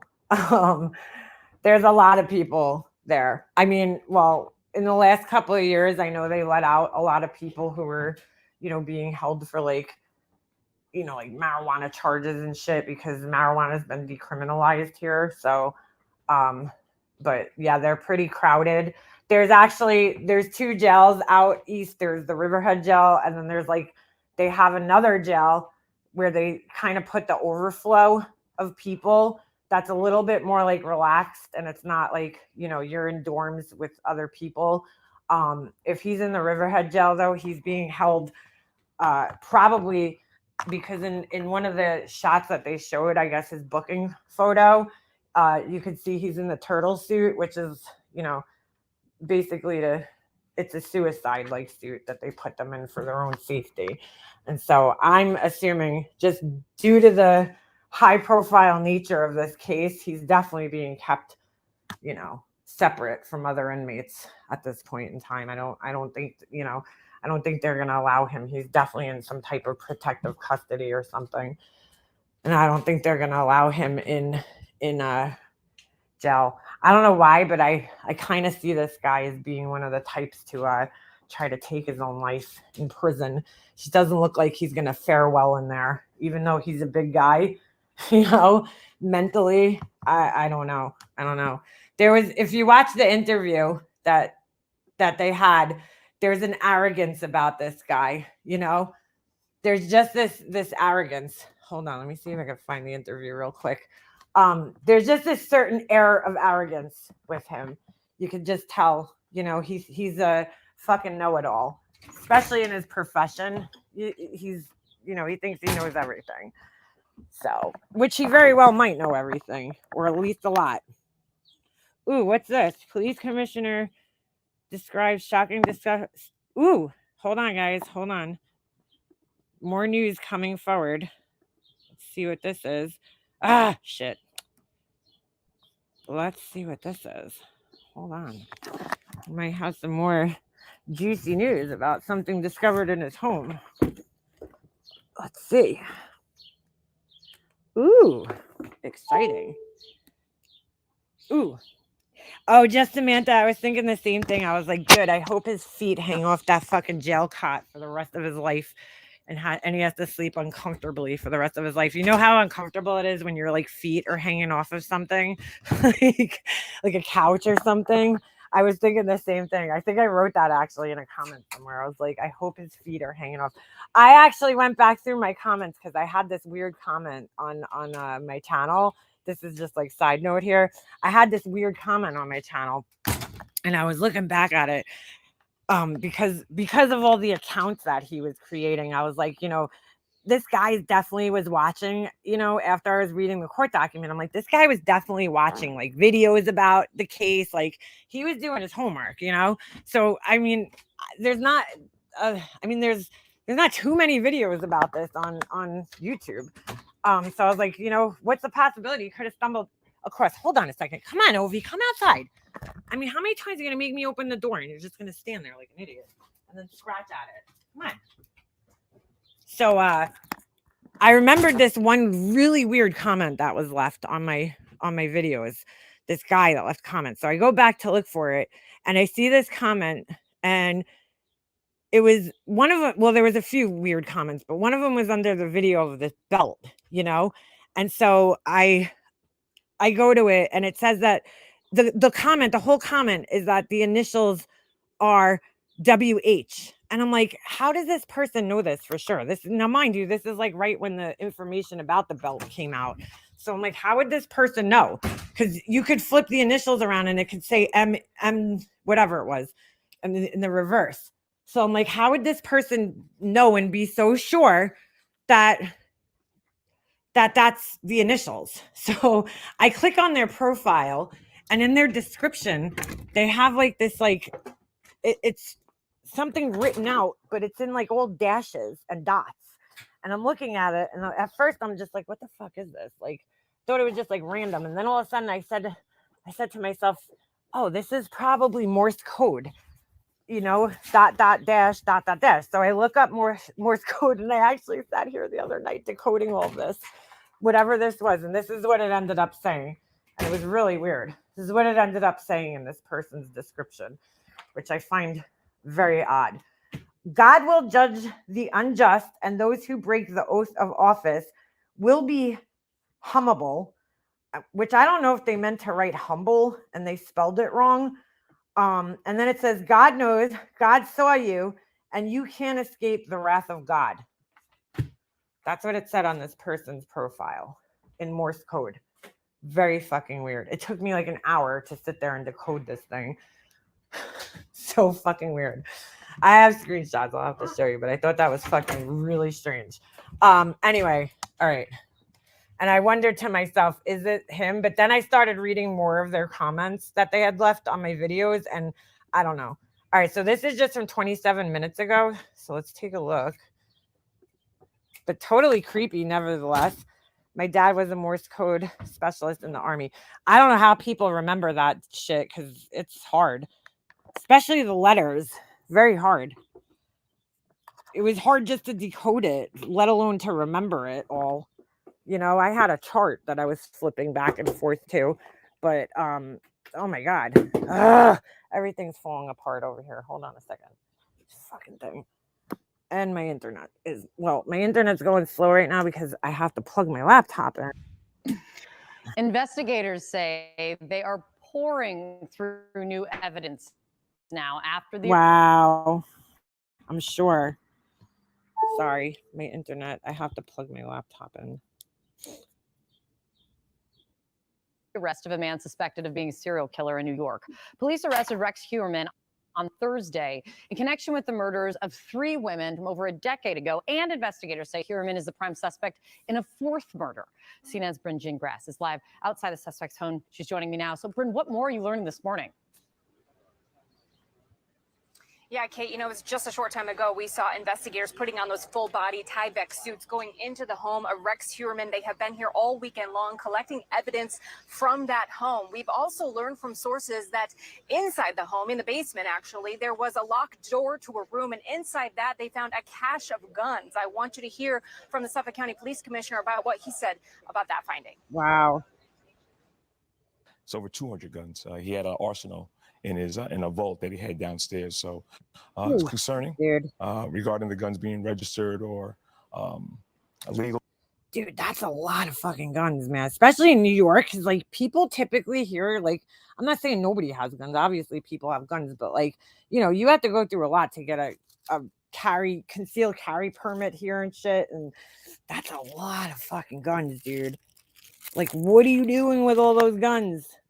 Was he planning something? Like, what the hell? That's crazy. Or not, that's something that we're still taking a look at. But if anytime somebody has that type of arsenal, we have some concerns. You think?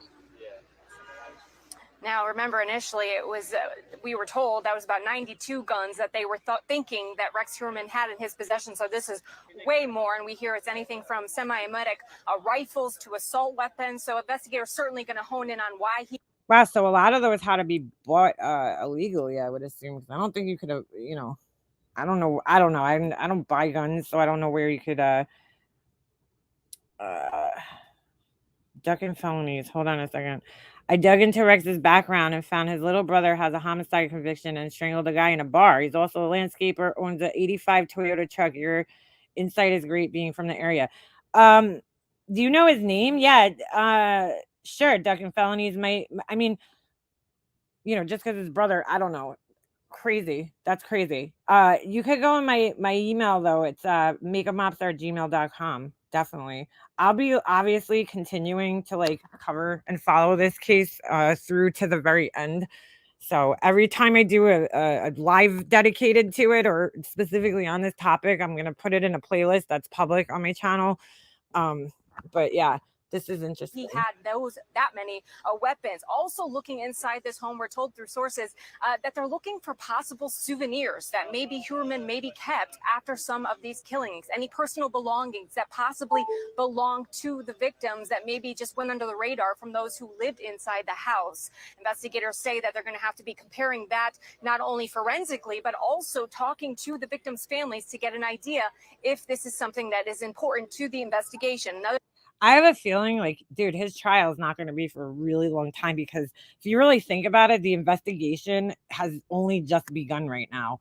You know, now that they got search warrants to get into his house and go into storage units, his office at work, you know, like there's so much more investigation that has to go on. His computers, his phones, everything's got to be forensically, you know, analyzed and everything. So this is going to take quite a long time before we see this in a courtroom, you know, like a real courtroom.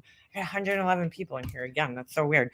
But anyway, you know what I'm saying? Like it's going to take quite some time before we see this just because of the investigation. Like when they did, you know, when they were, what do you call it? The Google searches and all that shit, that's through Google, you know? So they could only get certain data from Google. Actually having his physical, you know, devices in their hands is going to tell them a lot more. You know, what the other thing I want to know is like, where was he putting these burner phones during the day when he was home? Or what did he tell his wife about the burner phones? You know, did he just tell his wife that, oh, these are work phones? Because that would be believable, right? You have your personal, thank you, Suzanne. Appreciate that. You know, you have your personal devices that you communicate with your friends and your family and everything with. And then you have your work device, you know, where all your work emails and your, you know, clients will call you on. I mean, especially if you're an owner of a business, wouldn't be so bizarre or strange that somebody would own, you know, their own phone separate for business. Like if you were a realtor or something, you know, where you're getting constant phone calls. So I wonder if that, you know, if his wife even knew about the burner phones or if he, you know, kept them hidden. I mean, I was thinking of that the other day because a lot of times, you know, in these stories, people will be like, how did the wife not know, you know, like that he had all these things in the house if they find things? Well, you think about it, right? My husband has like his own area in the basement. I'm not saying my husband's a serial killer. I'm just saying like he has like bins and boxes and shit that like I don't look in them. I don't go in my basement, first of all. So if my husband never was a serial killer and he wanted to hide shit in the basement, well, that's the place to hide it. But I don't go in my basement all that often because I'm fucking terrified of the crickets down there that are down there. So, you know, I really don't go down there. And you know, there's just so much shit down there. I don't look in, you know, like I'm not searching through the boxes in my basement on a frequent basis. So like my whole point is, you know, people could easily hide things from one another in a house that they both live in. You know, he could have had these things hidden in his basement somewhere, in that room that's locked with the guns, right? There could have been, you know, stuff hidden in there.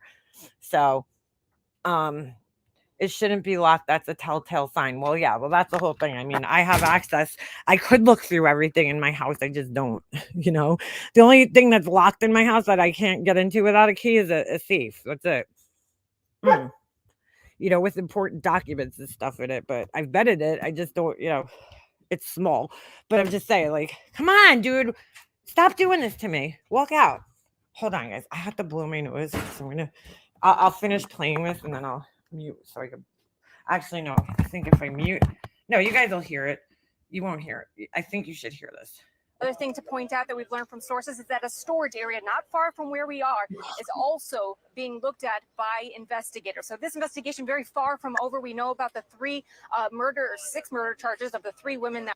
It's so weird seeing Suffolk County police cars in Nassau County because the police cars are very different from one another. The Nassau police have like orange and you know, they have like an orange and they have like this lion kind of emblem on them, and these are Suffolk police that were killed.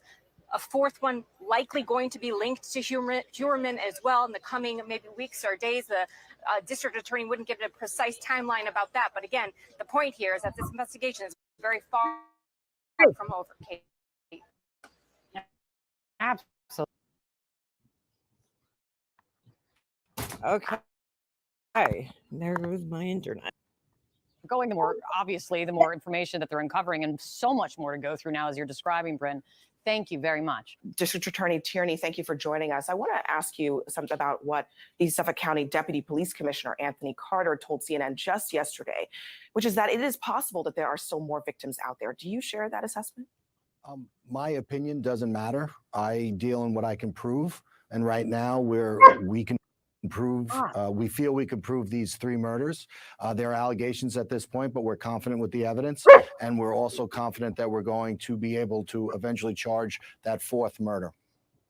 And what are the strongest pieces of evidence that you have right now that point to Heuermann being the perpetrator of these crimes? I think we have a description. Deck and felonies. Thank you for sharing that. I'll check it out after I get off of here, because I definitely want to dig into that. Of the last individual who. The really interesting thing is that, well, I mean, I don't know how interesting this is to other people, but I kind of find it interesting is that the house that he currently lives in is the same house that he grew up in. So like, this guy's been a lifelonger, you know what I'm saying? He's been lifelong Massapequa, which you'll find that in the neighborhoods. I'm sure it's like that in a lot of places, but I'm just saying, like, you'll find that in certain areas.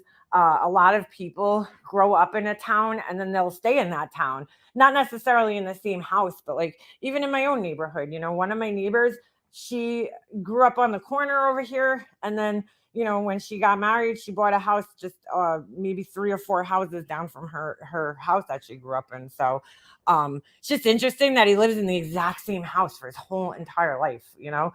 A lot of people don't do that, you know, they get married and then they'll move into like their own house, even if it's in the same neighborhood. So I find it kind of interesting that he's like very connected. I would like to know more about the family history, you know, knowing about the brother. If that's the case, that's interesting, you know. And then what about his parents? What was, you know, the only thing we know now is that his dad built furniture in the shop in the house, which is interesting. You know, but what was the relationship like, you know, like kind of the psychological things that you look for in these types of things, like was he abused as a child, you know, those kind of things will be interesting to find out too. Who saw the final victim, Amber Costello, alive, that matches that of this defendant who's has a rather unique physical appearance.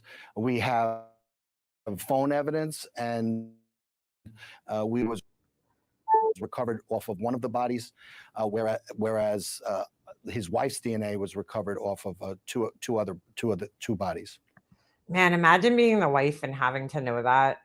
Ugh. My father lives in his childhood home also. Really? My husband's family is like that. 3-member houses on one street, another on the next street. Yes, he has 2 little brothers and they match the familial DNA, they say, right? I didn't hear that. My husband was saying something about that the other day, and I didn't hear anything about the brother or in regards to any of the brothers that I could find. So, but if that's the case, that's interesting. What if they're sibling serial killers or something? I don't know, but anything else you want to report? All right, thank you. Sounds like he has issues, probably kept everything. Yeah, right? Maybe he was like a hoarder of sorts, you know. Furniture building was his hobby. His dad's guess. He worked in Florida a lot. And I want to show folks at home, this is a picture of a belt that was found at the scene here. In January of 2020, police released these images at one of the Gilgo Beach crimes. Do you guys remember when they first released this? Like the H and the M was like huge. It was like ginormous. And we didn't know it was a WH, not an HM, right? Because it looks like that. I wonder if it belonged to his dad or something. Crime scenes. It had the initials that looked to be HM or perhaps WM. Do you believe that WH belt belonged to Heuermann? Well, the initials are either HM or WH. His last name is Heuermann, and I believe he has relatives with the name of William. Oh, that's the exact name that I said. I remember I said William. Well, I mean, that's probably one of the most common male names that starts with a W, but that's also my dad's middle name. That's why I guess it just kind of popped out in my head. But wow. Okay, so WH. What can you tell us? So that must have been his dad's belt. And that's really sick. Now, the fact that he used the dad's belt, let's just say, if it is the dad's belt, right? We know he was sentimental about the dad's workshop, the hammer, but using the belt in a murder, it's just kind of interesting to me, you know? Why would you use something with a sentimental value to do something so horrible. It's just weird. Weird thing to do. Very, very weird. As our reporter was just telling us, the family is now being interviewed as part of this investigation. What kind of cooperation are you getting from Huerman's wife and his 2 children? Well, we don't disclose sources, but I can tell you that this has been from the very beginning, since we've gotten on the case, a very comprehensive investigation. And we're going to look at every single source of evidence, whether that's a human source or electronic or molecular or whatever. Has anyone else come forward with information about Huerman or about these cases since this arrest was announced on Friday? Just got a comment on this woman's beautiful skin here. She has like such a really nice complexion. Well, you know, the one thing about an arrest, obviously, it brings a lot of attention. The other thing is we have executed a number of search warrants. So right now we have a flood of information and a flood of evidence coming in, and it's going to take us a while to sort of go through all of that. Yeah, it's going to take a long time for them to go through. Just think of the amount of evidence that they're collecting just right now, you know. Plus people that knew this guy, that dealt with this guy. I mean, now that there's a name out there, the cops are going to get inundated, you know, with people calling that, you know, I worked with him at one time. I was a waitress at the bar, you know, or the restaurant that he was at. Like, it's going to be crazy. They got a lot of work ahead of them. And so far, as we were just discussing, Huerman's been charged with 3 of these killings on Gilgo Beach. When do you think you'll have enough evidence to go forward with actually charging him with that 4th killing? We're going to continue to work through the grand jury process as we've been doing. You know, Oh, you're right. You know what? I saw that picture the other day, and I didn't even realize if it mentioned the parents' names. But if that's the case, then yeah, maybe the grandfather. We arrested him last Thursday out of concern for both the integrity of our investigation as well as the safety of the community. You know, at the same time, it could be totally possible that this guy just grew up and lived a normal life. You know, I mean, that's another possibility, that he just had a normal life. His parents were normal. Like, you know, just because he's a killer doesn't mean he had to have a horrible life growing up. It's very strange. But that investigation is continuing with regard to Maureen Brainerd-Barnes. And, you know, we feel confident that we're going to be able to eventually charge that murder, but we're not going to put a time frame on it. Do you think that this will get to trial soon? What's the timeline for a trial here? Well, you know, it's an interesting case because you're talking about something that is 13 years in the making. So when you talk about the unbelievable amount of material that was there prior to me assuming office in January of 22, and then you also... Yeah, I was wondering the same thing. I wonder if his ex-wife will speak out. You know, what does she have to say? Why did the marriage end? There's so many questions here. Just tell me, look at all that garbage in there. What do we got in there? Looks like a bunch of boxes, possibly a little Tylenol bottle here. Not real sure what that is. Have over 300 search warrants and judicial. Oh, there is a garage. Somebody was just asking if there was a garage on the house, and it appears that there is one. I wonder what this thing is. Huh. Requests. So there is a tremendous amount of information, which obviously, you know, you gotta just, I'm sorry, I can't help but feel bad for the family, his family, his wife, his daughter. Just like their privacy is just like non-existent at this point. You know, imagine having all of a sudden, like one day you're just living your normal life, and then the next day there's police officers in these white suits, you know, swarming your house and just going through. I mean, they're going to go through every square inch of that house. So all their belongings, all the mom's belongings, all the sister, you know, the daughter's belonging. And it's like your whole entire privacy is going to be completely gone at this point in time. That sucks, you know. His dad passed when he was 11. Interesting. Really, that young? Wonder if that's a freezer. I don't know what that thing was. Let's go back and look at that thing. That's a possibility. It looks to be about the size of a chest freezer. which is disturbing, right? What if he killed the girls at the house and then kept their bodies in a freezer? Or it could be a gun safe turned on its side that contains some of the weapons. Official requests. So knowing that he had so many weapons, I wonder if he had any. The weird thing is, right? So far as we know, and again, they said that they can only, when they autopsy these bodies, you got to remember these women were out in the elements for so long, and that's like a harsh environment to be with. Anything that's exposed to salt water, just tends to corrode a little bit faster than just like normal air, because the salt water, it just gets on everything gets corroded. Like when I used to bring my truck to the beach, you used to have to wash it off because the salt water just does damage. It's like in the air, it gets on everything, even the houses. When you go down by the beach, the houses, you could tell, have like a different, they're just so much more weathered than the houses that aren't by the water.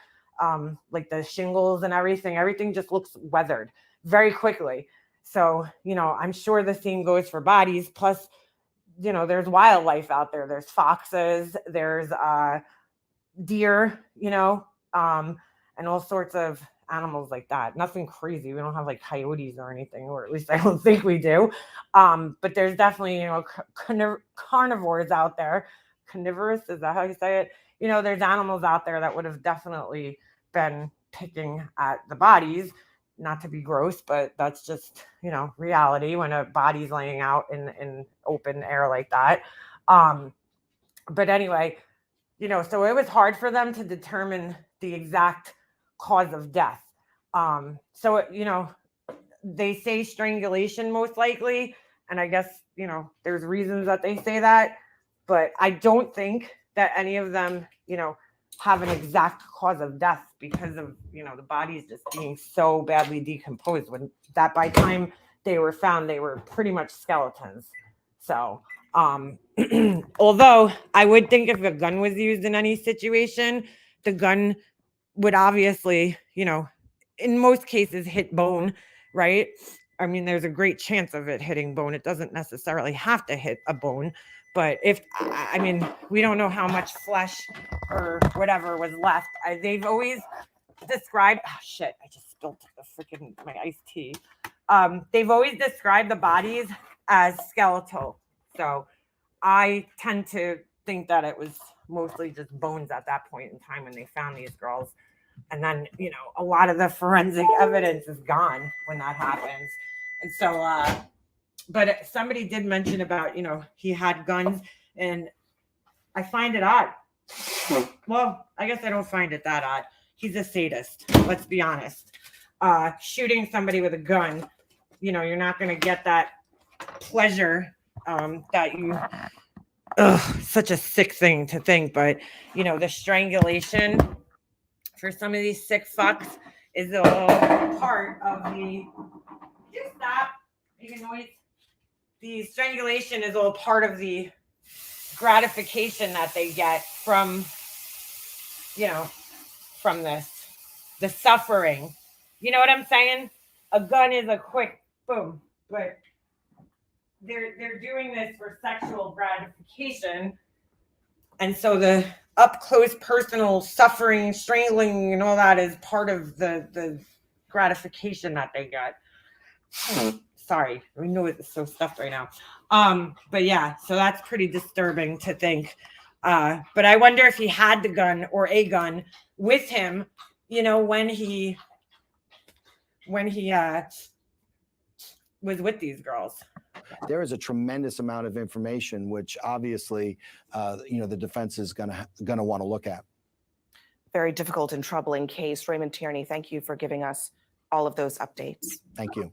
Let's bring in now CNN's chief law enforcement and intelligence analyst, John Miller. John, so what is so incredible about this case is just the sheer number of victims, 3 that he's been charged with, a 4th, but also. Yeah, the belt was definitely a weapon. It might have just been something that was close in reach to him, while he was tying these girls up. Dave Schaller, in that podcast episode that I shared in my community post the other day, Dave Schaller actually talks about a guy that Amber, went to go see at this hotel, and he got there and there was all these like crazy, kind of, I guess, what do they call that? BDSM or whatever it is, sex toys and crazy shit like that in the hotel room. And then, he also talks about how she got some, requests for men to do various like weird things sexually. So, does that mean that I was all him? No, there's other people out there like that. But my whole point just being is, he could have like made this like a thing at first, part of the interaction between them, and then it just turned into something scarier. You know what I'm saying? Do you know if Dr. Hackett is still alive by chance? I'm pretty sure he is. Yeah, the doctor doesn't live here anymore. As far as I know, I believe he's in Florida. I don't know if that's, if that's right, but just me personally, I know so many people think that the guy is involved. He's a busybody for sure. And that's how he was described by a lot of the people in Oak Beach, kind of just a busybody who was always trying to get himself involved in things that really didn't involve him. So I think that really that's what his involvement is just him being a busybody and wanting to play a role in things, kind of like a liar, kind of a storyteller. I just don't see that guy being able to chase a girl through the reeds or carry a body with his bum legs. So it's possible, but I don't know. I just don't know if he's involved in any way. He is an odd character, I will say that, but. So several bodies, frankly, that are still being investigated. What do you think are the prospects here that we could have more charges related to either that fourth victim or others? So I think. Didn't she just ask the district attorney that? Like, she literally just asked the district attorney and he gave her an answer to this question. Why is she answering this guy? That's not, I mean, she's asking this guy who's not even involved with the case directly. There's a good likelihood there because you've got three essential things. First, you start out with the crime scenes back in 2010. That is what unearthed these forensic evidence. But now you have two other interesting places to gather evidence. One. So everybody, when they saw this picture of him, they're like, "Oh my God, his eyes are scary." I gotta be honest with you, I don't find them all that like psychotic looking. I guess. I mean, everybody looks like they have a blank stare in their booking photos. But you guys see, this is the one I was talking about. He's wearing the turtle suit, but. I don't know, man. He just really looks like an ordinary guy to me. It's kind of crazy. One, the suspects. But I'm sure those blue eyes turned black when he was doing what he was doing. Home. Why is that important? Because in these serial killer cases, what we see in offender characteristics is that they keep things from victims. In these cases, victims had property missing, their phones were missing, clothing items were missing. We know he kept the phones, at least to a certain point. Maybe when they died and then that was it, because you got to think in some cases, at least in Melissa Barthelomew's case, he was checking the voicemail over the period of a month that he was calling and checking voicemails from her phone. So I wonder if, maybe he had a similar phone and similar charger. So you guys remember back in the day,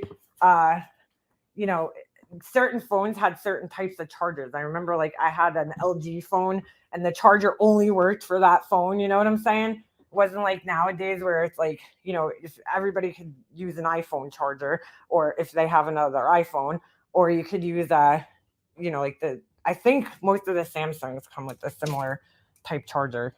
Most Android phones, they come with like a similar USB type charger. But he clearly had a charger for her phone because there's no way it stayed going. He had to be charging it over that month. DNA from a discarded pizza crust. They're getting DNA directly from him, hair directly from him, and other forensics that are going to be helpful. John, can you take us behind the scenes? I mean, the idea of this all coming together, finally, this had been kind of a case that had gone cold. This has taken years and years to actually get to this point. What happened? What changed? So when Rodney Harrison became police commissioner of the Yeah, right. I think he kept the home, and at least on the outside in disrepair like that. Maybe because he wanted people to stay away from him. You know what I'm saying? Maybe it was done like that on purpose. But that's a good, karma. That's a good comment. He had to keep appearances in all aspects of his life. That home was the least of his worries and kept him in the fray of society. Yeah, that's what I think. I think that the house was probably kept like that on purpose to kind of, maybe keep the neighbors away and keep people from poking into his business. That house just looks like the type of house that you don't want to, go to. You're like, oh, I'll skip that house. I mean, even the neighbors in the neighborhood talked about not going there, letting their kids trick or treat there on Halloween because it was so, creepy looking and gross. The Suffolk County Police in 2021, he did something very unusual. Without knowing the outcome, he vowed that we were going to solve this case.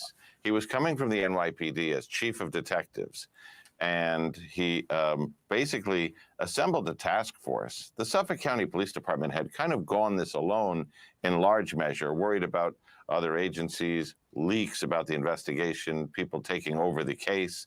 But he brought in the FBI's CAST team. They do the telephone work. They're amazing. He brought in the Suffolk County Sheriff, and they brought in Rich Zacharies, who was... Yeah, that was something they were saying in one of the reports I was watching, is that like the FBI has so much more like technology to do all this stuff with the phones that, regular smaller police departments just don't have. Another former NYPD person who was experienced with putting together there's an Nassau County Police. I told you guys. Extraordinarily complex cases out of mountains of digital evidence. They brought in, of course, the experienced detectives from Suffolk County Homicide who knew the case the best, but also a state police investigator who was extraordinarily determined and was actually the individual who broke that clue that connected the green pickup truck to the suspect. So what he really did was he took his offset statement, which is, teamwork makes the dream work. And that was something that I was thinking of before. This weekend. Why did it take them so long? Because the witness statement about the green truck had to exist, right? Since these girls went missing and they started investigating this case. Why did they not search a database for a green truck? They already had the information that calls came from Massapequa. I mean, I just find it so weird that they didn't search, the Department of Motor Vehicles or whatever databases they searched to see who, if anybody at that time had a green truck, in their name in that area. Like, I would think that would be like one of the first things they would have done, but I guess they didn't. I guess it took them all this time to do that. It's just kind of crazy. And he said, we're going to build out beyond this department, bring in the best and the brightest technology and science, and we're going to get this thing done. It's a remarkable breakthrough. John Miller, thank you very much for reporting. All right, so that was that. I don't remember. There was something else I was going to look up on here. And, the interview with him and the other guy. That's what that was. Hold on a second. Interesting stuff. Interesting. Wonder what he was doing with all those guns. That is bizarre, I mean, he could have just been a gun collector. There's people like that. My friend was like that. He just collected guns. He had tons of ammunition. You would have thought he was like going to war with somebody. I never seen this many bullets and shit in my life. But, he was the nicest person in the world. He had no intentions of using it. I don't know why he wasted money on it. He was just a collector. He liked to collect things for his guns and, go to the shooting range every so often. But hold on a second. Let's see. Rex Heuermann interview. I don't know if it's still, I know that the original video was still up. They did interview him, a brief interview, the guy who interviewed him, but the actual interview, I can't believe he took it down. I'm so mad. Let's see. They have, if anybody's copied it exact, I'd like to see. I don't see it. I have to search a little bit. I think I posted it actually. Hold on a second. Oh no, I posted the link. I know there's clips of it. Yeah. All right. I don't know. I'm not gonna be able to find it. I don't want to sit here all day searching, but there's clips of it in some of the news clips. Practice mask. Gilgo Beach murder suspects practice mask. What does that mean? Practiced mask. What is that? I could probably sit here all day watching videos about this case. Anyway, so yeah, very interesting. Very interesting stuff. He was in a shooting club too, so I'd imagine it was a hobby. Oh, all right. Well, yeah, that would make sense because there was somebody else who said that he, brought them to a shooting range in that article we read earlier. So yeah, it could have just been a hobby. He was prepared for a standoff if they came to the house. Maybe that's why they arrested him in the city. You know what I'm saying? Think about it. If they would have, well, they didn't know about the guns, so I mean, they could have possibly known. I don't know, but they're not going to tell us everything that they know. Obviously, just like with any murder investigation, they're not going to let us know all the evidence that they have. But if they knew anything about the guns or had spoken to anybody that knew him and knew about the guns, then maybe that's why they arrested him in the city. Probably the safest place, for them to do it, just right on the streets of Manhattan. Who knows? Okay, I feel like a straight Poindexter. I'm done. Looking forward to see you next stream. No problem. Trust me, I got really into this shit too. I was searching, missing person indexes last night. I mean, you just want to figure it out. I mean, that's what we do. That's what we do as sleuths, I guess, right? True crime people. You kind of want to know. You kind of want to know everything that there is to know. And in due time, we will. It's just gonna take time. It's gonna take a lot of time. I don't know if they're gonna release any more evidence. If they find more stuff, who knows if they're gonna let us know. But I'm sure they might release some, and they might release others. To check if you're licensed to carry, especially in a case like this. Maybe because they were sex workers, they didn't care as much. Well, that's what people say, that they didn't. And no, somebody just sent it to me. I mean, listen, his brother's, I know people always like to connect, but just like with the John Bittrolff guy, his brother got, his brother, he's a murderer, John, right? But was living a totally normal life. The brother, as an older adult, got arrested for something. Does it really have anything to do with anything? Not really, because they're just brothers. But it might speak to their family history of maybe some type of aggression or something. But at the end of the day, the brothers, actions and his actions are separate. They're just separate people. But it is interesting going into the family psychology, seeing what's going on there. Was there problems in the home growing up? Who knows? He killed the police chief in a DWI crash. That's so weird, because somebody else said something else here. Yeah, it was removed. Apparently, it was put on private. I don't know why. I watched it the other day. I know I have it posted in my community page. I'm doing a little test here with some new vases that I was selling to see if they could be used for reed diffusers, and I think they can.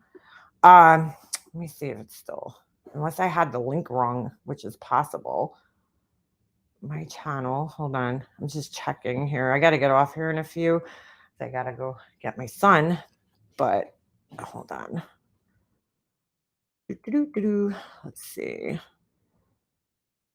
All right, let me see if I can find it. I know I took a small, yep. It says this video isn't publicly available. I wonder why they took it down. It's so crazy. I thought of screen recording it the other day. I did. I was like, I should probably screen record this because I just had a feeling that it was going to get taken down for some reason. And And that's interesting. Maybe the guy just didn't want, his channel. He's a realtor, maybe he just didn't want the bad publicity associated with his business and his channel. Who knows? Been looking at his brother a bit and he seems off.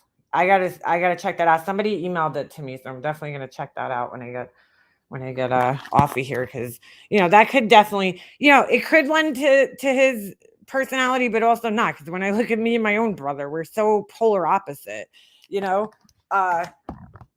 a lot of people like that in families. The brother could be like a total shitbag, and the other person could be a totally good person, even though they were raised by the same parents in the same circumstances. So I mean, it doesn't I guess that's what I'm saying, is it doesn't necessarily mean anything, but it is interesting. Yeah, they removed it for some reason. So, all right, guys, I've been live for hours now. I'm talked out. It's hard to keep, talking for this length of time sometimes, but I'll definitely be live again this week. And especially if I find out anything, new, or you guys want to share anything that you find, just feel free to email me. My email is obviously just makeamobster, one word, at gmail.com, or you could go in my about section, and my email is right there. Also, what was I going to say? We got that. And if I find any other, interesting articles, I think any of you guys would be interesting, I'll just pop them on my, community page, like I've been doing. Been just sharing things, whether people read them or not, whatever. It also serves for me, in a sense, as a place to kind of keep everything that, regarding the case. So, people were ridiculous in the comments. Oh yeah, I'm sure, Cheyenne. They were probably ridiculous. Yeah, it is funny, I had to say, to see all these other channels now, like, covering this case, and it's like they had no interest in it before, even when new evidence was released. I mean, there really wasn't much to cover in the last, couple of years, because there just wasn't much going on, but they did release a few things. But it is interesting to see everybody like trying to cover it now. Anyway, all right, I will talk to you guys later. I'm gonna go. I gotta eat something. I'm starving. But I'll definitely be back this week, if not regarding this, just to bullshit with you guys about, other things. So, all right, I'm out. See you guys later.